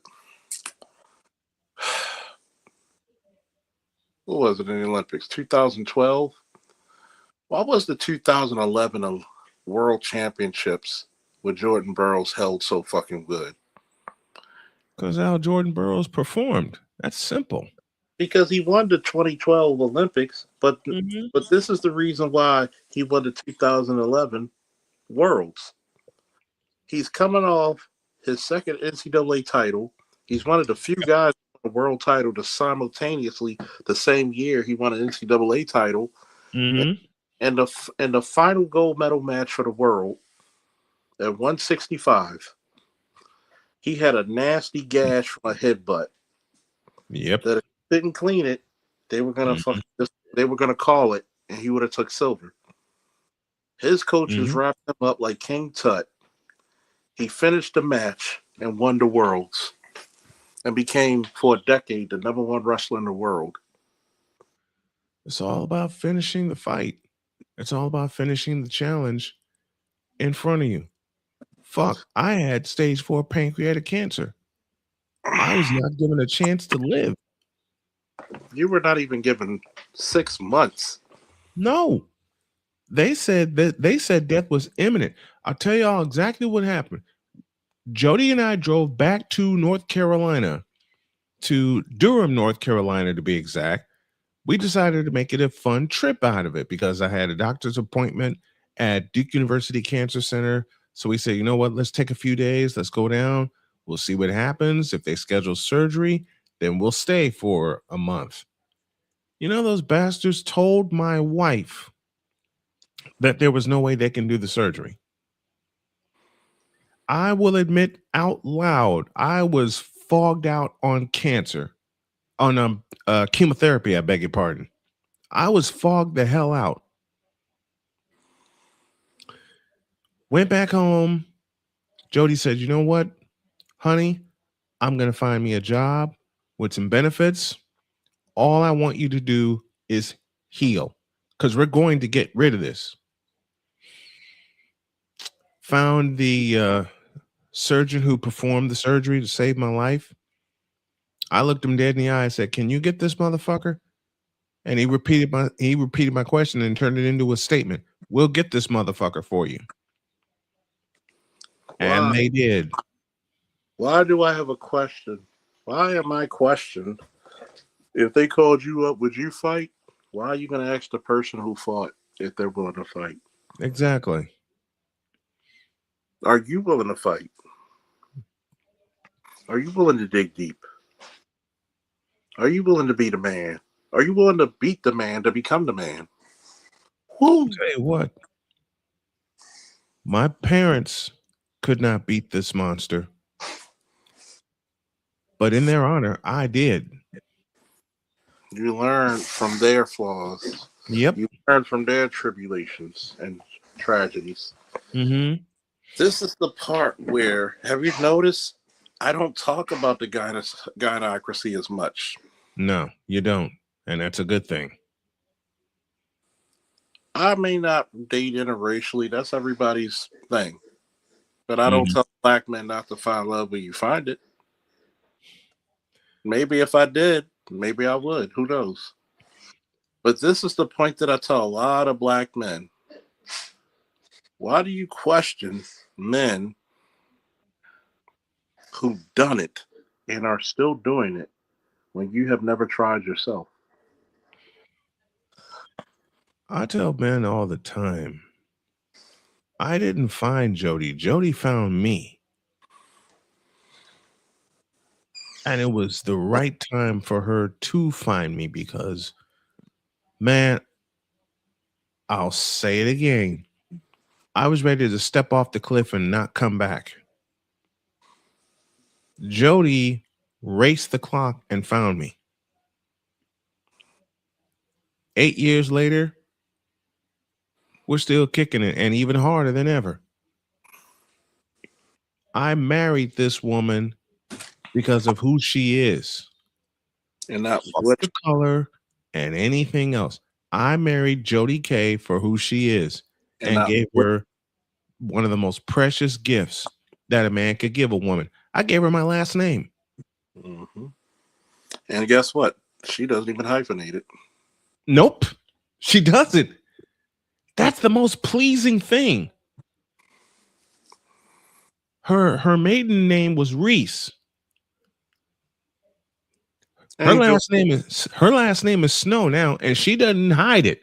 She doesn't hide it. She doesn't hyphenate it. She doesn't say, "Oh, I'm going to do this for my life." Nope. Whenever I hear her on the phone with somebody, "This is Jody Snow." You know how proud that makes me? I've had exes who said if we got married, I'm going to hyphenate my name. I've been told the same thing. You disappoint me. You were on a roll till you said that shit. Mm-hmm. I've said this to some of my exes, and do you mind if I get blackpilled with this shit? Go with it, man. Go with it. I am this great man that you said that I could do mighty things, but you can't honor me by carrying my legacy, my family tradition.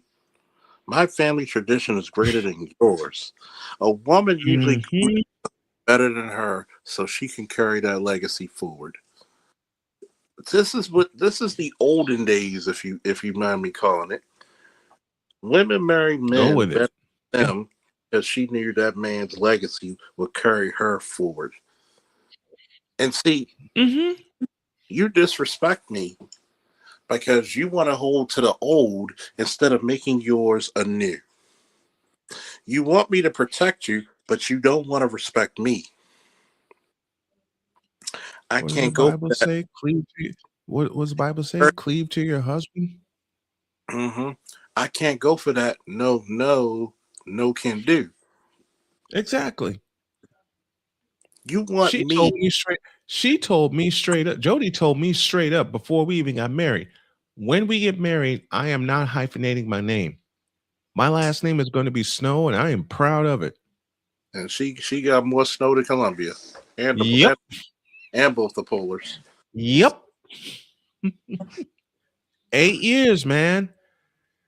But yeah, I've been told so many times that the modern day marriage will last at max 5 years. I have been also told by black folks in Terre Haute, Indiana, that my marriage wouldn't last at all. I had one black woman tell me I give it 2 years. 7 years married and 8 years together. It ain't slowing down either. You know, first of all, what's up, Snowman? Hey, what's going on, brother? How are you? Yo, you know that's crazy. Who was the one that said that about the hyphen? Was it you or Charles? Charles. That's crazy you would say that because that is something that irks the fucking shit out of me. Irks me too. That fucking hyphen. It's The like fact that you don't hesitate to throw my last name on those kids. it's like George Carlin said, pick a fucking name. You throw my last name on them children because you want some fucking child support. And she won't throw her last name on a marriage certificate and take the one of the most precious gifts, two of the most precious gifts that you can give a woman. We talk about cheating and a child. You talk all this shit about men cheating. Mm-hmm. Bitch, you won't even take my last name. What fucking difference do it make? Not a goddamn bit of What difference. the fuck are you marrying me for then if that's the case? Mm-hmm. What's the point? It's a cash out. It is a cash Well, out. I want to keep I want to keep my daddy's last name. Oh, the daddy that wasn't there? According to you? The fucking daddy that you only called when you wanted something, when you wanted money? Yep. Joe, like I said, ABM, Jody looked me in the eye and said, I am not hyphenating my last name after we get married. The fact that it has to be talked about and you have to explain this shit. These bras nowadays, you get married to have a fucking party. You get married just to have an excuse to spend money. Mm-hmm. Mm-hmm. But you want somebody else's name in front of mine. No, that's why. That's crazy, man. It makes I thought I was the only one.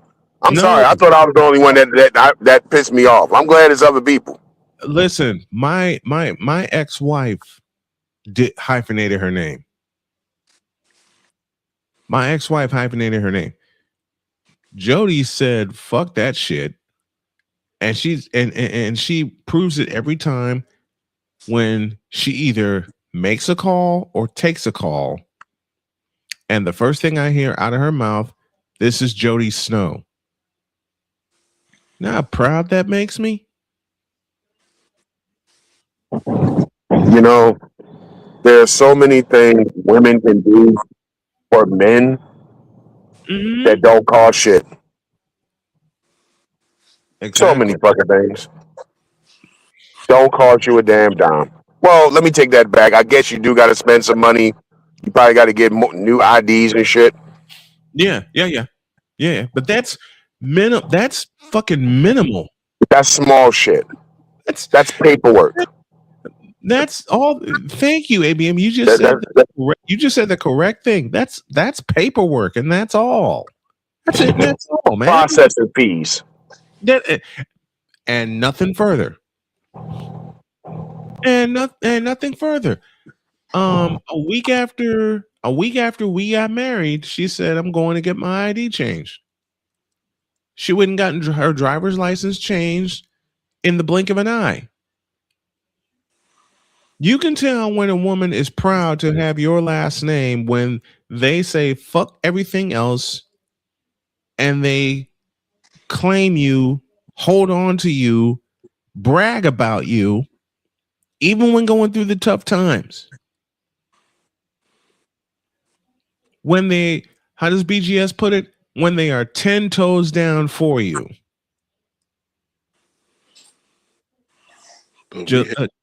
Jody K has been that way for me since July 21st, 2018. Best birthday present I ever got was meeting Jody. We hate women, right?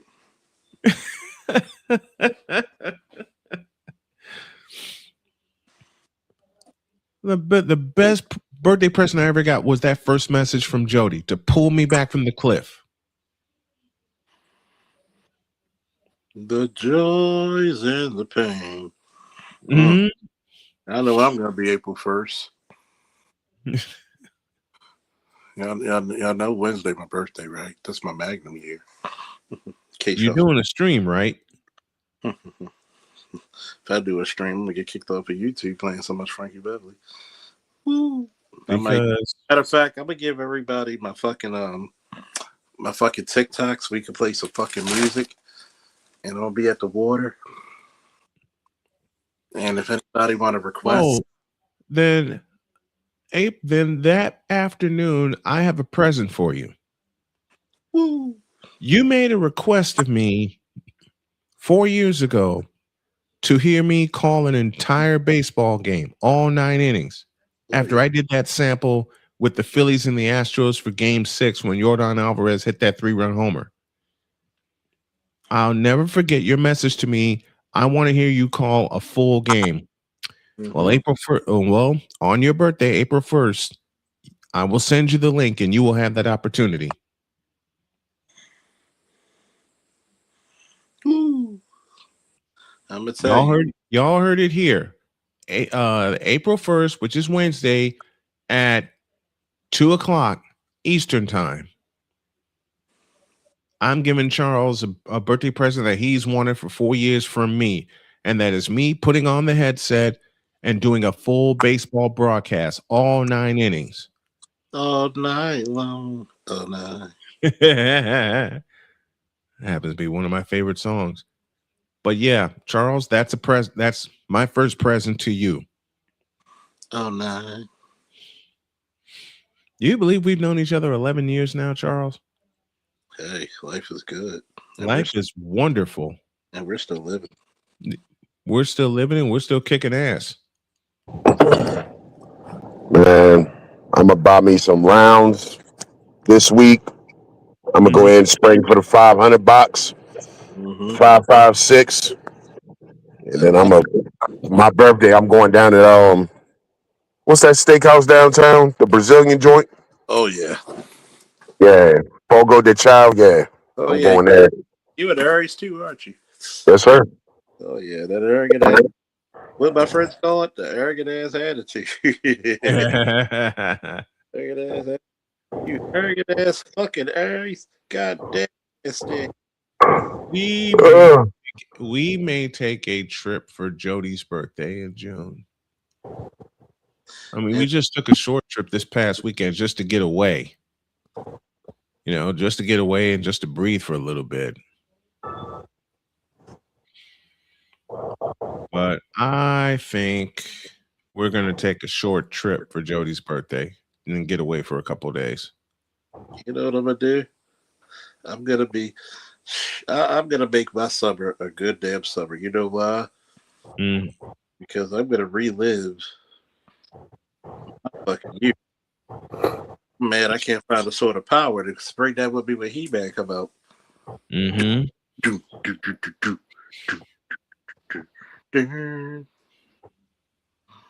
tell people all the time, I said, look.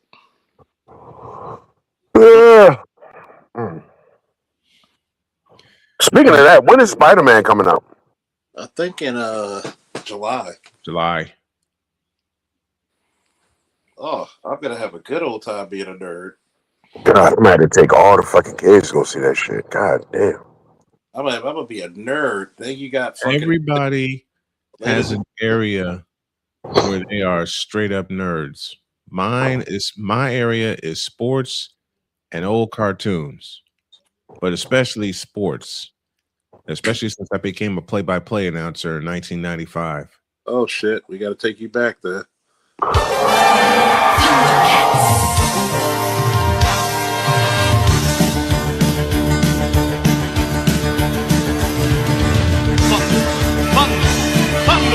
Thundercats!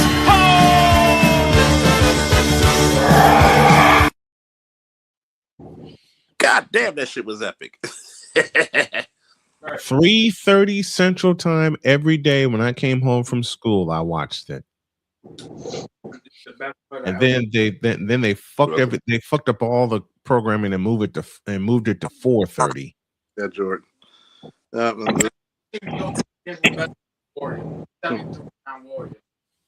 The fucking you think the Warriors are better than the 96 Bulls? Get the fuck out of here. Hell no. Hell no. I covered that team. Yeah. Hell no. Fucking Curry. Who's gonna play? Anybody? Wait. Who did he say? He said, Did he who's say- guarding Curry and who's guarding Clay? I'll answer that question for you. Ron Harper will take Curry, and Scottie Pippen will switch from Clay to Draymond Green and guard them both. I'll answer that for you. Successfully. Very successfully.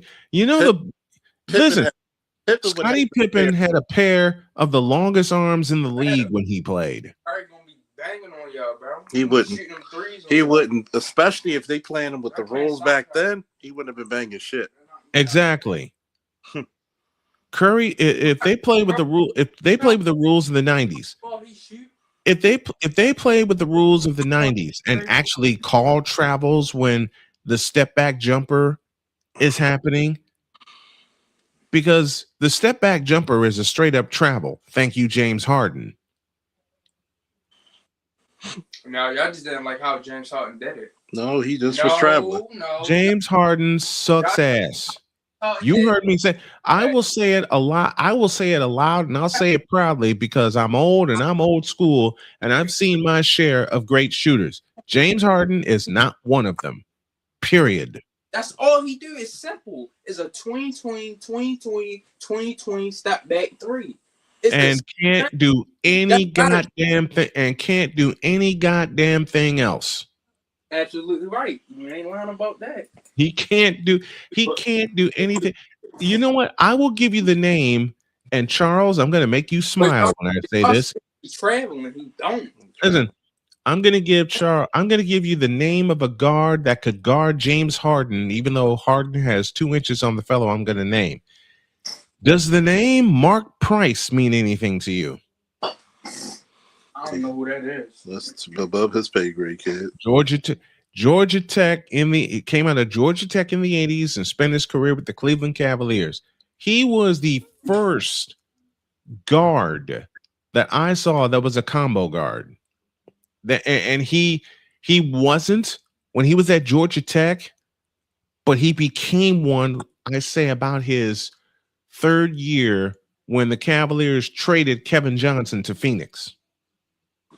It's like this. Who's the best? I'm gonna give you this. I'm gonna give you this, right? Who's the best wrestler in high school, college, or world Olympics you ever seen? LeBron James. Be serious for a second. Let me put it. Everything. No, he isn't. Now, I'm going to put it to you this way, because everybody know I'm an MMA fan and I'm buff. Yep. Right? Yep. I don't have to say like anybody or just like somebody like anybody you know, kid. If I say that, hold up, say that again, that one worlds too. Worlds, Olympics, college, high school. Like all like anybody you've seen physically. What's his name? He was nice. He at Harvard now. He wrestled for Mount St. Joe. I'm trying to think. Have you noticed? Where would you put me in the category of Cardinal? Where would you put his brother? Way better. His brother was like 110-3. Where would you put me? And he won states. Where would you put me in the category of wrestlers you've seen wrestle? His brother go to Harvard. I'm gonna ask you a question. Where would you put me in wrestlers you've seen wrestle? Like what category I put you in? Top 20, top 50, top 10, top 3, top 2. I'd say about like top 10 for sure. So, how many people at 16 got a bronze medal internationally that you know? I'd say about top 10. How many people you know? I mean, I don't know. They probably do. But how many do you know? I'm not gonna say they don't. So, no. How many do you? What's the question? How many do you know? I mean, I know some people that won internationally, but I don't know. Like, so in other words, I know some people that won internationally.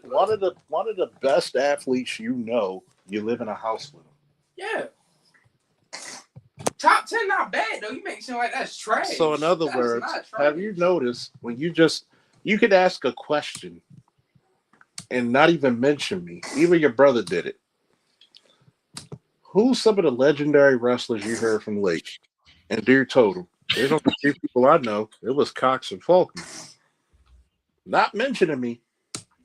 Haven't stepped on a Lake Clifton mat since 2000. It's almost 30 fucking years. Yeah. Mhm. What does that tell you? Some of the motherfuckers said, you're probably one of the best athletes Baltimore City produced. Because you had people in fear. Think about it. Mm. When people, Surprised you didn't like take wrestling like collegely. it's different, Ben. Y'all I have, know it was. you different had, back then. you won, I'm black. Yeah. Unless I went to a Mount St. Joe Mm-hmm. or something like that, I went to Lake. I won McDonough, which is a private school.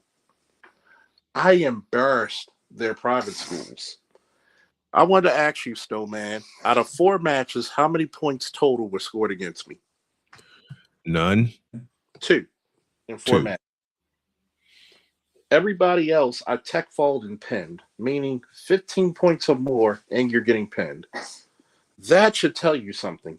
And I'm from a dirty, dusty ass Lake Clifton. And they go into fucking places that they paying $40,000 a year to go to their school. I'll tell you something. I was in 2012. I was asked to be a fill-in announcer at one of the most popular Catholic colleges in Chicago, Loyola University. I did a handful of games for them. And the more popular I got with Loyola, the more my friend Tom wanted me to fill in for him because he was fashioning a contract with another college, but he was the women's voice at Loyola. That's how I met him. Man, that's a prestigious honor for me. Yeah. And then on top of that, 10 years later, 2022, and Charles, you remember this, about check that. A week before, 2 weeks before I went in for surgery, I got a call from University of North Carolina, Greensboro, saying, can you fill in for our regular announcer? And I was about to say no. And I said, wait a minute, can I do this remotely? He said, yeah, we can set it up for you. Knocked out 6 games with them. Got that on my resume. And oh, by the way, it was on ESPN Plus. I'm going to tell you how great of a feeling it was to wrestle a motherfucker from Russia. Mm-hmm. And they said, well, you that's know, crazy. That's different. when he said, this motherfucker Different plays, they really built different. this motherfucker in his region plays 3rd in his region. And you know how big Russia is. Mm-hmm. I beat him 12-4. That's like playing basketball, 120. And you shut somebody out. And I was like, the coaches' mouths dropped. I beat all your dudes who went to who wrestled in Oklahoma, Nebraska, Iowa. Mm-hmm. Ohio. The only reason I didn't go into the gold medal match is because I was beating the piss out of this guy 6-0. And instead of in an international rules is 1 second pin. I turned. We're slippery because we sweating like a motherfucker. Boom, on my shoulders. I'm like, what the fuck? I start bridging up, and the ref called it quit. Oh well. I had the fear of God in people's faces, and I'm not bragging about how good I am. I just said you got to realize something. Rules and errors. I'm a takedown artist. Your generation had the 3-point takedown. We had 2. Why would I need to be a ground wrestler? They just put that in there. Yeah. Why would I? Tough, though. Think about it. It's not tough. It's actually hurting it because now you're not. Let me tell you why. Strategically, it's like hand checking in basketball. You Not change really, the 'cause sport. It's not like you don't got an opportunity to score 3 neither. In other words, So I want to say it's hurting. I want you to listen. Right? Listen with your ears. Do you change the sport if you change takedowns to 2 to 3? I mean, but what's the big difference? The big difference is, where did you get your most points? Takedown. Back point. Wow. People are not going to go for back points anymore like that. Mm-hmm. Probably gonna go for takedowns because it's worth 30. So I'm a takedown. I have a 97% takedown, maybe 98. Mm-hmm. There's not one motherfucker I couldn't take down. Do you know I would have blew through states if we had 3-point takedowns? I wonder why they changed it though. They're trying to make it more exciting. Yeah. You focus on the stand-up wrestling. Most people are slow. You hear what I'm saying? Why did you take hand checking? If Curry could survive in hand checking, Curry be the greatest basketball player ever. Period. Period. Period. Am I wrong, Snowman? Hell no, you're not wrong. If he could do the same shit he does today during the hand checking, he's the greatest basketball player. Bar If Steph Curry, bar Kobe, he's the greatest ever. if Steph Curry and his skills can survive the 80s and No, 90s, listen to what I said. Listen to what I said. If you could fucking reach in without getting called and do the same shit he does now, he's the greatest. I mean, but Curry don't do a lot. Who's the greatest boxer ever? All he do is run around and shoot. But no, if He don't really. in other words, if you put a hand, it's like wrestling, right? mm-hmm. If I put an underhook on you, Mm-hmm. does that stop a lot of momentum? Yes. That's hand checking. I get. Okay. I get what you're saying. If you can still do what the fuck you do, if I'm stopping your momentum and still get that shit off, you're the greatest. Mm-hmm. He did. Look at USA. He's never been in the hand checking era. I know, but bro, It's like who's the greatest boxer right now? they still be trying to reach on him and stuff. Like, Do you know how many boxers would lose you said if was they- the greatest boxer ever? in your eyes? If I had to say, I mean, I don't know too much boxing, but like, I'm going with my man Floyd. Let me put it to you this way: Floyd versus Sugar Ray Leonard, Mm. and Leonard, That's the little one, right? That's the little dude. the hands Yeah, with the yeet. one, the fast hand. Yeah, Right. I know who you're talking about now. that's a battle for Floyd, wasn't it? That He ain't no scrub. he ain't just no scrub. He's in the International Boxing Hall of Fame. I know. You talking about when has Mayweather fought a person with that type of speed? Not even Pacquiao has the speed. He hasn't. He hasn't. Think about it. He's never fought anybody as big as fucking Hearns or Hagler, who can switch hit, and Hearns is a better switch hitter than fucking Bud. He's never faced anybody who's just as fast, just as stylish, and just as smooth, which is Sugar Ray Robinson, who hits you like a goddamn shotgun. Sugar Ray Robinson. Yep. Sugar Ray Robinson, you seen the clips that I showed you, is the prototype of modern boxing. That Yep. is literally, I could stick a pen note when every boxer today gets everything from him. Mm-hmm. This is not taken away from Floyd's greatness. Right. That means it's a good thing. And spit it out. It's like this. Someone asked me to name my 3 favorite running backs of all time. You're not an Earl Campbell fan? I didn't see enough of Earl Campbell. I will say Campbell- this. That Campbell was tearing things up before I really dove into football. That motherfucker I'm trying to was think who's that one. Earl boxer. Campbell was a gorilla with shoulder pads. Earl Campbell was a motherfucker, okay? But I have Earl Campbell on my top 5. Someone asked me to name my top 3, and I said Running backs. in no particular order. I said Barry Sanders, Nobody's better than Barry. So y'all ain't gonna Walter pick Payton. there. My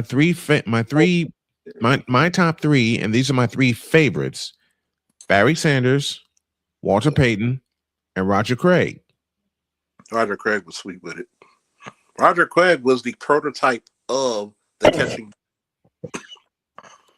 I would have to say my top 3 would be Barry Sanders, Yep. Adrian Peterson, Dig it. and Marshall Falk. Mm-hmm. I got you. I would say this, maybe because I'm a little biased. Nobody's better than Barry. I'm sorry, nobody's better than Barry. Mhm. He was on that shitty ass line doing that.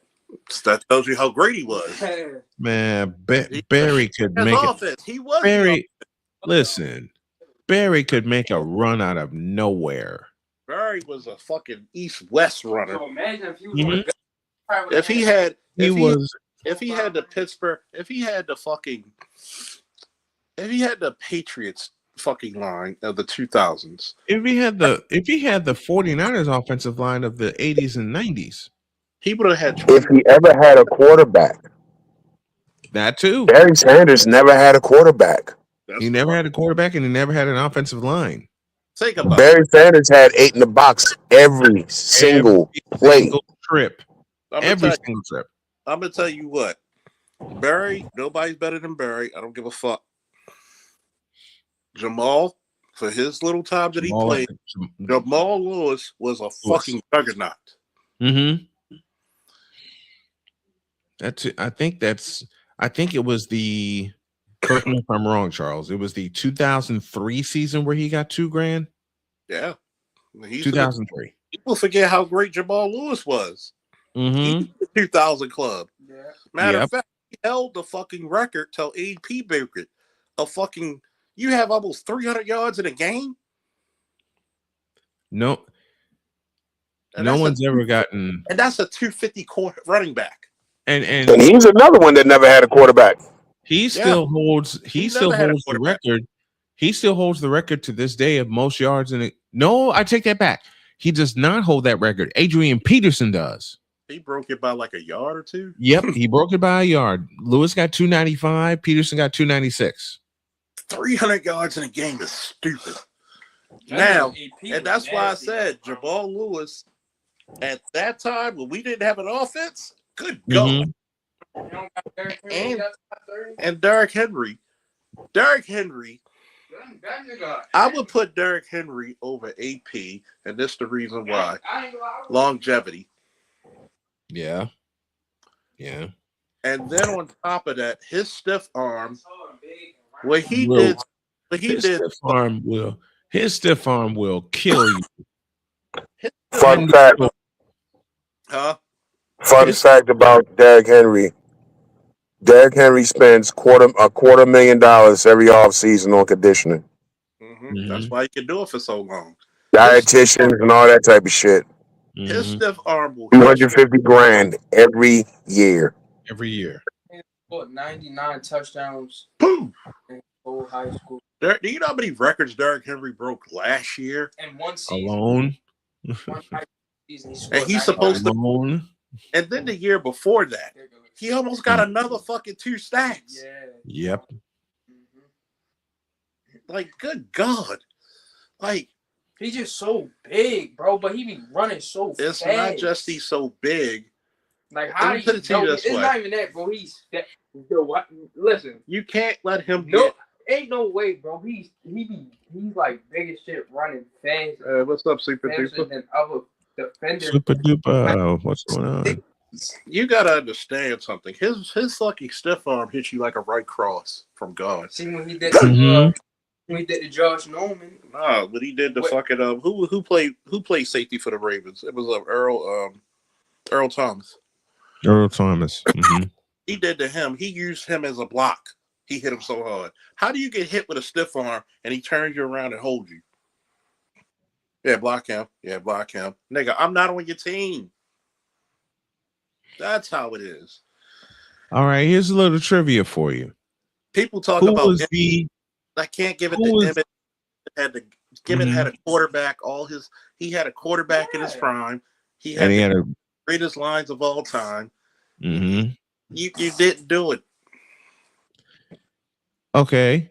Who was the first running back with a 2,000-yard season?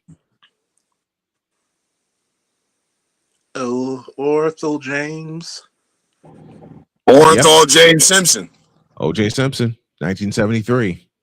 Still got the record. 2000 Oh yeah. 2003 I- yards. and sorry for my disrespect, but one of the greatest running backs of all time that we need to give our respect to because his record is still in the facts. You're going to get this dick, Eric Dickerson. Eric Dick, 2105. 1984. 2,105 yards. 2,000, how much? 2,105 yards. This nigga put up 2,100 yards or the plus on a season. And how many games? 16. And he's 6'2", by the way. Yeah. He's 6'2". Okay, here's another piece of trivia for you. And he had In back-to-back years, there were 2,000-yard rushers. One was 1997, the other was 1998. Who are they? Say that again. In back-to-back seasons, 97 and 98, there were 2,000-yard rushers in each season. Who are they? Is it the same player? No. 2,000 yards. Give me a clue. One NFC 97, one AFC 98. Damn. Is it Chris Johnson? Chris Johnson? No. Who?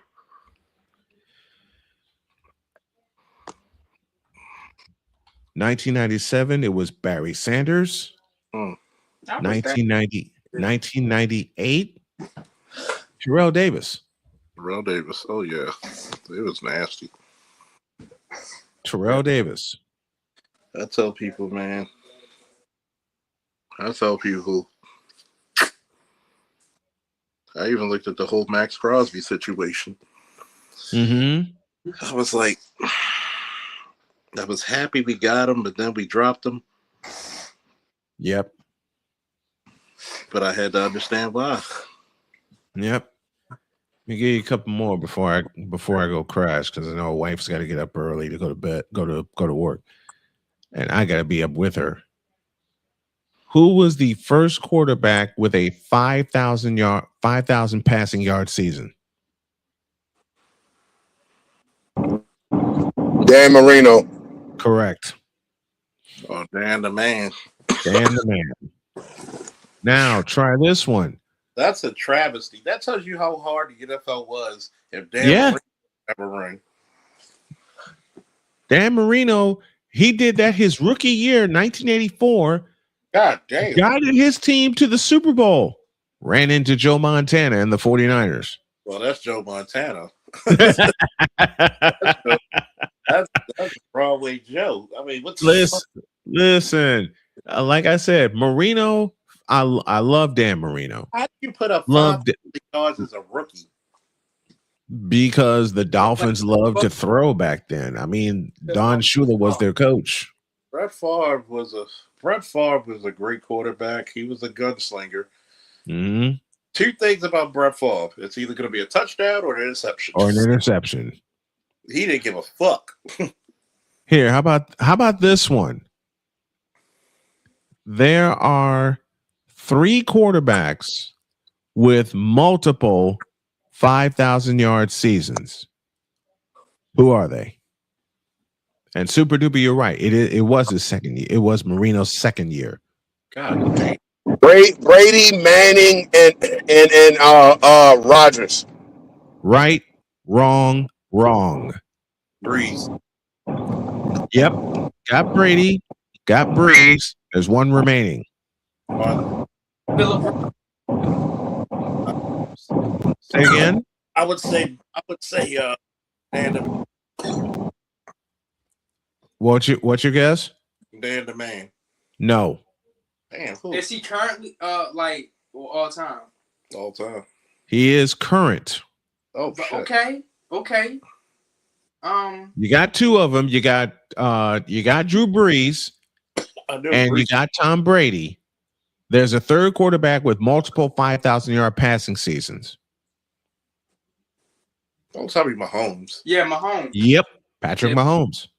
Now I forgot because Mahomes usually was slanging them bitches. He was slanging them. Now, here's a good question before you I go. forgot. I'll make it easier for you. Top 5 defensive players of all time. Tom? You can't hit me with that because there are too damn many. But Definitely is. but the one I'll give you is Lawrence Taylor. That's one. That's nobody's gonna question on that. Third time Malo. I'll give you another one. What? Ray Lewis. Nobody's gonna question you on that. Troy? I would pick Ed Reed over Troy. Okay, Yeah. I give you that. Everybody I would. give you that. But Okay. I'm gonna be biased with this next guess. Ronnie Lott. Nobody's gonna question that. The bitch just tried to talk to me and her breath hit harder than Ronnie Lott. I told her You wrong. that. Right. what about the number 54 that played for the Bears? Brian Urlacher. Yeah, him. Errol Lacker's always gonna be in the shadow of Ray Lewis. Okay. What are we talking about? The greatest defensive player? I'll go one era in front of that. And I will guess Mike Singletary. He The revolutionized. greatest defensive player ever is Lawrence Taylor. No question. Yeah. Already named him. Top 5 defensive players, in your opinion. Miles Garrett. I would say Taylor, Miles Garrett. White, There's you, Lewis, Reggie. Oh, thank you for saying Reggie White. Reggie White. And Miles Garrett? Huh? Reggie White better than Miles Garrett? Yes. Yes. What? Okay, so we got Bruce Smith. Bruce Smith. There you go. Sack master. JJ Watt. Okay, so we got inside, we got defensive end, we got outside linebacker, middle linebacker. Now we need a couple DBs. I'm going to say Ed Reed, I already said one, Ronnie Lott. Prime time. and I probably would go with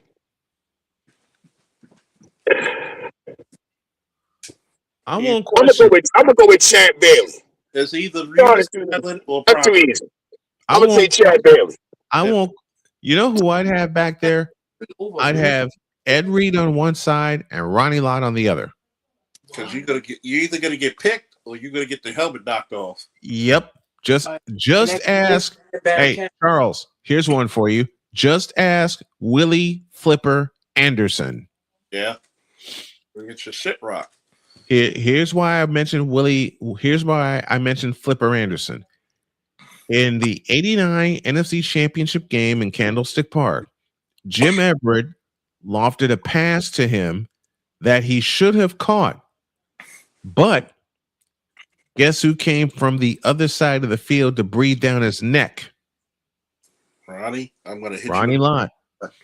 I'm gonna tell you. And Flipper didn't make the catch, and the Rams had to settle for a field goal, and that was the only points they scored that entire day. I'm gonna tell you.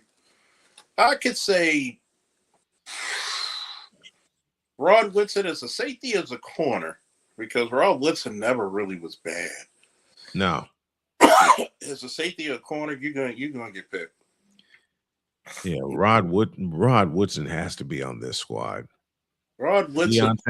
Deion Sanders as well. Rod Woodson spent all them years as a fucking Steeler, but his work team is for being a Raven. Yeah. Figure that out. Got him on my Figure that out. And he a safety, right? He was like a back and a safety. Yeah. Who do you think are your greatest wide receivers? Megatron. Jerry Sure. Rice. Number one. Jerry I don't give Rice. I don't give a fuck. Y'all might think I'm biased, but I got put Larry Fitzgerald up there too though. Nobody would question that. Who's that? Larry Fitzgerald. No, can't question that. Nobody Larry Fitzgerald. Of course, Moss. When you got a Randy Moss.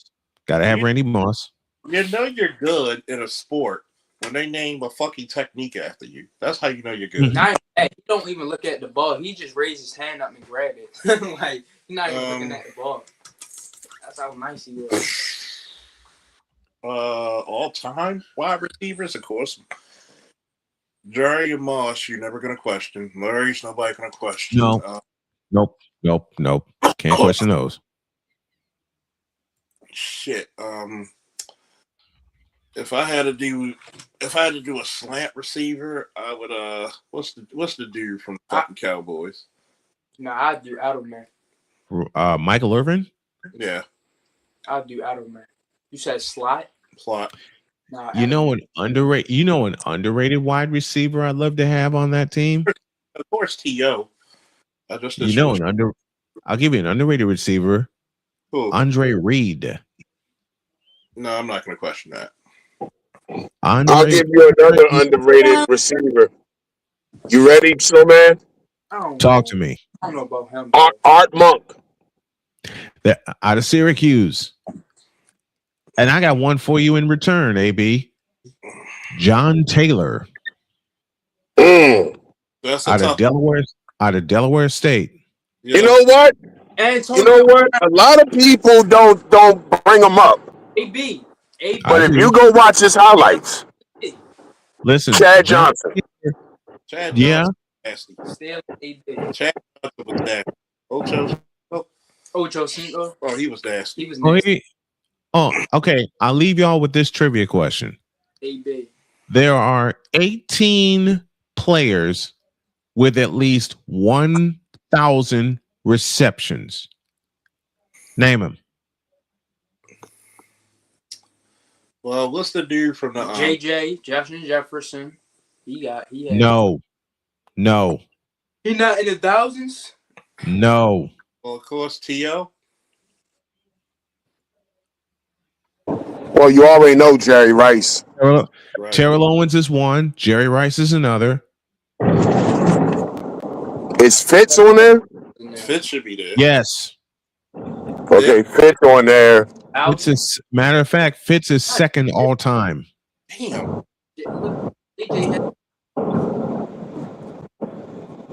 What about Randy? No. Damn, not Randy 1,000? Never got to 1,000.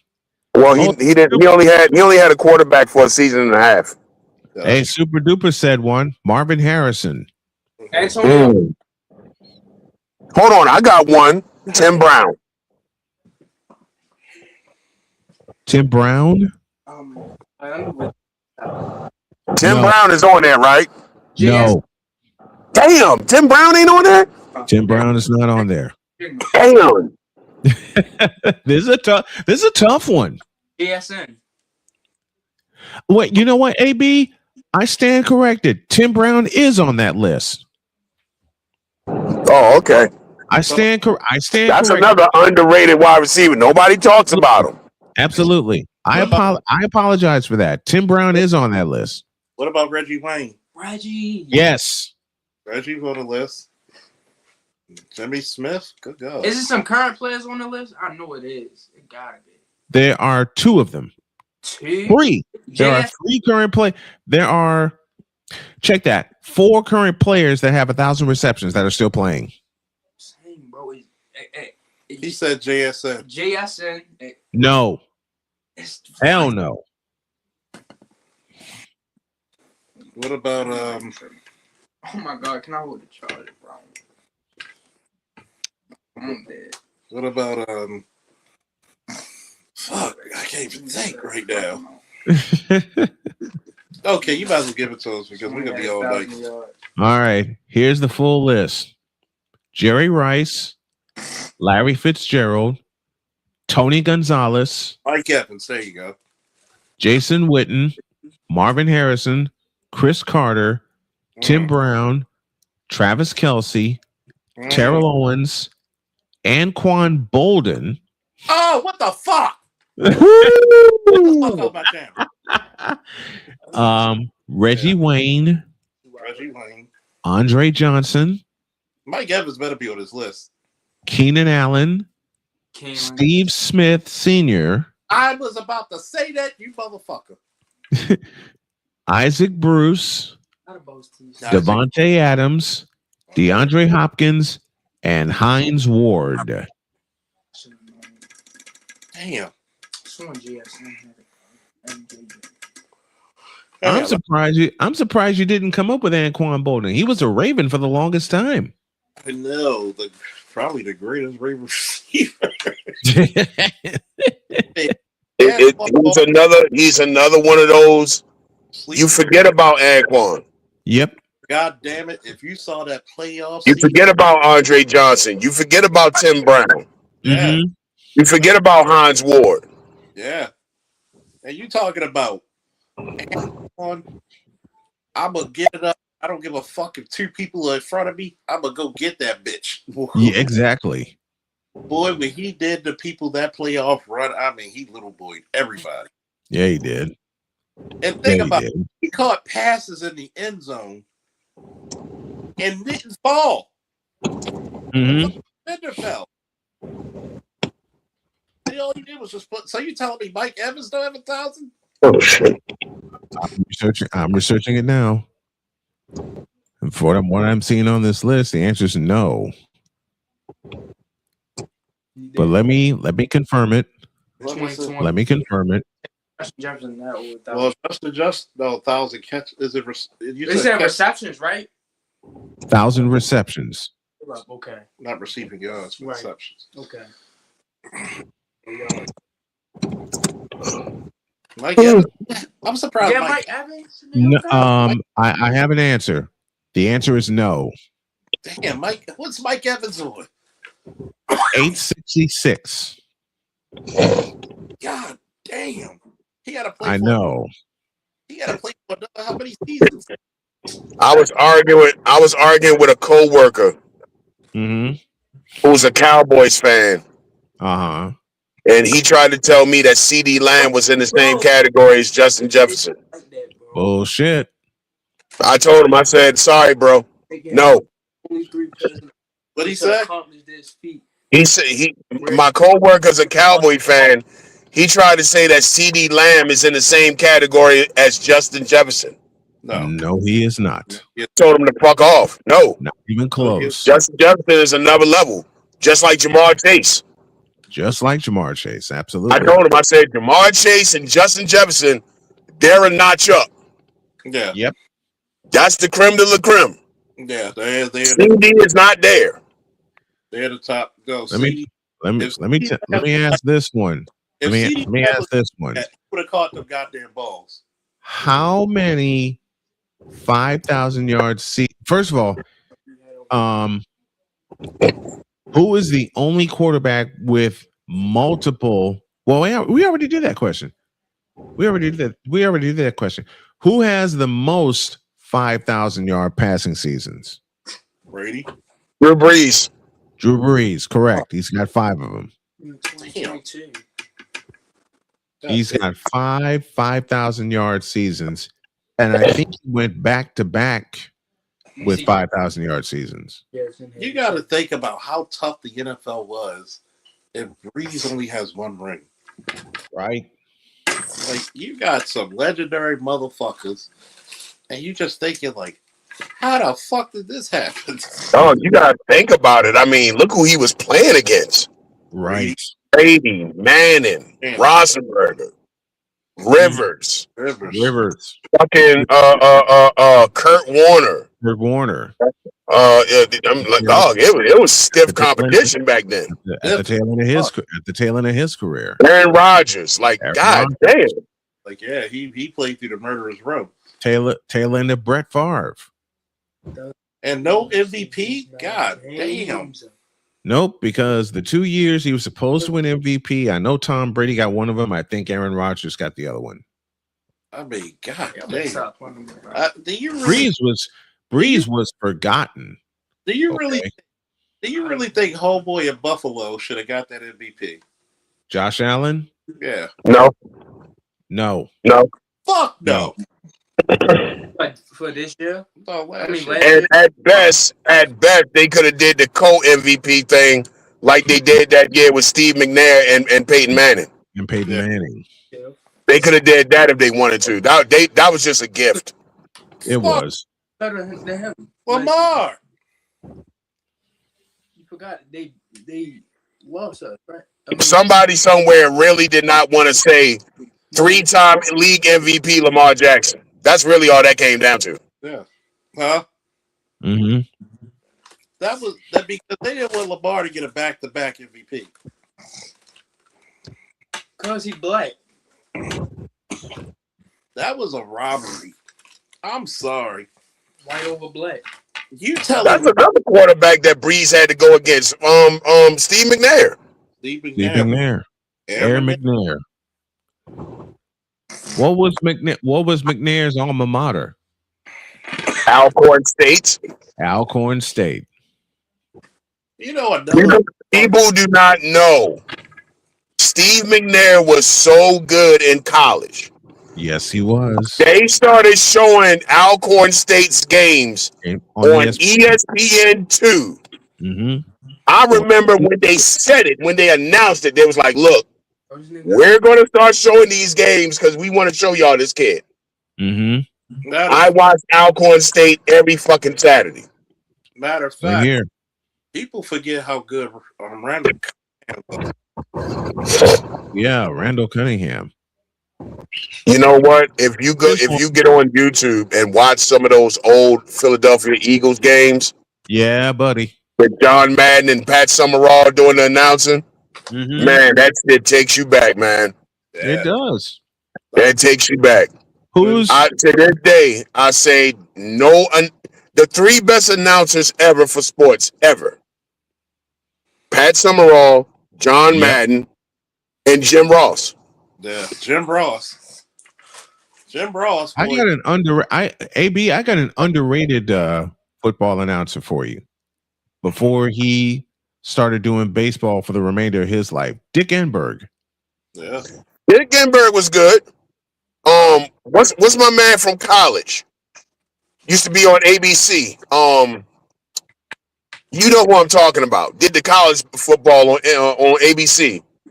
Keith Jackson. Keith Jackson, another one.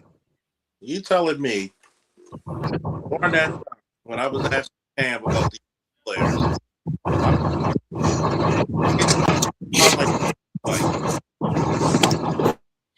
and by the way, this is what he was doing against Hall of Fame fucking tackles.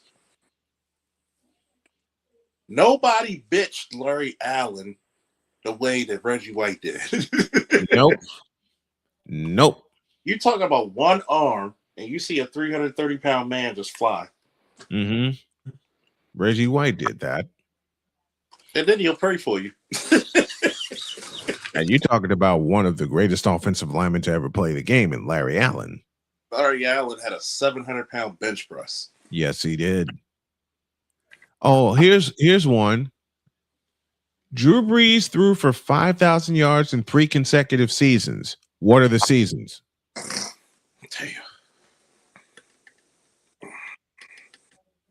Damn. You got to give me that one because my brain is fried. 6, 7, 8. 11, 12, and 13. Damn. So that was 11, 12, 13. Yep. 2011, 2020. 2011, he threw for 54.76. God damn. 2012, he threw for 51.77. What the fuck? And 2013, he threw for 51.62. I know his shoulder got to have a fucking sound like a cement mixer. His shoulder has to have a permanent ice pack on that bitch. I mean, if you are a wide receiver on his team, you're going to get playtime. God damn. Oh, yeah. Oh, yeah.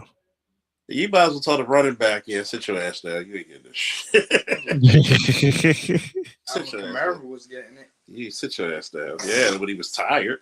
No, he wasn't. He's cool. What are you talking about? I'm talking about Breeze.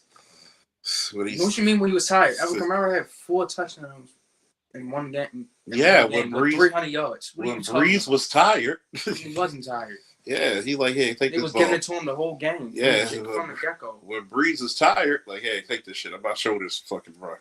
Mm-hmm. Like, fuck that. Like if you telling me you throwing up 5,000 3 seasons back to back, your running back is just collecting a check. That's all he is. You getting goal and fourth and goal, like goal and 4 yards. just run this motherfucker in. Mm-hmm. Like, god damn. I don't know, man. He had a couple good running backs. He had Alvin Kamara and the other one. Yeah, what's the other running back? Sproles. Yes, Darren Sproles. Sproles was like Sonic the Hedgehog. Oh, I got one for y'all. That's running back. I got one for you guys. Catch out the And back. it goes like this. Best running back he ever had. Sproles. Who holds the record for the most receiving yards in a game?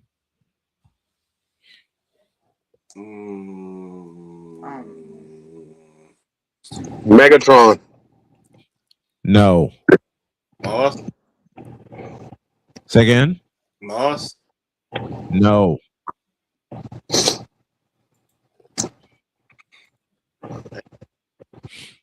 Jamar Chase.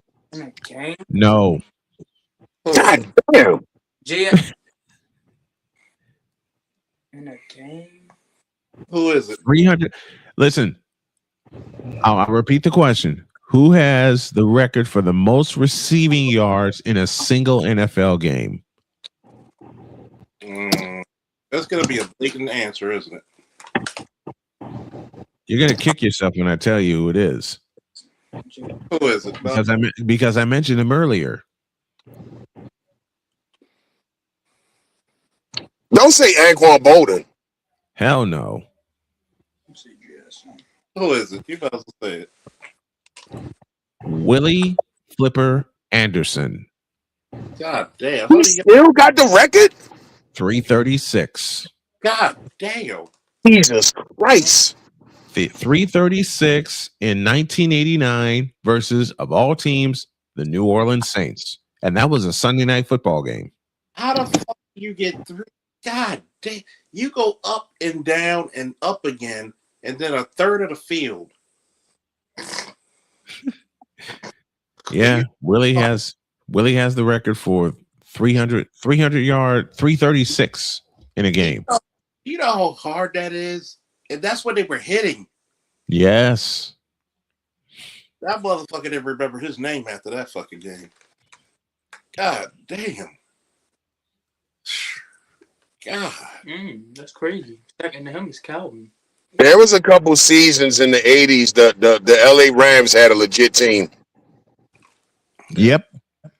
They ran into the 49ers one year in the NFC Championship. Then the next year, another year, they ran into the Bears, the 85 Bears. Yep. 85, they ran into the Bears. 89, they ran into the 49ers.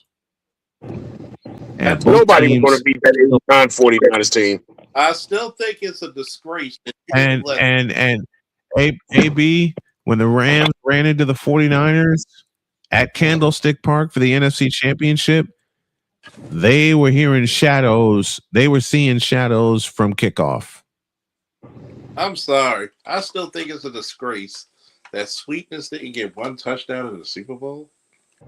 That pissed me off, man. Refrigerator Perry did. It pissed off a lot of people. That pissed me off. You know what's crazy about that 89 49ers team? What's that? Now, correct me if I'm wrong, Snowman, but I think the very next year in 90, they finished the regular season with a better record. Same record. Same record? Okay, so it was 14-2? 14-2, yes. The fucking Giants with their backup quarterback Jeff beat them in the NFC Championship game on all field goals. Yep. That was arguably the greatest defensive fucking game I've ever watched in my life. I watched that shit in my mother's kitchen on a 13-inch TV. You know who I had a chance to interview from that Giants team? Look at the name Gary Reasons.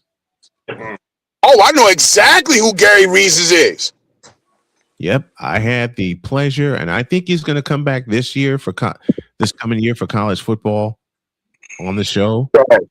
But I had the pleasure of talking to Gary Reasons for a good half hour, and he's Charles, Yep. tell your son to get on YouTube and look up Gary Reasons. out of Northeast. Probably the first video that's going to show up is that regular season game, Giants against the Broncos at Denver. Bobby Humphrey got cracked. The greatest goal line stand you will ever watch.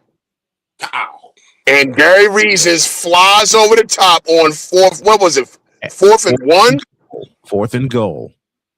From the 1, right?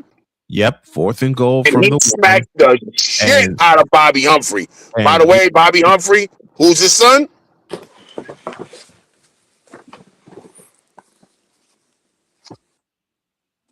Who's Bobby Humphrey's son? Who? Talking about whatchamacallit? Marlon Humphrey. Marlon Humphrey. But Gary Reasons, and there was snow on the grass. Yeah. Everywhere. And Gary Reasons told Bobby Humphrey, I will meet you at the summit, and you ain't getting there. And he meant that shit. He did. The next greatest play Gary Reasons made was in that 1990 NFC Championship when on 4th and 7, Bill Parcells, who gets much respect from me, called a fake punt.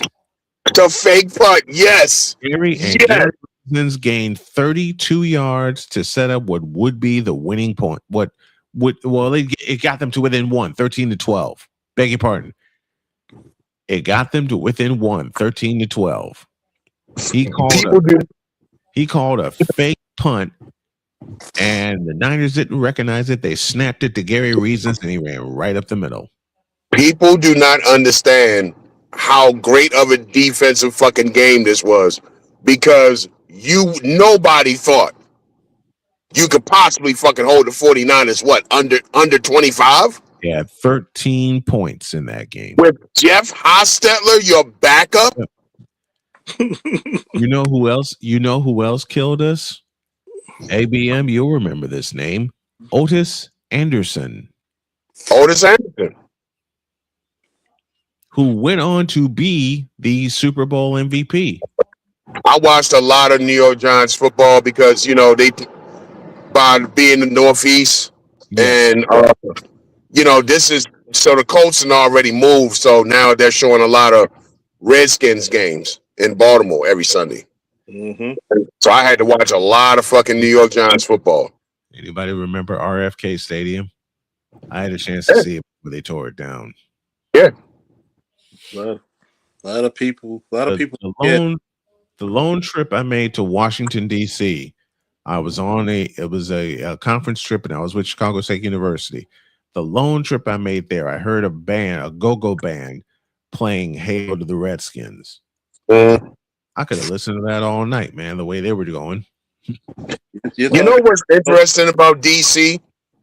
You're talking 2 Baltimoreans about go-go. What the fuck? There's a lot of Cowboys fans in DC. Yes, there are. Yes, there are. That is some weird shit. DC is a weird place. It's funny because they are not that faithful. It's a lot of Cowboys fans in DC. Mm-hmm. I will never understand that shit. It's funny because there's a lot of fucking Ravens fans in Columbia. Yeah. That was weird to me. I was like, one motherfucker was like, you had a couple of Redskins fans, but when the games were on, all you see in Columbia was purple. Mm-hmm. You don't really start seeing Redskins fans until you get like deep Southern Maryland. Like deep Southern, like DC. Like you're gonna have to make it past. You got to make it past Boo. And you said it, and y'all said it correctly. And y'all said it correctly. The Washington Redskins. We don't do the Commander shit here. We old school. It's the Washington Redskins, doggone it. Okay. I'll leave y'all with this. Then I got to go get a cup of coffee and get some kind of snooze before my wife wakes up. Who holds the record for the most passing yards in a game?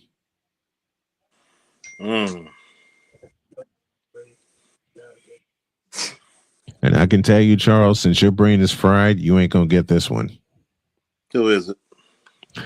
A fellow named Norm Van Brocklin threw for 554 yards in a game. God damn. What the fuck the defense do? Take a piss? Next is Matt Schaub and Warren Moon, both with 527. Joe Burrow had 5.25. Ben Roethlisberger had 522 against the Colts. Boomer Esiason, remember that name, had 522 against the Redskins. Fucking, I remember. I watched that game. I remember that. Boomer Esiason underrated. I watched that game. I remember that.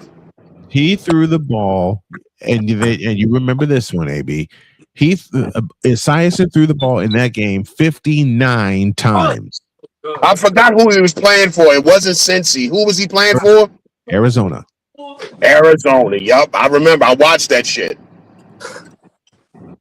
Like I Boomer said, Esiason underrated, man. People don't remember him. No, he threw the Boomer? ball 59 times. God damn. I'm gonna tell you, there were some good fucking games I've been watching, man. Oh my god! I've been watching a lot of old school stuff. And I know I'm a staunch Ravens fan. Uh-huh. I'm not gonna lie to you. That 49ers game a few years ago, Yeah. I thought that was gonna be a down to the wire battle. I thought so too. And the Niners were running their offense the way they wanted to, but that first interception took them off the rails. I mean, whatever Lamar ate that day, he must have ate his Wheaties. You talking about Christmas? Yeah, Christmas Day 2023. Yeah. Christmas night, however. man. Y'all know what's funny about that night? It was a Monday night, and I was supposed to take my daughter to work. But Charles and like 300 other people said, "Are you doing the Christmas night game with the 49ers and the Baltimore Ravens?" I scheduled it, and that is the only time in my life I had to beg my wife for a favor. And she came back. Here's the funny part. She came back. She wrapped me in a hug. She gave me a kiss. She says, "I was going to let you do the game anyway." I mean, I thought that was gonna be a back and forth battle, like a classic. I was hoping it would be. I don't know what the fuck the Ravens ate. They must have took the Wheaties. They must have took the best fucking Wheaties. Look, they had loaded Wheaties that day. They must have went to Church Square and got the greatest weed ever. They or something. I don't know what they took, but Marlon Humphrey and the Ravens shut us down. They went to the fucking one thing about Marlon Marlon Humphrey and the Ravens shut us down. Marlo might get fucking burnt once in that game, but he gonna make up for it. And it was funny because he actually had because Kittle burned him. Kittle burned him on that first drive, but then he came back and picked off Purdy in the end zone. After that, they put belt the ass. That was, and the sad part about it, I think the next week they played the Dolphins. Was it the week before or the week after? Yep, they did. And they molested them motherfuckers. Yeah, they did. Yeah, they did. 2 years ago. They did. God damn. Yeah, they did. 3 years ago, they were not. He put a 5 on it. 3 years ago, they were not playing around.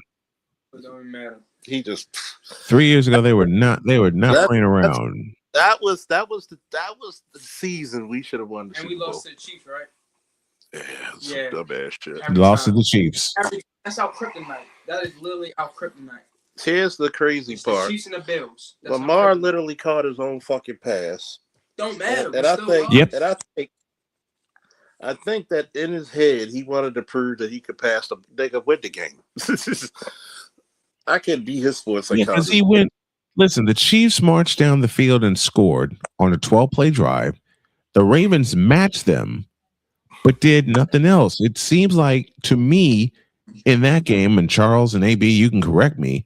it seems that Lamar Jackson, for some reason, played timid. He had it in his mind, listening to motherfuckers about being a passer. I said, fuck all that. Run, boy, run. Exactly. Run down. No, not always. He had situations he could have ran. True. Mhm. Situations like, look. That's what I was thinking. Like, That's why I could tell when he plays, somebody's in his head. Something's in his head. But there's other games, he's like putting 5 on your ass. Mhm. I forgot somebody. He put up like 450. Like, Yeah. God damn. And that was overtime. He just when you saw that last game when we played the Steelers, that showed you how great Lamar was.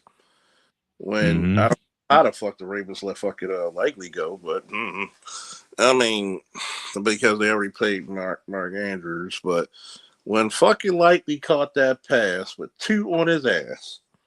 Yep. And look, nigga, we better get the punter out here. This nigga suck right here. Like, for real, you could have got the girl in the soccer team to kick that ball. You can't tell me that motherfucker got you there. And he threw 2 touchdown passes to fucking to Zay. Number one, Zay's probably the greatest Ravens wide receiver. That was an original Raven wide receiver. Man, I'm trying to figure out how the fuck you missed that field goal, bro. Because the fucking kicker sucked. He got like, no nerves. No way, bro. Let me put it to you this way. That's what happens. How sport that I feel teaches like you. I feel like we could have went to the Super Bowl. That teaches you. That teaches you how spoiled we are with Justin Tucker for all these years. Yep. Many years of Justin Tucker. No, we know we was gonna beat the Bills, and then we had to go against. Because I'm gonna tell you what, I think we would have beat the Bills. The Patriots. I know you would have beaten the Bills. And I know damn well you'd have beaten the Bills. They went against the sorry ass Texans and scrubbed it up. We would have torched their ass. First of all, he's never beaten Lamar. Never. And every time that Christmas game we played them, good God Almighty! Oh, we did them bad, 38-3. Man, we told him if you're not feeling up to it, tell your wife to come over. That's what he told me. They still that whole game. All right, let me get on out of here. Officially, it's tomorrow. Oh yeah, he said I'm late, but go Niners. Go Niners. Oh, I think Mike Evans is going to have 100 receptions this year. Go Niners. Go CMC. CMC.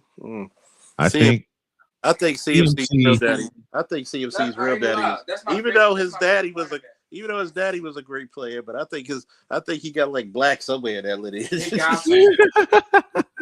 Like his grandfather was. He nearly had 1,000 season this past year. Yeah, he did. Christian McCaffrey almost did something, and he would be the only only running back to do it twice. White boy, that shifty white boy right there. I'd be like, God damn, you never thought you'd see in the NFL a great white running back in the modern era. Well, you do now, and his name is Christian McCaffrey. So you're great, but you gotta use like initials for your name in sports. Yep. I do it. Greg Papa does it. The television announcers do it all the time. You know what I'm going to do? I'm going to wait until draft week to start doing it, but I'm going to take an idea and provide daily news about the 49ers. Do it the way Chat Sports does it, but just do it a little differently. I don't know. I'm gonna just start messing with chicks that are taller than me. Hey, hey, cute ass WNBA, get over here. But it's funny. I've always been in gyms where you had athletic girls, and they just draw to me like that. Like, like I'm 6'3". I don't care. I cut down trees. I better go. I got to get at least a couple hours of sleep. I need to move some of this stuff so we can throw it out to the dumpster. Yep. I'm gonna Notice we talked about sports the last hour and a half. Yes, sir. We talked about esoteric stuff the first 2 hours. This Mhm. multi-faceted channel. Thank you for my fellow co-host, my special guest, the Snowman, CJ, Thank you. my official co-host, ABM. Woo! And we out.